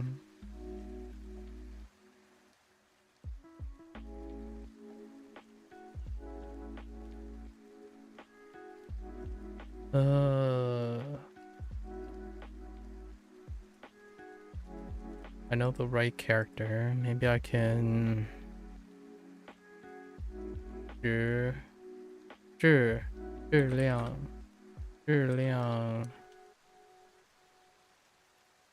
质量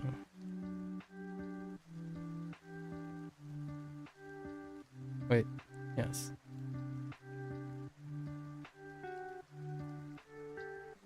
Oh.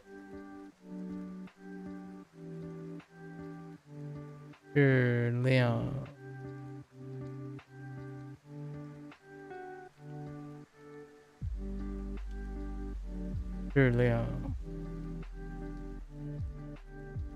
好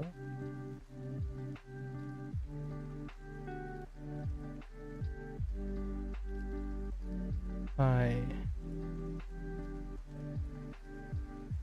小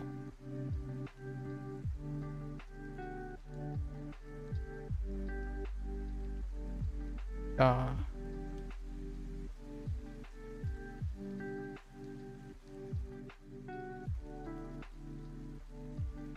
贵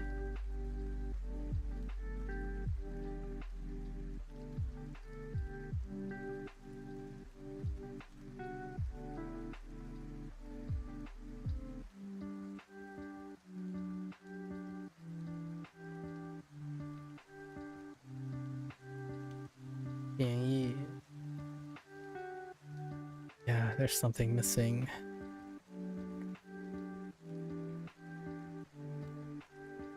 Hmm.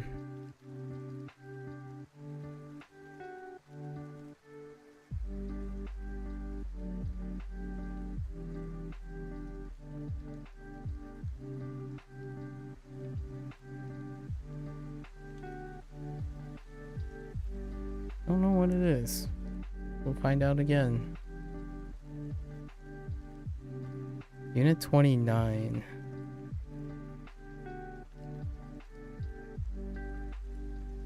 About food.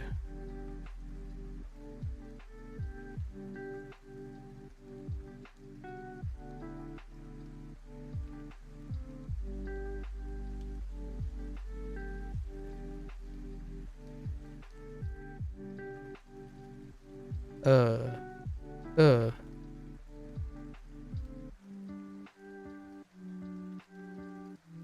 Oops.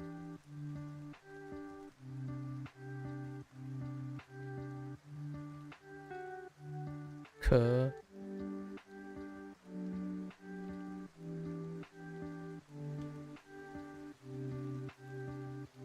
Qing.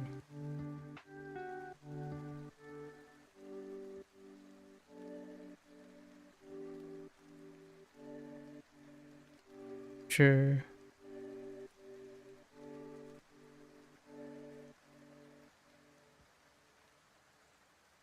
Uh.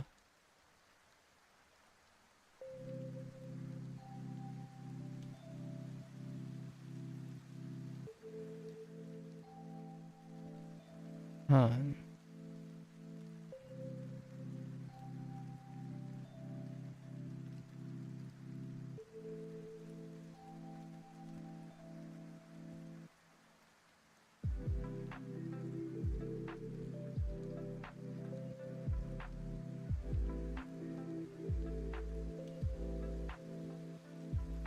喜欢。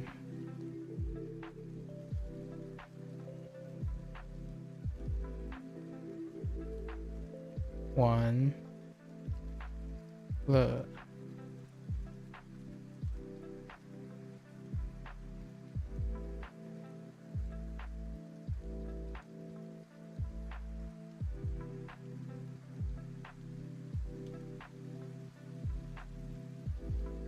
已经。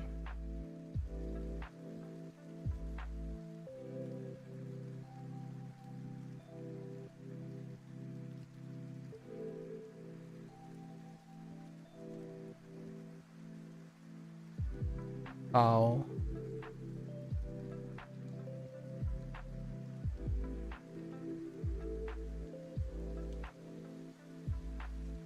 面。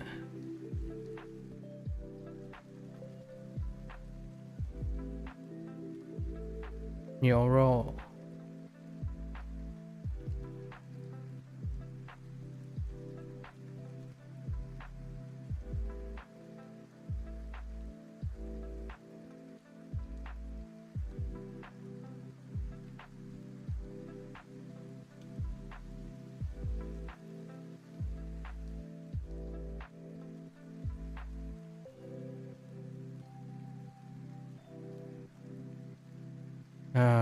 味道。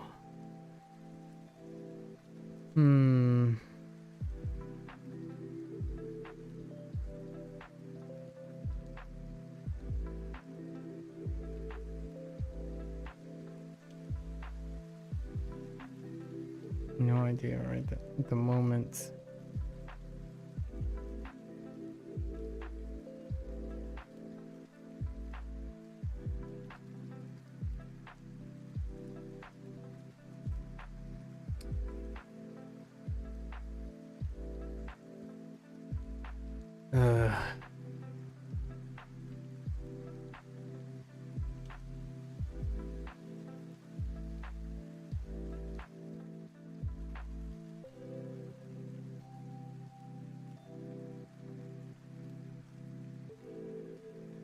点点。点点。点点。味道。到。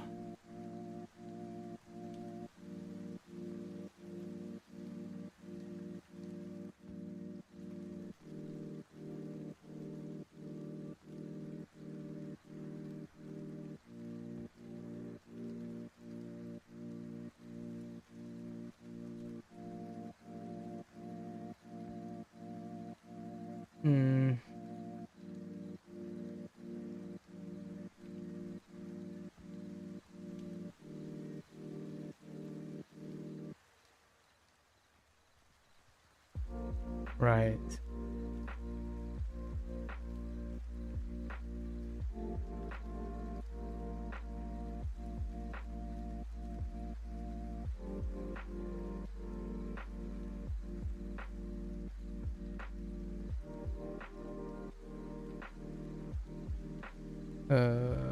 Doll.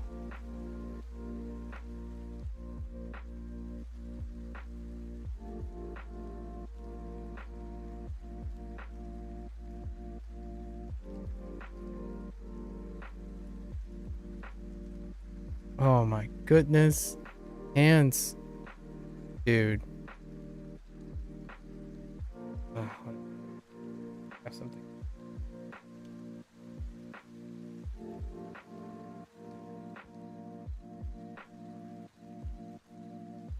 Okay. 味道。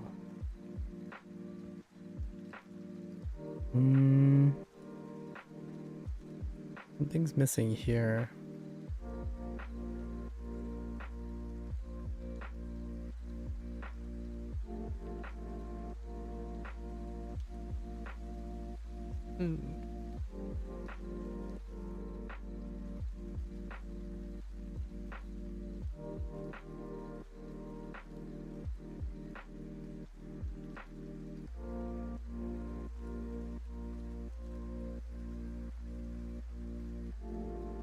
Gay bouquet.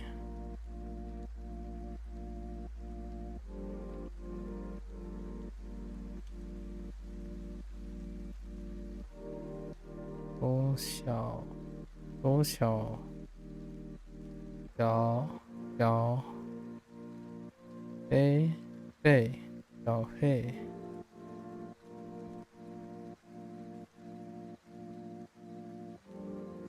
Fei.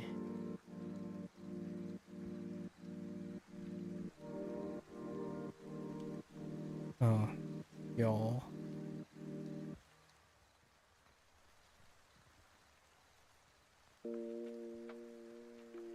有。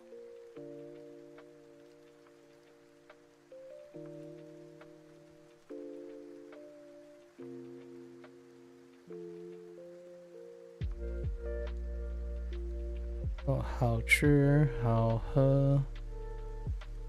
Right.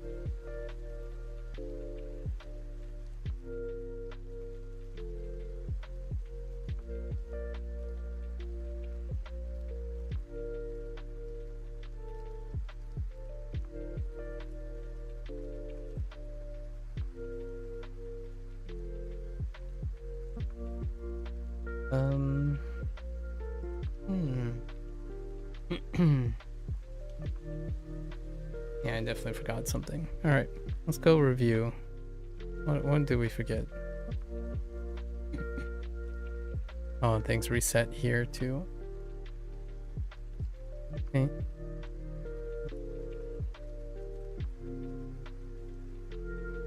Okay. 完 包 已经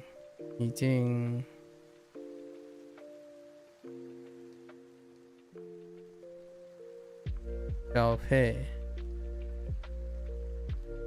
we got stuck on this. 味道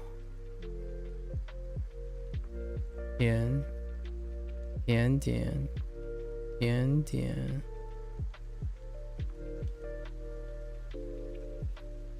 牛肉面酒喜欢看给不给好吃好喝请 Oh, okay, we got everything. That's fine.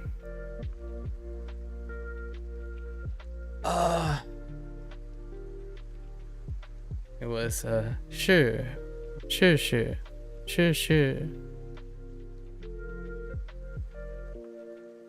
To try. Did we forget anything else though? Oh, 还要 okay. Gotta 还要是 I think that's it. So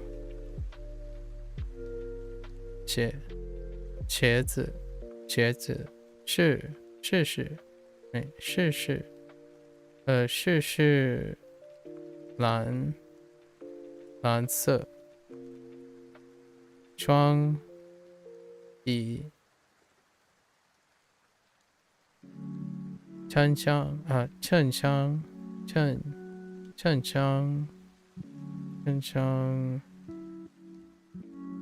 质量橙子小意大利好 for 质量和铺子台 like 太小，太大，太大的。Okay. 是。Okay. I'll remember that. It's fine. Okay. 还要是。Alright. Shouldn't take too long here. 你爱不爱跳舞？ Yep. Now we have to turn everything off again because. Oh, personalized practice. 你爱不爱你爱不爱跳舞？跳舞？电脑里有我们的照片。电脑里有我们的照片。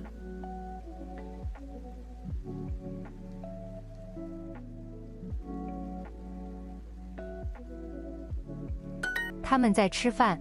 他们在吃饭。他们在吃饭。吃饭。狗。玩。摆。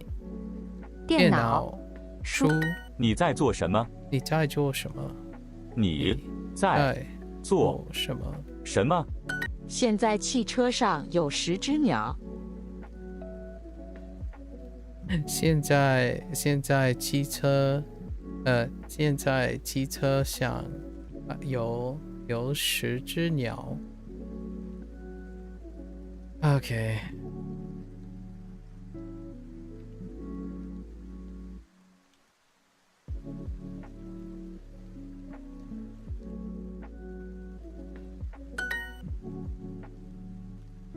猪肉。鸟。商店。蛋糕。胖。我不喜欢听他的音乐。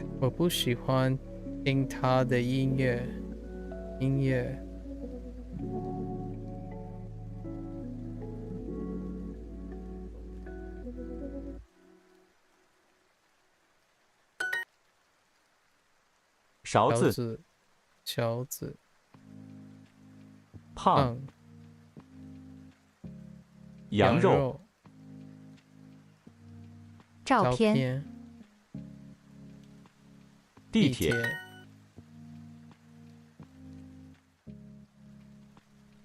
我的朋友都喜欢跳舞。我的朋友都喜欢跳舞。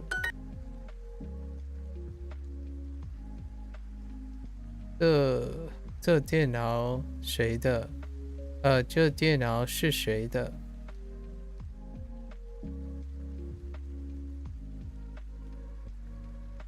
？Yeah. 这电脑是谁和的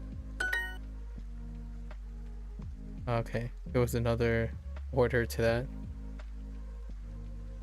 What music do you listen to? 你听什么？音乐。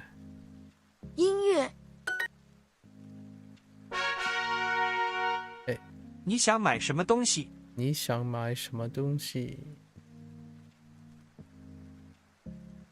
我的妹妹很喜欢喝果汁。我的妹妹很喜欢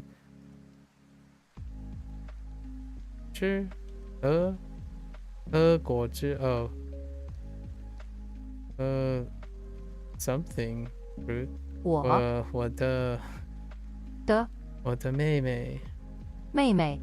妹妹很喜欢喝果汁。我们想买东西。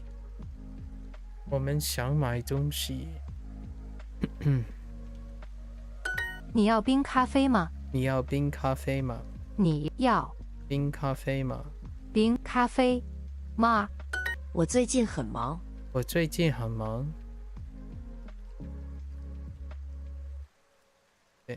他们的哥哥每天下午玩电脑游戏。Okay. 他们的他们的哥哥，哥哥每天下午玩电脑游戏。最近号码汉语谁？对不起。老师会唱汉语歌。老师会唱汉语歌。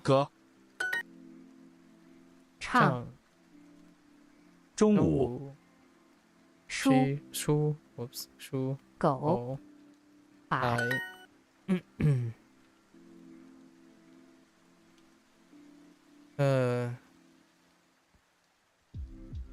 这杯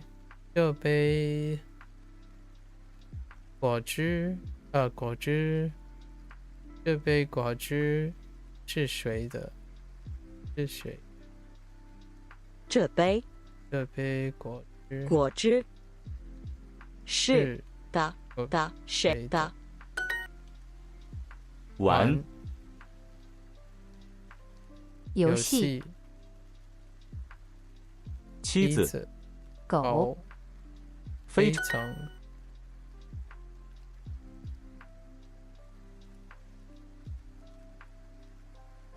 你喜欢看什么书？你喜欢看什么书？老师会唱汉语歌。老师歌会唱汉语歌。这里有5张照片。这里有5张照片。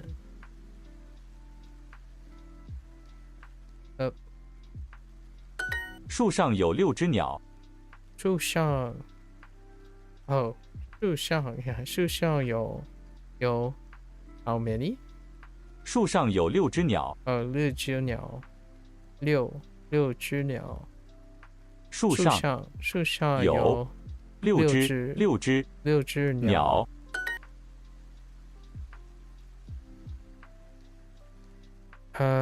房间里有桌子。房间里有房间桌子在房间里。一张房间里在就房间里呢？房间里房间里有在房间里在房间里有一张I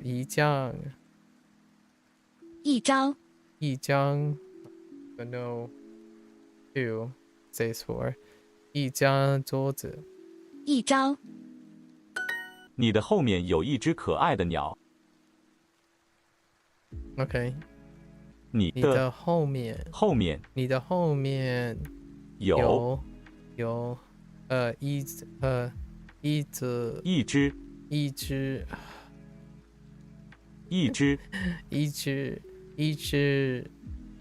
可爱的鸟。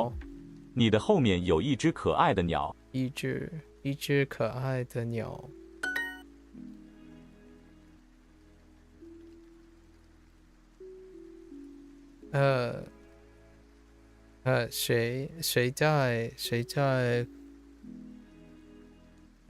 谁在办公室里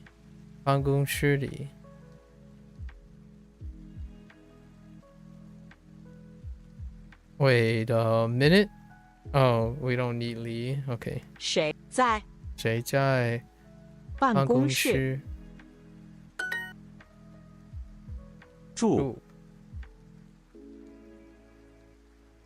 知道。对不起。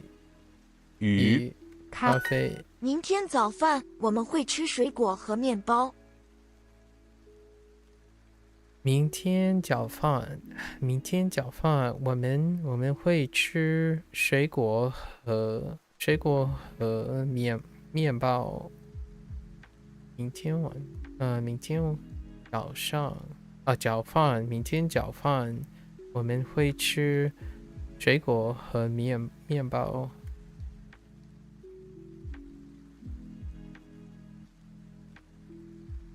明天早上。For breakfast tomorrow, I did them backwards because of 明天早上。周末。喜欢。狗。书。歌。现在办公室里没有人。I don't reorganize the English. The English can be in any order. Like I read it as English, right? Like now, right? Now office here. Now office location. No, there are no people. There are have no people.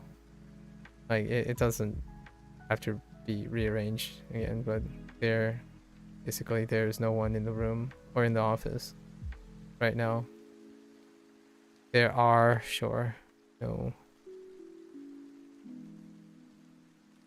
no people in the office right now, sure. 面包。菜单。苹果。米。新闻。What book is this? 这是什么书？这是什么书？明天早饭我们会吃水果和面包。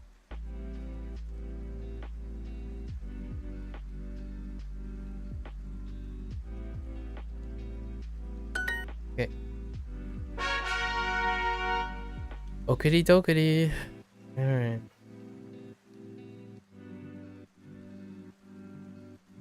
我们都爱蓝色。我们都爱蓝色。我们都爱蓝色。蓝色。我们都爱蓝色。衬。这件衬衫比那件衬衫贵。那件。这件衬衫比这件衬衫比那件贵。衬衫，这件衬衫比那件衬衫贵。You don't really need the second 衬衫, honestly. If they're comparing shirts.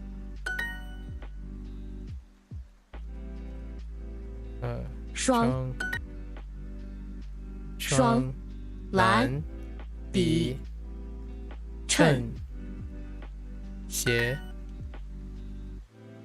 蓝鞋蓝立桥。我想买那双意大利鞋子。我想买那双。我想买那双意大利鞋子。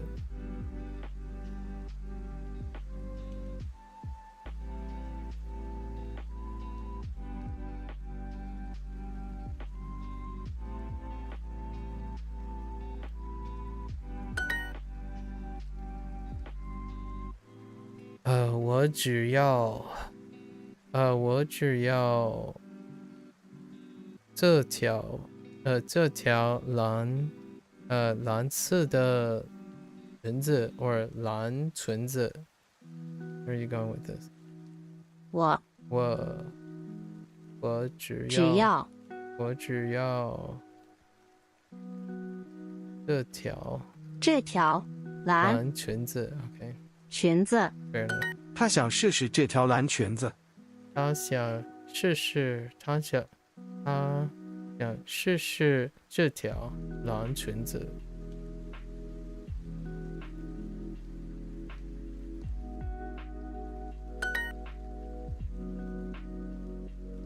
你的裙子比我的漂亮。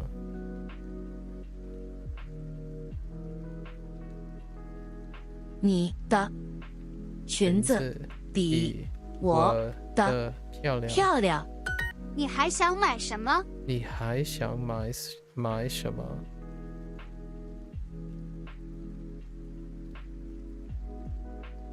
喂，你还想买 ？I hate you. Like and want for this case is the same. Heck you, Duolingo. I know they want to want because they wanted to distinguish from 喜欢, but that's a degree.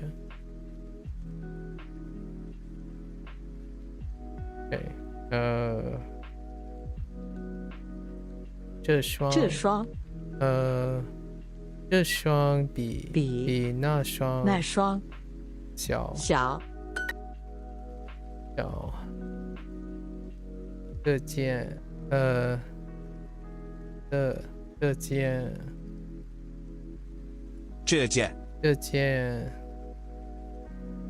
件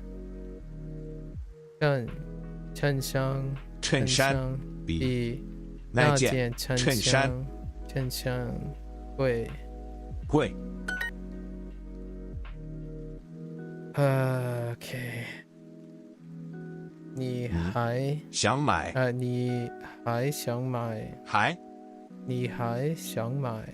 什么？什么？还什么？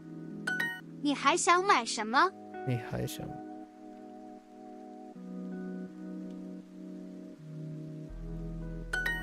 ？You heckin' want? There's your want. Okay. 这件衬衫太大了。这件衬衫太大了。Okay. 智库山智鞋亮库亮双智库香亮。那双蓝色的鞋子不好看。那双蓝色的鞋子不好看。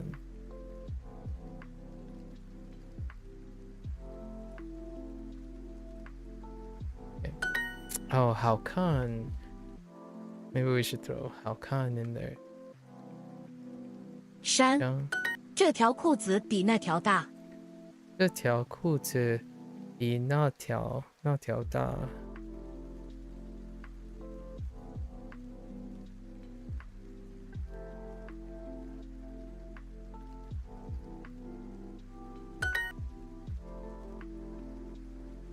这条裤子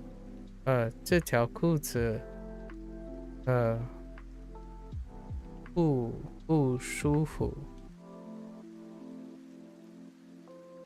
这条裤子不舒服。这件衬衫的质量很好。这件衬衫的质量很好。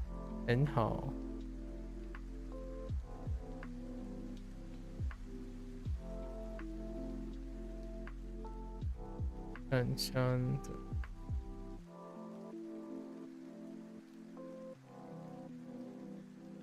很好。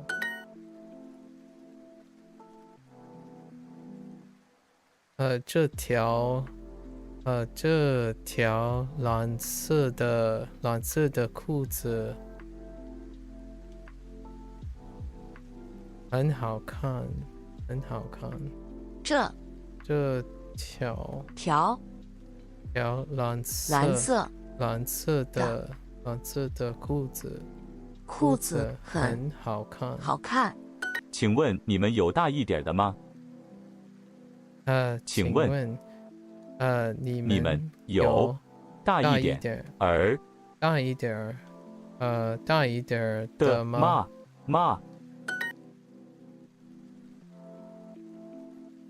这双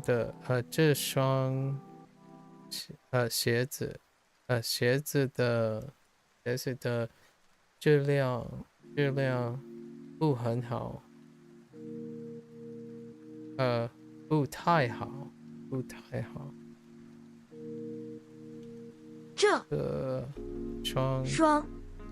双鞋子，oh no 你的鞋子质量不太好。这件衬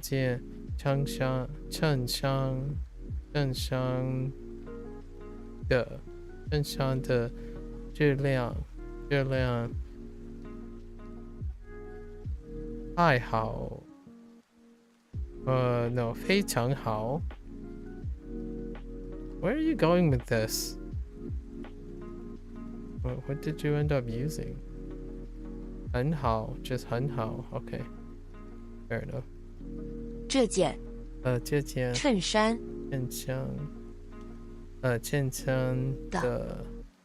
的质量很好。Yeah, sometimes does, sometimes not. They drop them, they add them. I don't know. It's a bit of a mixed bag. Fine. 那双蓝色的鞋子不好看。那双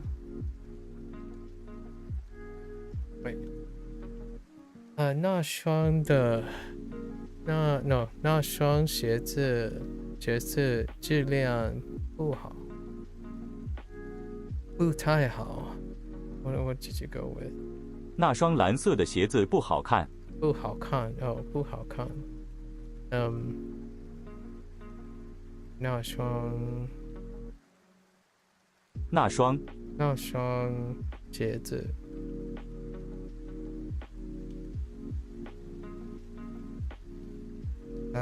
你在哪里？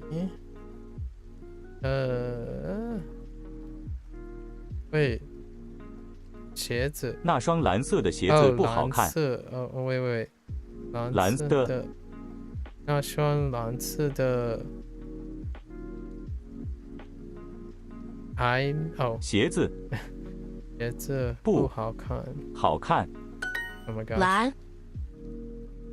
That took me a long. 这双比那双小。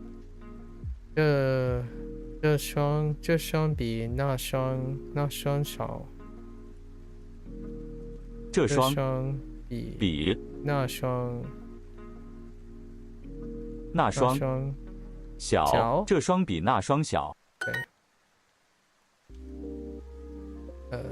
亮。你想试一下吗？你 what？ 你想试一下吗？No。试一下吗？试一吗？你想试一下吗？对。比山鞋亮裤质鞋山质亮裤蓝。这条裤子比那条大。这条裤子比那条大。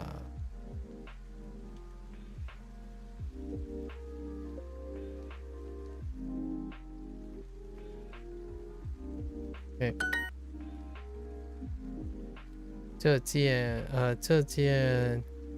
正香，正香的，正香的质量质量很好。这件这件衬衫，衬衫，衬衫 no 的衬衫的质量质量很好。这双鞋子质量不太好。这双鞋子，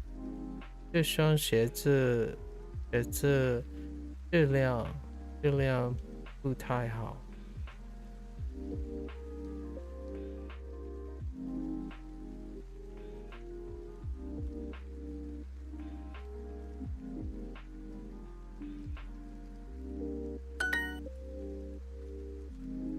Have you ever seen a bird? 你看过蓝色的鸟吗？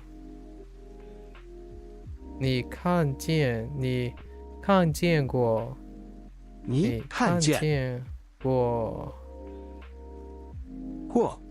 你看见过蓝色的鸟吗？你还想买什么？你还想买什么？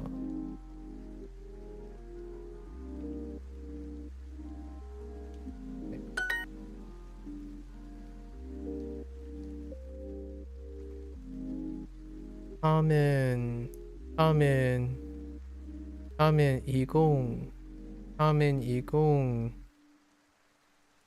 要买八条裙子。他们一共要买八条裙子。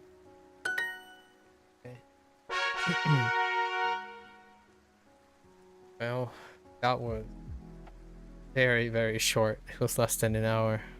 Okay. I need to remind myself the stuff that I forgot. So tomorrow is new vocab day. Chinese. Okay. So tomorrow's my last pickup, right?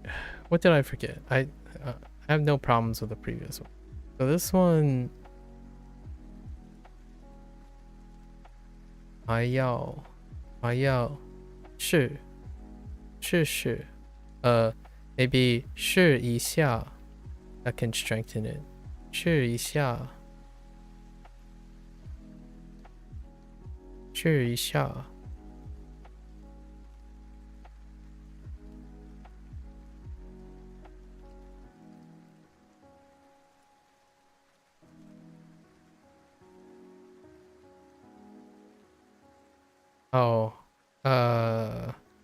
好看。Okay. I think sorry about the other ones I picked up.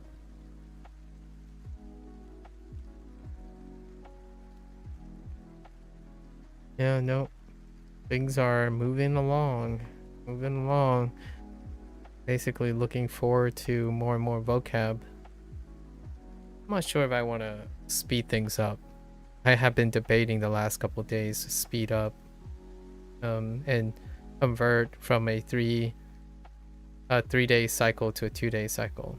However, it's probably because I haven't been doing anything in the first slot, right? So if I like play a video game or something, by the time I get to this point, I'll be pretty tired. So I kind of have a slower pace. We'll see. These units have been kind of small on the Chinese side. They're usually slightly bigger, like around this size. 3 units ago, it was gigantic. And they barely use any numbers as well, so let's see. Man, I can see the end of the Chinese course. Oh, we're gonna reach the end of the Chinese course before the Japanese course. We might reach the end of the Chinese course prior to getting a chance to play Like a Dragon again in anticipation for the next Like a Dragon game. I looked up Like a Dragon Yakuza Pirate, right? They recently announced that, and I saw that they're continuing to have triple audio.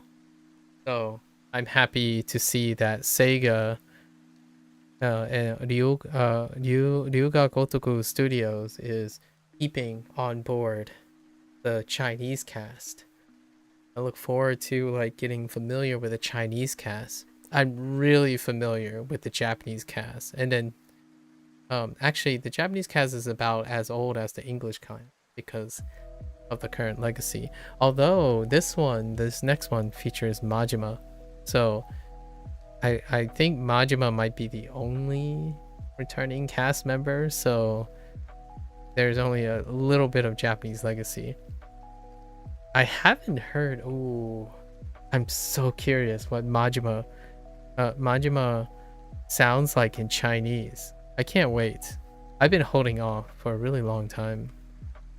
So let me see. How many units do we have left? Do we have enough time before February of next year? Let's see, 1, 2, 3.